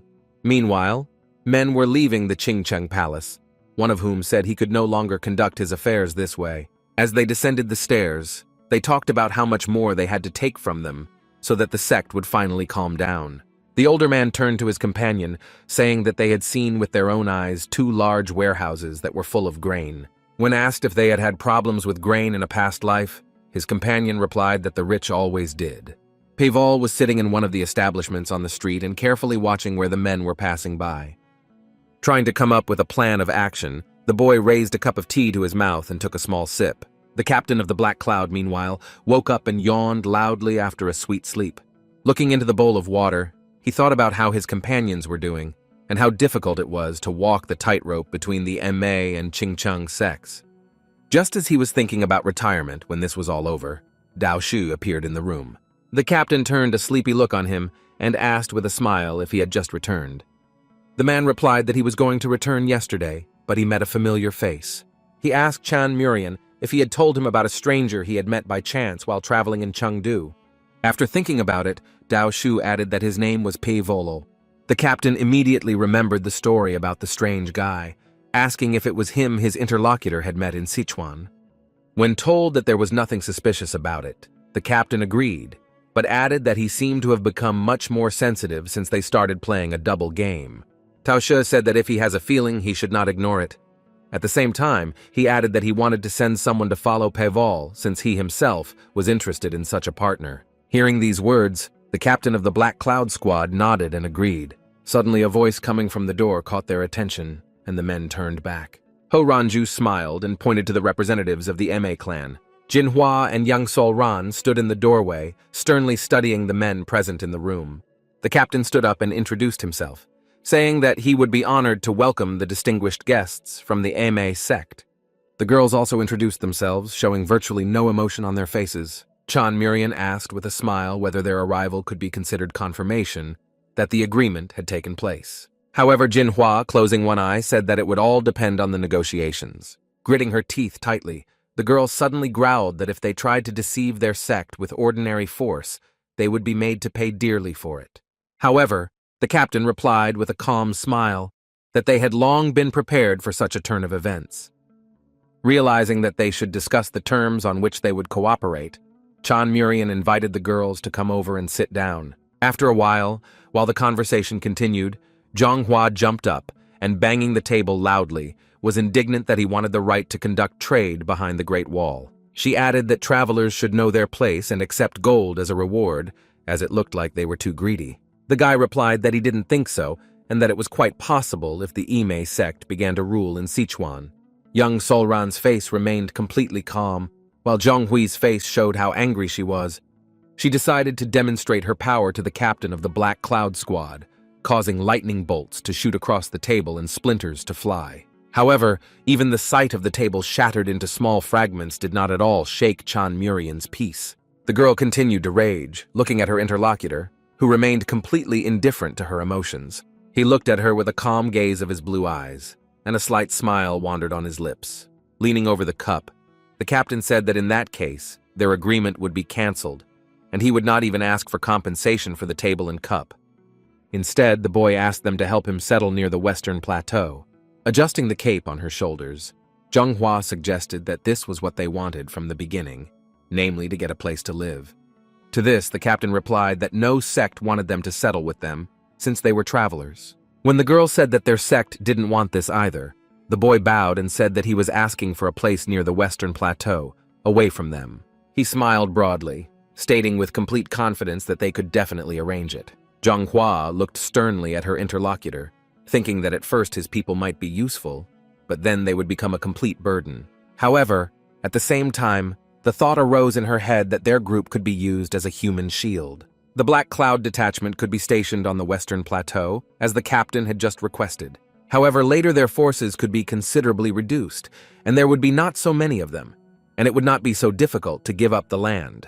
Realizing that they could get rid of the group as soon as they no longer needed it, the girl closed her eyes and agreed to accept their offer. Chan Murian smiled broadly at this and said that in that case, their negotiations could be considered complete. In his mind, the boy added that everything had gone quite well, since the negotiations with the Qingcheng sect would not have gone so smoothly.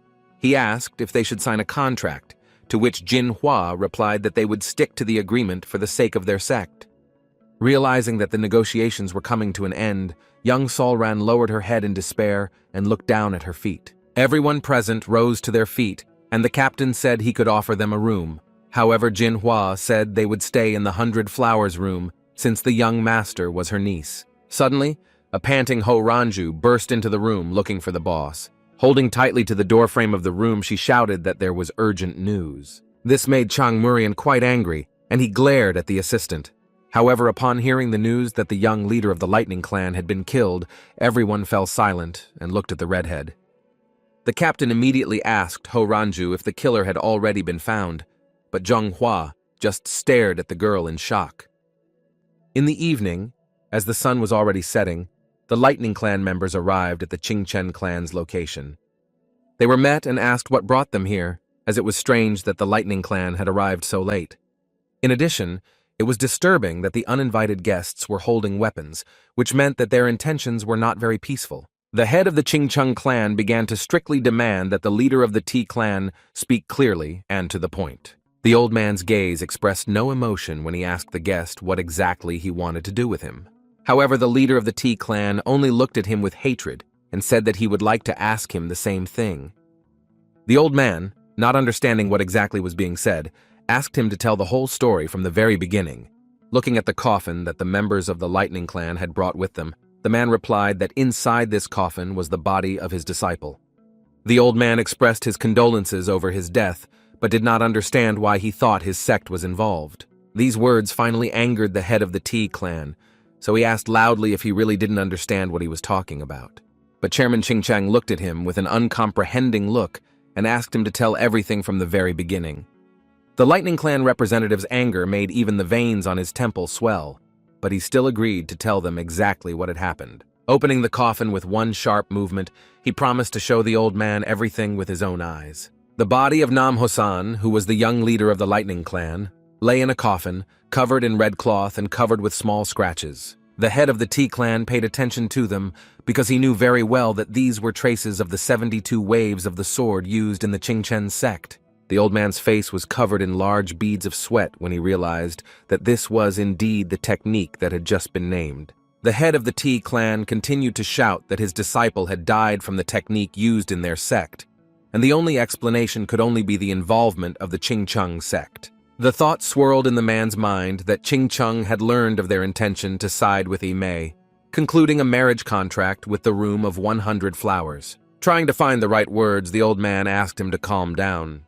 However, the head of the clan stubbornly refused to calm down, saying that he would definitely dig into the truth, demanding explanations for the evidence that had been found. Suddenly, a red-bearded man's voice was heard from behind, indignant that he dared to behave like this, having come here without an invitation. Noticing the glow emanating from him, the Qing-Chung clan chief raised his hand, trying to calm the man down. However, he was already rushing forward with a wild look, trying to attack the head of the T clan. He began to draw his sword, not wanting to give up and believing himself to be completely right. However, the next moment a bright light passed through him, which the red-bearded man sent at him with his palm. The head of the T clan grimaced, and a thin trickle of blood flowed from his mouth. With a loud cough, he fell onto his back, no longer having the strength to stay on his feet. He tried to blame them while laughing at them. However, the next moment an old man ran up to him and grabbed his shoulder, trying to stop him. Leaving the square where they were all, Mujong muttered to himself that they would become a laughingstock if anyone noticed. Watching him go, the old man thought that he had changed a lot, for he had become more cruel. And although he had been very cold before, he had never managed to lose his temper like this. After that, his gaze turned back to the head of the T clan, who lay surrounded by his subordinates who were trying to bring him to consciousness. Glancing at the head of the Qingchen clan, the man asked if this was their tactic, namely forced extermination to suppress any protest. The old man did not answer, but his gaze expressed great pain and sadness. He addressed one of the servants, ordering him to prepare rooms for the members of the Lightning Clan and to speak with the leader of the T clan when he woke up. Without turning his head, he turned to the boy named Qian Yap and ordered him to go to Chengdu and check what was happening there. As night fell on the city, two men were walking down the street discussing what had happened. When one of them asked if it was so easy to fake traces of some technique, his interlocutor replied that traces from 72 sword waves were practically impossible to fake. As they passed the door, they concluded that soon Chengdu would simply drown in blood, as this meant that it was Ching Chung who had really killed Nam Hosan. They didn't even suspect that Pei Vol was sitting behind the door at that time, listening attentively to everything they said. He stared ahead with red eyes and vertical pupils, thinking about the fact that he had managed to fulfill his order. Wu Sunha stood at the entrance, and with a stern expression on her face, she asked the boy how he did it. Pei Wall, pretending not to understand what she was talking about, asked what exactly the girl meant. Without changing her expression, she said that she was interested in what exactly he had used for the murder in order to pin the blame on the Qing-Chung sect. The mercenary got up from his chair and began to slowly approach the guest. Hearing a surprised chuckle from him, Wu Sun Ha asked if he was the one who killed the leader of the Lightning Clan, Coming almost face to face, Pei Wall said that how he killed him didn't matter. What mattered was that he was really dead. Grabbing the guest by the chin and lifting her head up, he asked if he was right. Without taking her admiring brown eyes off him, Woo Sun Ha replied that he was right. Pei Wall slowly approached her, intending to kiss her. However, at the last moment, Woo Sun Ha turned her face away and said that she would not be able to stay away from him all the time because they were currently hosting an important guest. Hearing this, the boy frowned and asked who exactly they were hosting. The blonde explained that her aunt, the elder of the Ma clan, was visiting her right now. Hearing this, Pival asked his guest why the elder had come here. Woo Sun Ha explained that Zhang Hua made a pact with the Black Cloud Squad, which is considered the strongest. Remembering the figure of the great warrior again, the boy wondered why she was going to stay in the White Flower's room. Looking sternly in front of him, he asked Woo Sun Hee when exactly her aunt was going to leave these places. Opening the door of the house, the girl replied that she would be staying with her for a while, and although she was glad to see her aunt, the woman who accompanied her, she would never want to see again. Leaving the house, the blonde took one last look at the boy and said that they would see each other again someday. Bei Wol was lost in thought, immediately realizing which woman accompanying Zhanghua Woo Sun Ha was talking about. He himself remembered the threat and the coldness that emanated from her very well.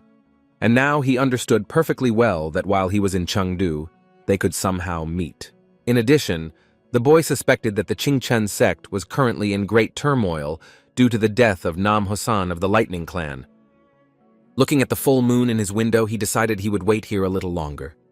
Memories of using the 72-wave technique, accompanied by ghost blades, immediately came to mind.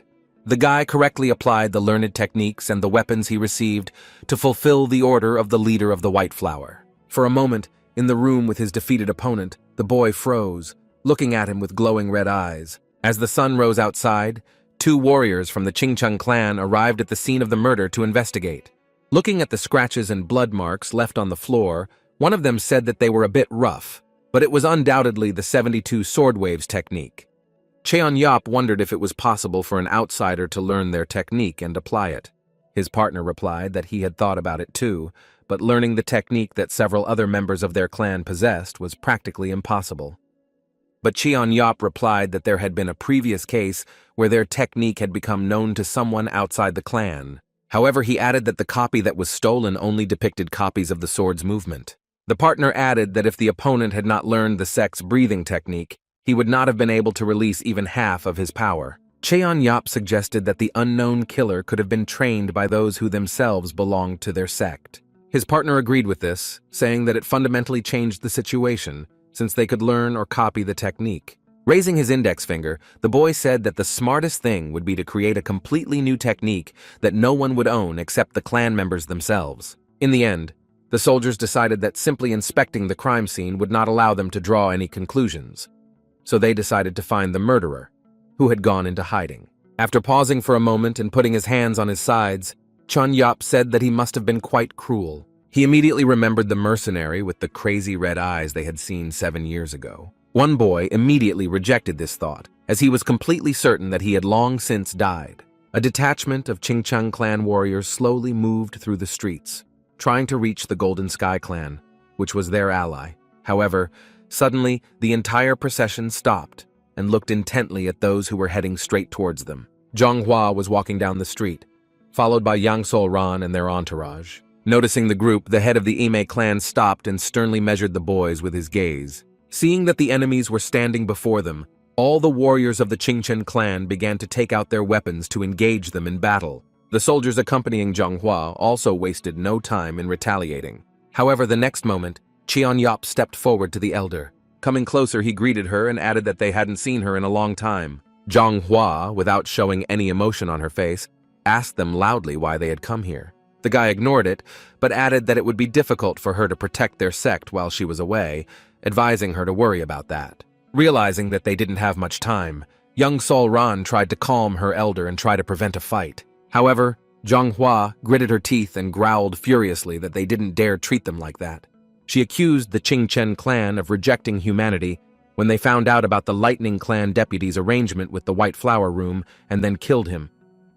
However, Cheon Yop did not back down and accused them of trying to kill their best student 7 years ago. Watching all this, Young Sol Ran thought that another conflict was brewing, trying to understand where she had made mistakes. She understood that they were the cause of this problem, but it never occurred to her that the killer would one day come for Wu Gong Sang. And although the mercenary had long been considered dead, she felt that everyone had still not recovered from his influence. This happened even to those who never knew his name. The girl looked around, and suddenly her attention was caught by something very distantly familiar. Without thinking about her actions, she turned back sharply, trying to understand where she had seen that cold gaze before. All her attention was focused on the figure, whose face was hidden behind a dark veil. Looking at him, young Sol Ran even thought that she had simply made a mistake. The figure stood behind the entire crowd and watched the clash of two warring clans. Later, having moved away from the scene of the quarrel, Pival in one motion took off his cloak and hat with a veil. He thought that this enmity still gave him great pleasure. As a mercenary, Pival understood perfectly well that a good fire required the right materials, but they were still not enough. However, nevertheless, what he saw reminded him of a very good beginning. Qian Yap and Zhang Hua, meanwhile, continued to stand outside and argue fiercely with each other. In the evening, he was first greeted by Ho Ranju's voice, who first asked him where he had been for so long. However, Pival only looked at her with a cold gaze, quietly calling her name. Dao Shu waved a friendly hand to the guest, and the captain of the Black Cloud Squad smiled broadly. They all sat down at the table, where hot dishes and snacks were already set out. Chan Murian introduced himself to the guest and said that he had already heard a lot about him. Meanwhile, Pival, maintaining a stern expression, thought that he had finally met the squad captain. Zhang Muryang added that their Horanju was very interested in him, so this made him want to meet him at least once. He noticed that the energy emanating from him was very unusual, although he managed to distract attention from it with his bright appearance. At this point, the redhead herself joined the conversation, noting that the guy was truly incredible. On this note, the captain decided to get down to business and invited Pival to join his squad. He froze for a moment, waiting for Chang Murian to continue his conversation. He added that he wants to turn their group into a respectable sect, but to do this, he needs capable people. In order to convince him to join, the captain offered him anything he wanted. With a broad smile, he promised to give him even Ho Ranju, which made the girl cry out loudly. Immediately after that, the redhead and the captain turned their attention to Dao Shi's face. Without even turning his head to look at the girl, Pival realized that although she pretended not to be interested, everything looked exactly the opposite. Taking another sip from his cup, Dao Shu carefully watched the mercenary and wondered what decision he would make. However, when he said that he wasn't very interested in such an offer, the man simply choked on his drink. Immediately after that, all three of them turned their attention to him. Wiping his mouth, Dao Shi raised his hand and apologized, allowing them to continue. Instead, the captain, looking closely at his interlocutor, asked what exactly was not pleasing to him. Pei Wol replied that he was not satisfied with either proposal, since he did not touch food that would spoil sooner or later. He didn't even turn his head toward the redhead, feeling her intense gaze. The thought of how she had just been rejected was swirling in her head. Dao Shu also looked at those present from under his brow, anticipating a difficult continuation. For a moment, a long silence fell between everyone present at the table. The captain of the Black Cloud Squad covered his mouth to hide his wide smile from everyone. However, he couldn't hold it in for long and laughed out loud, throwing his head back and explaining that it was just a joke. He rested his hands on the table and slowly stood up. At the same time, the captain added that there was no way he could give Ho Ranju to him, as she was very valuable. The next second, his face became serious and Chang Murian raised a finger to warn him not to cross their path. At this point, Piwol finally spoke up and replied that he also wanted to say something. Lowering his head, the captain of the Black Cloud Squad said that he was listening carefully. Blinking his red eyes, the mercenary warned that if he ever lost his head, he could assume that he had a hand in it. Hearing such an undisguised threat addressed to him, Chang Murian looked intently at his interlocutor. He immediately asked why he was so serious if it was just a joke. However, Chang Murian absolutely did not appreciate such a joke, looking sternly at his interlocutor. Meanwhile, the Qingchen clan warrior reported his return to the leader. Chang Yan waved at him, greeting his partner. The next question that interested the boy was what exactly the representatives of the Ame clan did, to which he heard that they did not leave the White Flower Room. The assistant said that he had given orders to follow them just in case. Cheong Yan added that they must find the person who killed the head of the Lightning clan as soon as possible.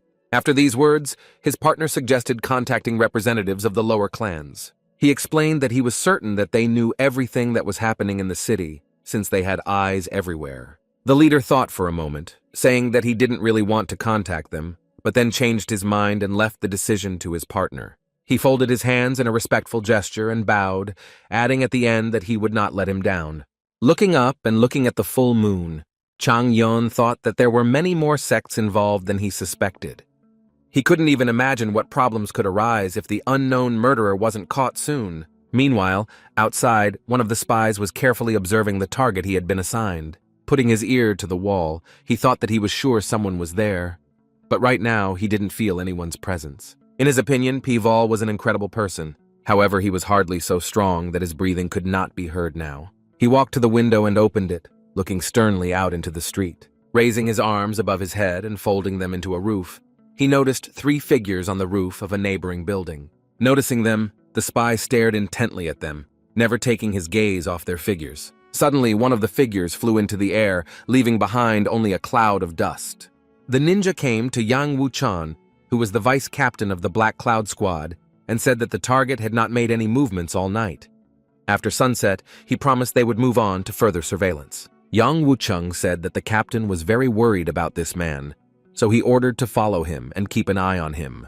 The ninja jumped up and said he would definitely pass this on to the other spies. Left alone, the boy took a deep breath and thought he should get back to work. His gaze returned to the map on the table in front of him. Pointing to one of the places on it, he realized that the problem was right there. The Black Cloud Squad's strength could not be used at these 3 gates, so they had to lure them to the foot of the mountain.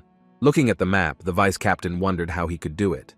Lost in his thoughts, he chuckled thoughtfully. Suddenly, his attention was drawn to strange sounds coming from the roof. In one sharp movement, he raised his hand and launched several daggers into the ceiling. Watching them get stuck without hitting a single living target, the boy tensed. He was surprised that despite the footsteps, it looked as if there was no one upstairs. The guy knew for sure that he felt someone's gaze, but he thought that overwork was affecting him. Meanwhile, Pival was in the room directly behind him. He watched the vice captain, never taking his red eyes off him. The vice captain definitely felt someone's presence near him, so he stood tensely, listening to every sound. At some point, the eyes of the concentrated Pival flashed with a bright light. While in the White Flower Room, Zhenghua told her younger sister to return to the Ma Clan Mountain. Young Solran looked at her and asked what she meant by that. But she replied that there was nothing to do here, so it would be better if she returned to their master with the first rays of the sun and stayed by his side. When told that it would be better for her to stay and help her older sister, the elder replied that the negotiations with the Black Cloud had been successful. Yang Solran objected that she could not return because it was not known what the members of the Qingcheng clan would do when she met them. But the sister tried to calm her down, smiling and saying that nothing bad would happen while she was here, and in a pinch, she could use the Black Cloud as cover. Realizing that she had lost this argument, young Solran lowered her head and exhaled heavily, saying that she understood everything. Zhenghua measured her with a heavy gaze and ordered her to return tomorrow with the first ray of sunlight. Hearing from her older sister that she could leave, the brunette folded her hands in a respectful gesture and bowed. Suddenly, Wu Sunha entered the room, greeting her aunt, asking if she could come into the room. Zhenghua, sitting in a chair, ordered her to come in. When asked what brought her here so late, she replied that she simply thought her aunt would be lonely and would want someone to keep her company. When her aunt asked if she was seeing anyone, noticing her blooming appearance, the blonde just laughed out loud, putting her hand to her face. Wu Sunhawi immediately remembered the cold gaze of red eyes from her new lover. Her face flushed when the girl said that the guy was quite useful. Hearing from her niece that the person she was meeting with might be the secret assassin of the leader of the Lightning Clan, Zhanhua listened carefully. She turned her fierce gaze on the girl and asked if she was sure of her words. However, realizing from her look that she had blurted out unnecessary information, she added that she couldn't say for sure. When her niece assured her that she would bring him to her as soon as she found out all the information, she agreed. Zheng Hui was just about to ask her niece to name the guy she was dating when a loud knock sounded nearby. The women turned towards the direction of the sound, and the face of the Ime clan elder did not give away anything good. They both ran out into the corridor, asking the maids standing there what was going on as they went. The girls were looking somewhere to the side, completely ignoring the elder and her niece. Suddenly, one of them turned to Zhenghua and said that the murder of the Lightning Clan leader was definitely the work of Qingcheng. Entering the room, Zhenghua noticed that it was completely empty, and on the floor lay the body of a young student, bleeding. His eyes were completely empty like those of a dead person, and his neck and face were streaked with red. Realizing that the great disciple of their clan had been killed, the elder, unable to contain her rage, screamed loudly. The next morning, as soon as the sun rose, Chang Murian and his vice-captain listened to the news that the second-generation disciple was dead. He knew very well that Zhang Hui's direct disciple should have been a key figure in his MA clan, but he was killed right within the walls of the White Flower Room. Exhaling heavily, the boy looked down at his feet and said that it looked like they were standing on the wrong side. However, young Wucheng replied that such an outcome would only benefit them, as the more the Ame clan was intimidated, the more they would count on them. But the captain was basically worried about the appearance of a killer of this level in Sichuan, because after the disappearance of the Red Phantoms, no group of killers had set foot in Sichuan.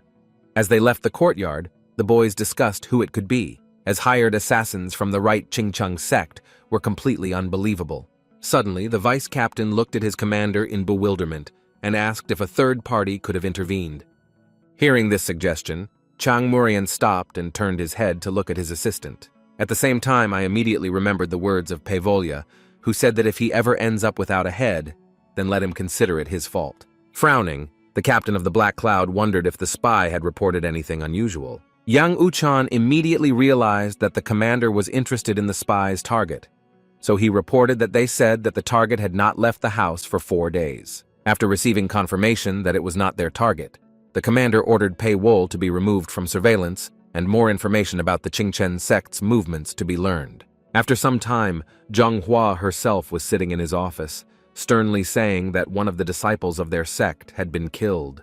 The captain of the Black Cloud, with all his might showing his feelings, said that he deeply sympathized with their loss. Lifting the sheet from the body of the dead student, the woman said that she would like him to examine her wounds. He immediately got down to business, carefully examining every wound he could find. At some point, attention was drawn to a cut on the neck that was too thin for a sword or a dao, so the man missed that it was a mark from silver threads. Frowning sternly and observing his actions, Zhang Hua asked the Black Cloud captain if he had ever seen such injuries. Hearing a negative answer, the woman was surprised that even a person with such experience as his had never seen such wounds, asking if he suspected anyone. After this question, the figure of Paval appeared in his mind again, looking at him with the attentive gaze of his red eyes. Chang Murian apologized to the elder of the Ame clan, but said he could not give her the answer she was expecting. When asked when his men would arrive in Chengdu, the captain replied that it would be within 2 days, but when his cavalry entered the city,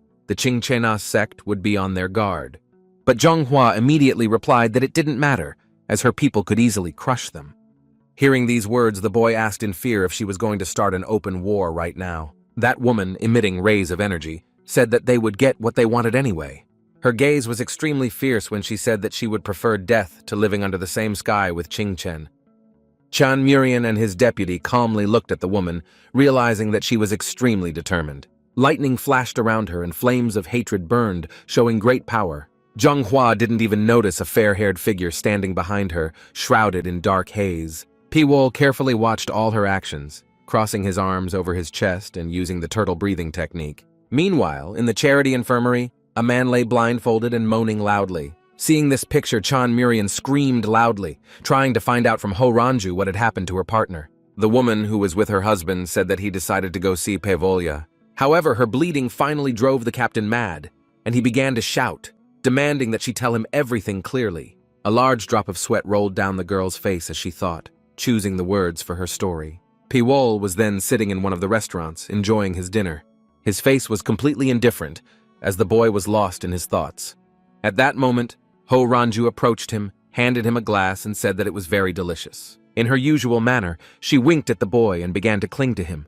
Paval looked up at her, thinking about the fact that he wasn't even allowed to eat in peace. The redhead leaned over and said that she just wanted to visit him and apologize to him. These words surprised the boy very much, so he frowned and asked what exactly she wanted to apologize for. Ho Ranju sat at his table and said that she and the captain were too rude that day, but Pei Wol said that he didn't care. The words that he didn't care how rude he was to her stunned Ho Ranju. However, she absolutely did not give in to this attitude and continued to smile broadly. She suggested that he reconsider Chan Murian's offer to join Black Cloud. At that moment, a big man named Oh Yukpei approached her and said he had been looking for her everywhere. Hearing his voice, Ho Ranju froze, not daring to move, and stared in front of her in a daze. However, the next second she abruptly threw the big man's hand off her shoulder, ordering him to get out. Asked if he was pursuing her, Yukpe smiled and said he didn't have that much time. He said he had come for her on the orders of his boss, but the next moment he saw the figure of Pival in front of him. The boy didn't like this kind of attention to himself, so he looked sternly at the newly arrived guest. He smiled broadly, thinking that the loner really turned out to be as nice as they said he was. The big man's behavior really angered the redhead, so she growled through clenched teeth to calm him down. Seeing that her words had no effect, the girl jumped up and screamed loudly. However, Oyukpe continued to bring his face closer to Paywol's, licking and drooling predatorily. But the guy was not at a loss and asked him to leave this institution before he counted to 3, otherwise he promised to make sure that he would never see anything again. However, Oyukpe thought he was just joking, so he just laughed savagely. When Pival began the countdown as he had promised, not a single muscle on the big man's face twitched. At that moment, the boy's eyes, noticing that he was not listening to his advice, flashed with a predatory red light. In his hands between his fingers were 2 chopsticks, which he had recently used to pick up udon. The next moment, they both flew into the face of Oyukpe, who tried to close himself off. He put his hand in front of his face and the sticks went straight into his wrist, spraying blood. He raised his hands in pain and clenched his fists, preparing to attack. His attack was so strong that the table where the redhead and Pival were sitting before simply crumbled into pieces. Not intending to end the fight there, the big man turned around, trying to find Pivolya. However, Ho Ranju's reaction was much faster and she found the mercenary faster, which is why she started to take out her sword. Pival was directly above the stunned giant, pulling out silver threads to respond to the attack. A second later, he fell and screamed loudly in wild pain. His teeth were clenched tightly and blood was splattered all around. Pival landed on the ground, surrounded by silver threads and ghost blades. His wounded and bloodied opponent stood right in front of him, on his knees, unable to do anything. Pival put his hand on the back of his head, and blue threads began to wrap around the man's face. They left small scratches as the boy pulled on them to lift Oyukpa's head. The next moment, the big man was staring in fear at the pale finger that was rapidly approaching his eyes. Seeing what the loner had done to her colleague, Ho Ranju screamed loudly. Pival rose to his feet and turned his back to his victorious opponent. At some point, he noticed the tight rope of the whip beginning to wrap around him. Turning back, the boy saw an angry Ho Ranja attacking him with a wild gleam in her eyes. The next moment, the girl turned to her colleague, calling him a complete idiot. With an angry look on her face, she turned back to Piwol, grumbling about why Oyuka had barged into their conversation. Looking at her opponent, she calmly suggested that he finish for today, but noticing the determined gaze of red eyes with vertical pupils, the girl realized that he was not going to finish. She said that her partner had fully paid for his rash act, so there was no need to shed any more blood. Pival's eyes glowed with an otherworldly red glow as he pondered the redhead's proposal. The next moment, he calmly turned around and walked towards the exit from the tavern. Realizing that the battle was over for today, the girl breathed a sigh of relief. Instead, she told the guy behind his back that he was really quite unpredictable. She still didn't believe that he could do something like that to her friend, but she still warned him to be more careful. She warned him that if he behaved so recklessly, he would definitely get into trouble in the future. Pival didn't respond to this, but he simply silently left the establishment. Once outside, the guy noticed that his clothes were completely ruined, thinking that So-hyang liked him. And now, looking at the wounded face of his subordinate, the captain of the Black Cloud asked if this really happened right after the tackle to Pivala. Upon hearing the affirmative answer, the man grimaced and told his vice-captains that he was shocked. He was very angry that this happened at such an important time. The redhead turned away from such a picture and said that she could not stand such humiliation, so she would take revenge for it. Chang Murian again remembered the predatory gaze of the red eyes and the half-crazy smile. He agreed to get rid of the boy right after they resolved the problem with the Ching Chung sect. Looking ahead, Ho Ranju agreed to the proposal. Looking ahead, the Black Cloud captain was about to make his move after they linked up with the cavalry. As she left the infirmary, Ho Ranju thought about how she needed to prepare well. As night fell on the street, one of the men stood by his window and talked about how his guest wanted to find the killer of the leader of the Lightning Clan. Cheon Yap sat in a chair by the candlelight and replied that he understood everything correctly. The guy added that it now looked like they were looking for a needle in a haystack, and the only clue was his ability to use the martial arts of the Ching Chung sect. Oh Sang-gyun put his fingers to his chin, thinking, and replied that there was only one person who could do that. He immediately remembered Pavolya, adding that he enchants others with his beauty. And besides, he is a ruthless master whose skills cannot be described in words. Sitting directly across from the old man, the Qingchen clan warrior asked if the old man believed him to be involved in the death of the Lightning clan leader. The old man immediately replied that he couldn't know for sure, but Pivol best fit the description of the person he was looking for. Cheon Yop said that he understood everything, throwing a bag of money on the table in front of him. The head of the Ganbi clan thanked him and advised the guy to contact him again if he needed anything. However, left alone in his room, Oh Sang-gyun wondered who the murderer might be. He immediately took out one of his numerous notebooks to check all the information he had. There he read that Pi-wol had an unknown biography, as well as goals and clan, and was first seen in a Batang brothel. Reading the unknown master's dossier, the old man wondered if he could really have killed Nam Hosan. However, he was confident that the main department would be able to deal with this situation itself, once he provided it with all the information he had. So he expected that Pi-vol would now also have to live under the supervision of their clan. Suddenly, a pale hand with long fingers appeared right next to his face. While the unknown person took the Pavolya dossier from his hands, Oh Sang-gyun felt that he simply could not move. The man could not see the threads that bound him, but he noticed a figure standing behind him, so he turned his head as far as possible and asked who was in front of him. The person himself, hiding from him in the darkness, did not answer anything, but simply flipped through the pages of the dossier for some time. Finally, Paywol said that he had only recently arrived in Chengdu, but he was amazed at how much information the old man had about him. Realizing who was in front of him, Oh Sang-gyun froze, not daring to turn around.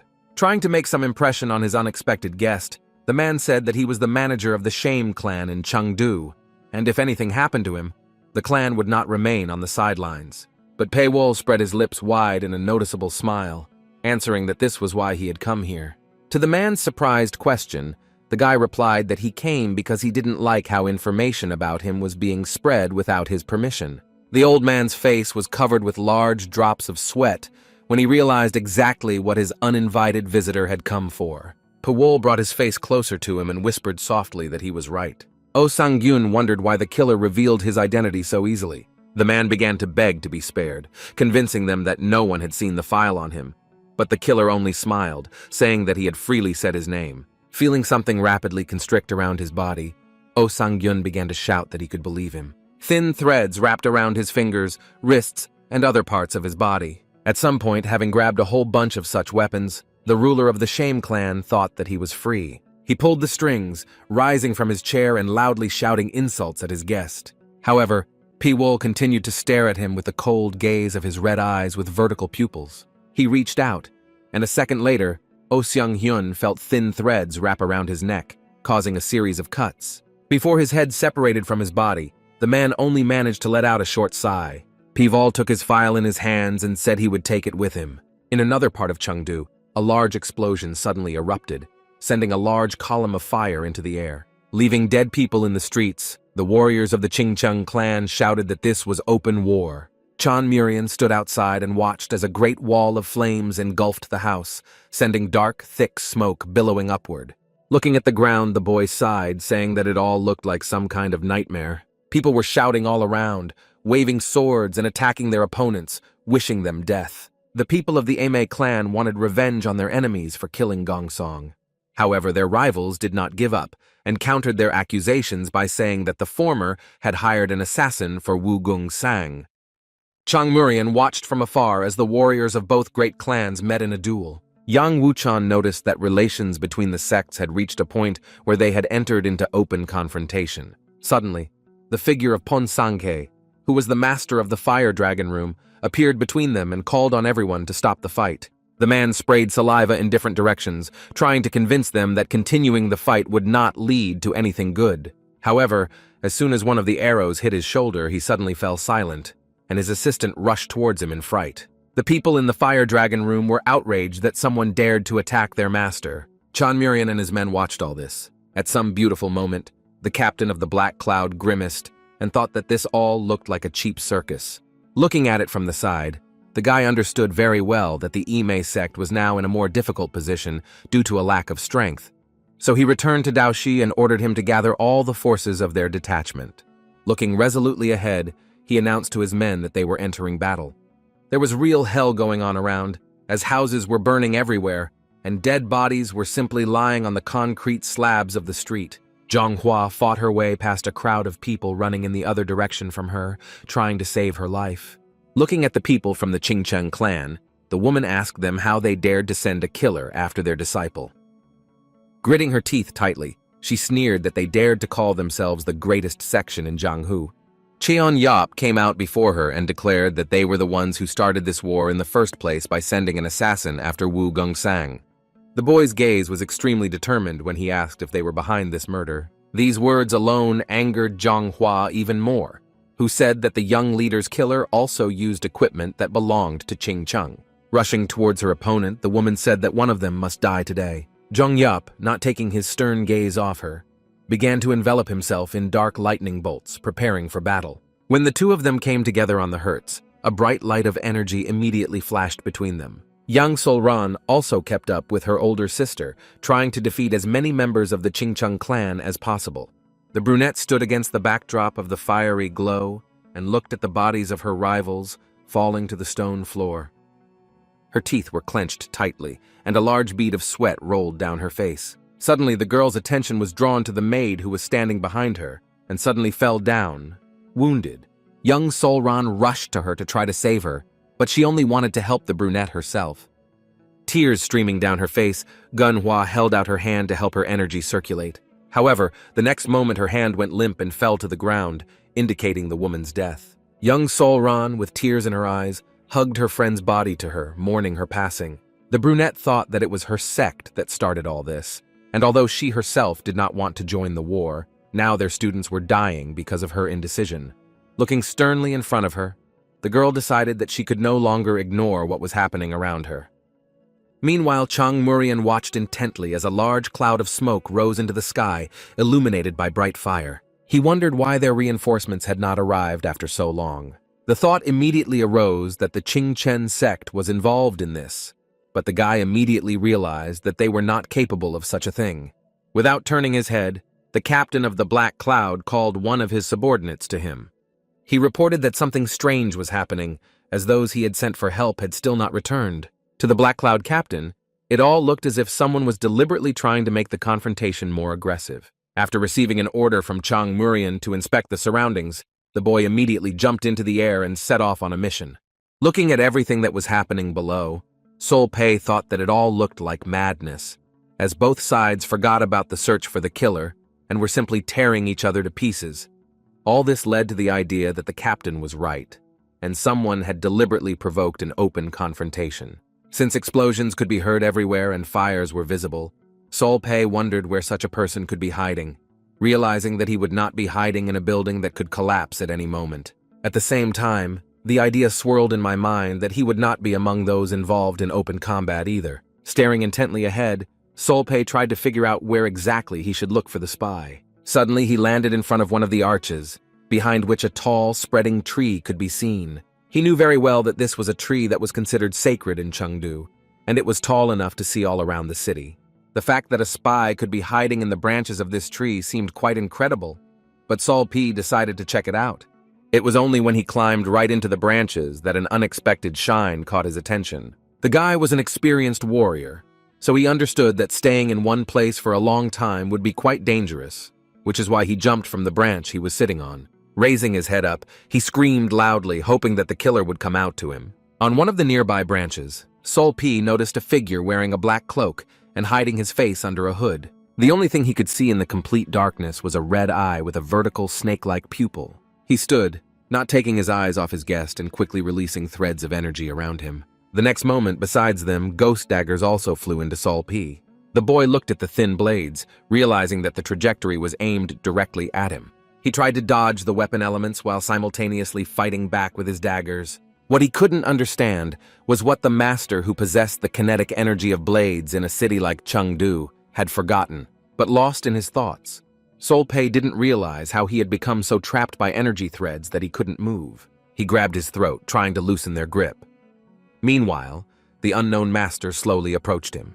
When the face under the hood was almost close to his, Sol Pei screamed loudly, and tears fell from his eyes. Finally seeing who he was dealing with, the boy shouted loudly why he had done it. But Pival didn't answer him, instead pulling the strings and cutting off his head. Leaving the body of his unexpected opponent hanging between the branches of the sacred tree, the mercenary calmly turned and left the scene of battle. Standing on one of the large branches, he watched as the absolute hell of war between two large clans was taking place in Chengdu. Meanwhile, at the place where Zhonghua met in battle with Qianyop, the stone slabs completely cracked. The guy looked at his rival with a stern gaze, his lips tightly compressed into a thin line.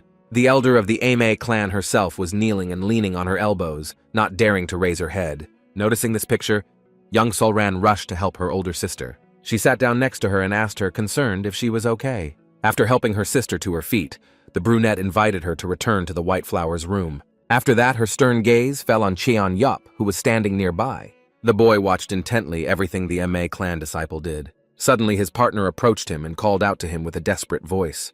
The girls from the Ame clan, meanwhile, were leaving the battlefield. Not wanting to continue the bloodshed, Qianyop turned to his comrade and told them it was time to go. Barely able to move their legs, Zhonghua and his younger sister slowly walked through the ruins of the once clean street. Qianyopa's partner, meanwhile, shouted to the other surviving Qingchen clan warriors that they were retreating. The Ame clan disciple, meanwhile, was also shouting that they should leave as Zhonghua's older sister was seriously injured. Pival at this time was hiding in the branches of a large tree, watching what happened between the clans with his participation. The news that Zhonghua was seriously injured brought a satisfied smile to the boy's face. Looking at the fierce faces of the girls he had once encountered, the guy understood that this was a pretty great result. The next morning, as soon as the sun rose above the horizon, the results of the unexpected clash of clans became visible. Looking at the bodies with their heads sewn to their bodies, Chang Murian asked his men who could have killed them. Bending over one of the corpses, Dao Shu turned to his captain and said that they were all killed by exactly one person. The captain raised an eyebrow in bewilderment, asking his subordinate if he was sure of his conclusion. He explained that the wounds on the neck were absolutely identical, and judging by their size, the killer used a short sword or dagger. Upon hearing this, Chan Murian immediately asked him if the wounds on O Yukpa's body were also inflicted by daggers. At the same time, he turned to Yang Wuchan, asking him to bring the big guy here. After some time, the one with a body covered in layers and wounds appeared before the captain. After examining him, the vice-captain shouted that his injuries completely matched those of the dead. At that moment, Chang Murian suddenly realized that it was Pei Wall who had killed both of his men. Turning a fierce gaze on his subordinates, he ordered all their fighters to be gathered and the murderer brought to him. Chang Murian was now more determined than ever to interrogate him himself. Meanwhile, in the White Flower's room, the maids discussed the incredible fact that they had managed to injure the elder. Suddenly, a stern voice was heard from the side, ordering them to stop and gather themselves together. Turning their heads, they saw young Sol Ran standing next to them, staring at them with fury in her eyes. Not giving the girls a chance to continue discussing the issue that had been raised earlier, she ordered them to check the security of the White Flower's room. Hearing the words that the Qingcheng sect could attack them at any moment, the maids folded their hands in a gesture of submission and bowed. At the same time, she ordered another maid to send a pigeon to the main sect and ask them for reinforcements. Left alone, the brunette thought about the fact that the aggravation between their sects was caused by the deaths of Wu Gongsan and the leader of the Lightning Clan. She knew perfectly well that someone was deliberately trying to set them off, so she was determined to find out who exactly was doing it. Meanwhile, in her room,